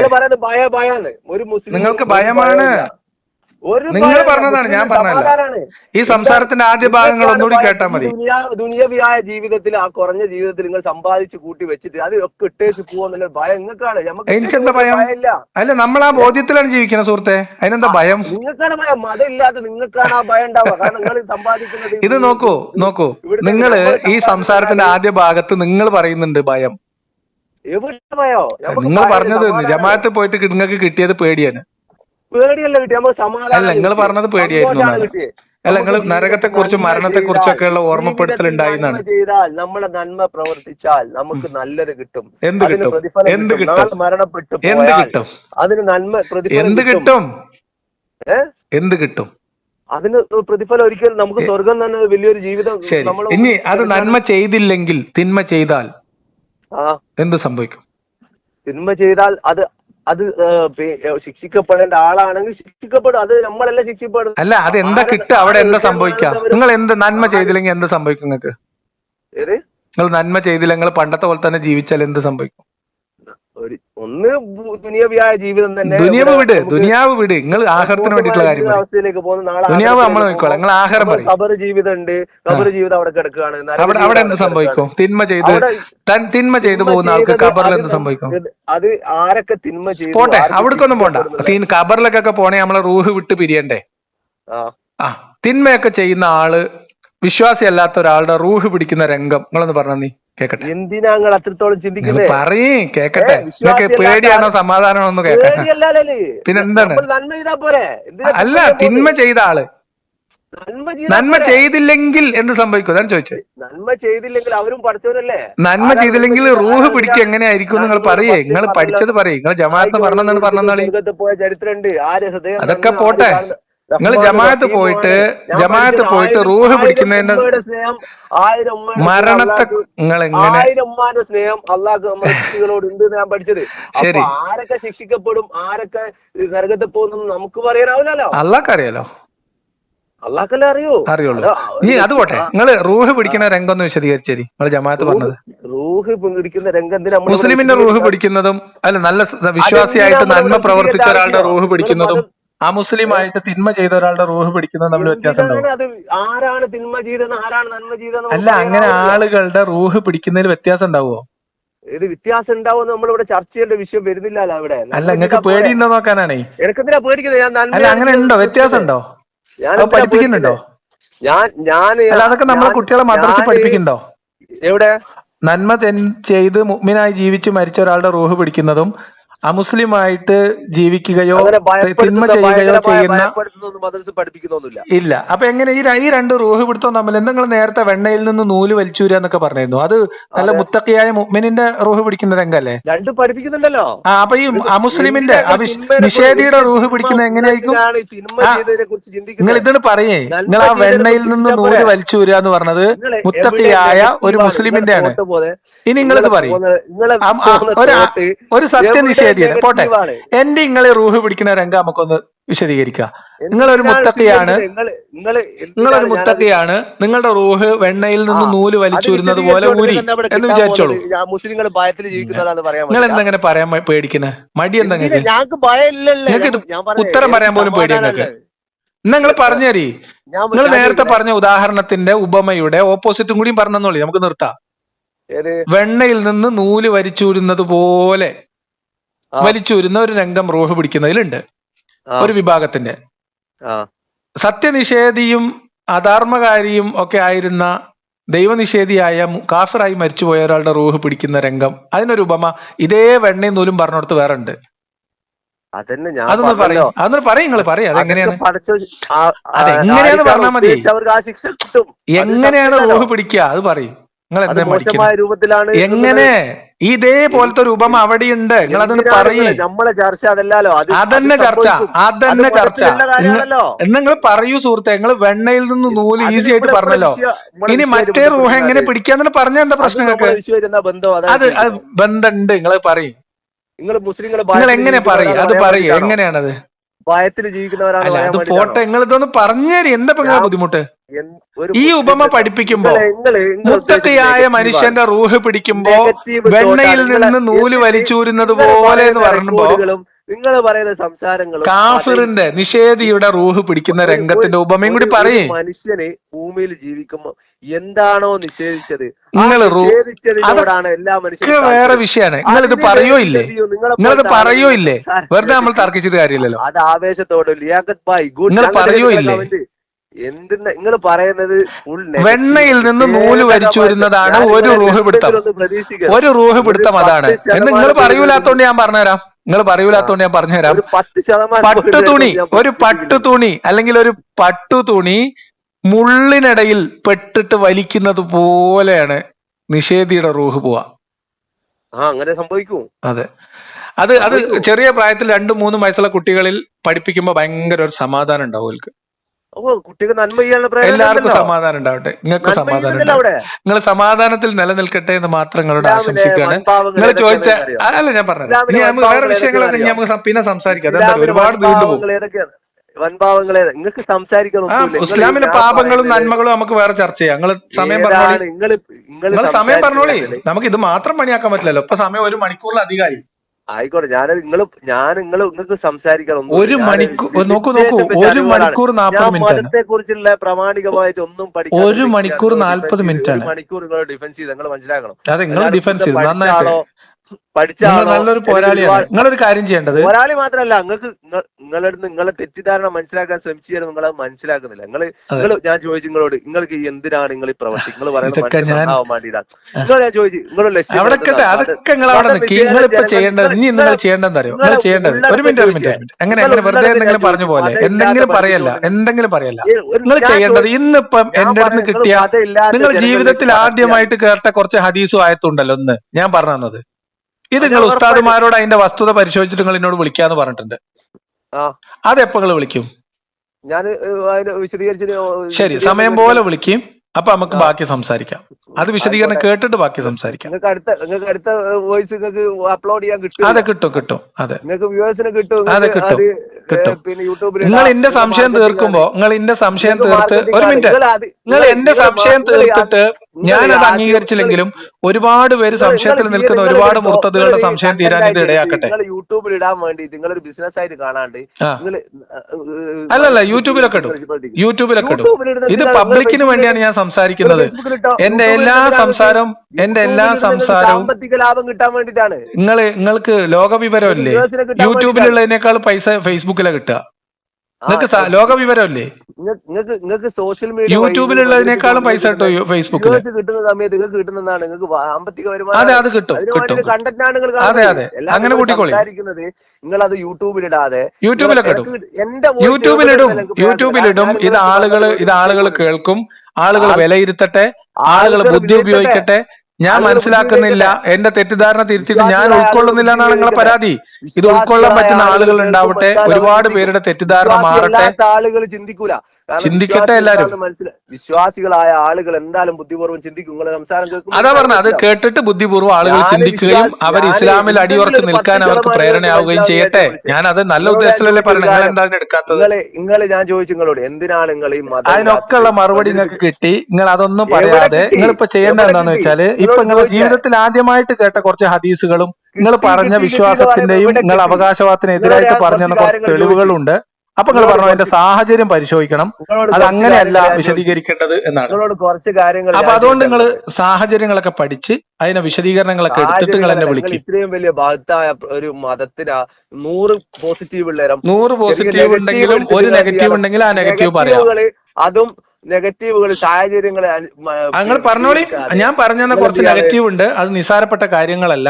അങ്ങേയറ്റം മനുഷ്യത്വ വിരുദ്ധമായ ഇന്നത്തെ കാലത്ത് ഒരു മനുഷ്യൻ എവിടെയും അംഗീകരിക്കാൻ പറ്റാത്ത പഠിപ്പിക്കാത്ത, നിയമങ്ങളാണ്. എവിടെയും പറയാത്ത കാര്യങ്ങൾ മദ്രസയിൽ പോലും എടുത്തിട്ട് പഠിപ്പിക്കുന്ന മദ്രസയിൽ കിതാബിൽ നിങ്ങൾ എഴുതിയിട്ടുള്ള പറയാണ്, കാര്യമാണ്. നിങ്ങൾ കുറെ കാര്യങ്ങൾ ബഹളം പറഞ്ഞു. ഉണ്ടാക്കിയിട്ട് നിങ്ങൾ കാര്യമില്ല, ആദ്യം നമ്മളിത് പറഞ്ഞ മദ്രസ അവസാനിപ്പിക്കുകയാണ്. ഉസ്താദുമാര് അങ്ങനെയാണ് ഇങ്ങനെയാണെന്ന് പറഞ്ഞു. അതൊക്കെ ഇതൊക്കെ നോക്കൂ, നിങ്ങൾ ഇതിനെ ഇനി വേറെ നമ്മൾ ഇതിനെ വേറെ സംഗ്രഹിക്കൊന്നും വേണ്ട.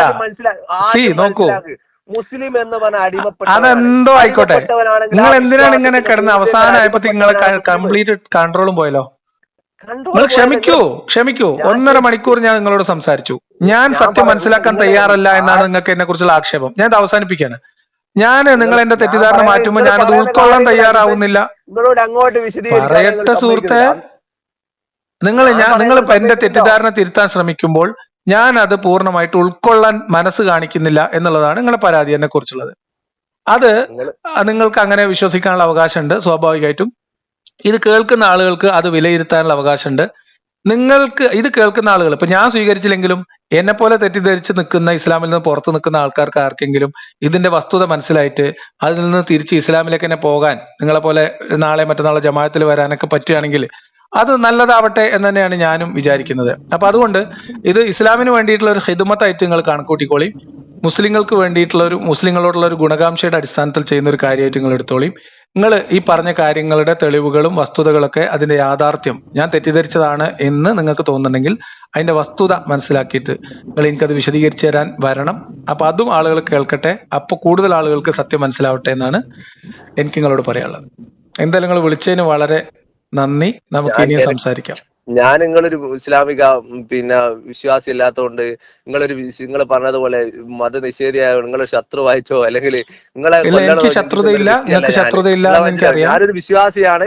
ഞാൻ അതുകൊണ്ട് നിങ്ങളെ എന്നോടുള്ള ഒരു ഗുണകാംക്ഷയിൽ നിങ്ങൾ എന്നെ വിളിക്കുന്നു എന്ന് മാത്രമേ ഉള്ളൂ. ഗുണകാംക്ഷയൊന്നല്ല. നമ്മളെ സുഹൃത്തുക്കളൊക്കെ ഒരു തെറ്റായ ചിന്തകളിലേക്ക് കുറെ ആളുകൾക്ക് ഇന്ന് ദുനിയവ്യായ ജീവിതത്തിൽ അടിമപ്പെട്ടിട്ട് അവർക്ക് റൂൾസ് അംഗീകരിക്കാൻ പറ്റുന്നില്ല. അവർക്ക് തെറ്റ് ചെയ്യാനുള്ള പ്രേരണ കൊടുക്കാൻ വേണ്ടിയാണ് അത്തരം ആളുകളെ നിങ്ങൾ എന്റെ മുമ്പിൽ തിന്മകൾ ചെയ്യാനുള്ള പ്രേരണ നൽകുന്നുണ്ട്. അല്ലാതെ ഞാൻ പറഞ്ഞു, അത്തരം ആളുകൾ നിങ്ങളുടെ കൂട്ടുകാരെങ്കിലും വിശ്വാസം നഷ്ടപ്പെട്ടതിന്റെ പേരിൽ തിന്മയിലേക്ക് പോകണമെങ്കിൽ നിങ്ങൾ എന്റെ അടുത്ത് കൊണ്ടുവന്നാൽ സൗജന്യമായിട്ട് അതിന് വേണ്ട സംവിധാനങ്ങൾ ചെയ്തു തരാം. ഓക്കെ, അങ്ങനെയുള്ള ആളുകൾ അതിന് വേറെ ഉസ്താദുമാരുടെ അടുത്ത് കൊണ്ടുപോയി കുറെ പൈസ ഒന്നും ചെലവാക്കണ്ടെന്ന് പറയാം. സമൂഹത്തിൽ നന്മയാണ് ഉദ്ദേശിക്കുന്നത്. ശ്രമിക്കുന്നത് അതൊക്കെ നിങ്ങൾക്ക് ആക്ഷേപിക്കാം. നിങ്ങളെ സുഹൃത്തുക്കൾക്ക് അങ്ങനെ എന്തെങ്കിലും പ്രശ്നം ഉണ്ട് നിങ്ങൾ തോന്നുകയാണെങ്കിൽ അവരെ ധൈര്യമായിട്ട് എന്റെ അടുത്ത് കൊണ്ടുപോയി ഞാൻ ക്ലിയർ ചെയ്തു. കാരണം തിന്മ ചെയ്യുന്നതിൽ ഇസ്ലാം എന്ത് ചെയ്യുന്നുണ്ട്? റൂൾസ് വെക്കുന്നുണ്ട്. ആ റൂൾസിനെ മറികടക്കാനുള്ള ഒരു കാരണം കണ്ടെത്തി കൊടുക്കുകയാണ് നിങ്ങൾ ചെയ്യുന്നത്. അപ്പോ എല്ലാ തെറ്റുകളും ചെയ്യാനുള്ള ലൈസൻസ് ആണ് എന്ത് ചെയ്യുന്നത് നിങ്ങൾ ഉണ്ടാക്കി കൊടുക്കുന്നത്. കാരണം എന്താ വെച്ചാൽ മതനിഷേധിയാവുന്നതോടെ എല്ലാ ലൈസൻസ് ആയല്ലോ, അവർക്ക് എന്ത് ചെയ്യാലോ. അതിനാണ് നിങ്ങൾ ശ്രമിക്കുന്നത്. അതെ, അത് കേൾക്കുന്ന ആളുകൾക്ക് സാമാന്യ ബുദ്ധി ഉണ്ടാവുമല്ലോ. അവരെ വെറുതെ നമ്മൾ അണ്ടർ എസ്റ്റിമേറ്റ് ചെയ്യണ്ടല്ലോ. അപ്പൊ നിങ്ങൾ ഈ പറഞ്ഞ വിഷയങ്ങളൊക്കെ വിശദീകരിക്കാൻ വേണ്ടി ഇനി ഒന്നുകൂടി വിളിക്കുന്ന ഞാൻ പ്രതീക്ഷിക്കുകയാണ്. Anyway, thank you. ആയിക്കോട്ടെ. നിങ്ങൾ ഇതുവരെ ഓക്കെ, നിങ്ങൾ അത് അപ്ലോഡ് ചെയ്യുമ്പോ പറയട്ടെ, നിങ്ങൾ പറയുന്ന കാര്യം കേൾക്കാലോ. ആയിക്കോട്ടെ. ഒന്നുകൂടി നമുക്ക് രണ്ടാക്കും ഒന്നുകൂടി കേൾക്കാം, ഞാനും കേൾക്കാം. ആയിക്കോട്ടെ. നാളെ രാവിലെ ആയിരിക്കും. നാളെ രാവിലെ ഒരു 12:30 അപ്ലോഡ് ചെയ്യും. ആയിക്കോട്ടെ. നിങ്ങൾക്ക് വ്യൂവേഴ്സിനെ കിട്ടും. നിങ്ങൾക്ക് അതുകൊണ്ട് ലാഭമുണ്ട്. നമുക്ക് ഇത് എന്റെ വ്യൂവേഴ്സ് കൂടുതലും വിശ്വാസികളാണ്. നിങ്ങൾക്ക് കണ്ടന്റ് കിട്ടും കൂടുതൽ.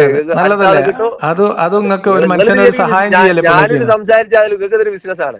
നിങ്ങൾക്ക് അത് യൂട്യൂബിൽ ഇടുന്നത് കൊണ്ട് വ്യൂവേഴ്സിനെ കിട്ടും. നിങ്ങൾ നിങ്ങൾക്ക് ഒരു കണ്ടന്റ് കിട്ടുന്നത്. ഭൗതികരമായ മാത്രമാണ് നിങ്ങൾ പ്രവർത്തിക്കുന്നത്. ഇതൊക്കെ നമ്മൾ ആശയപരമായിട്ട്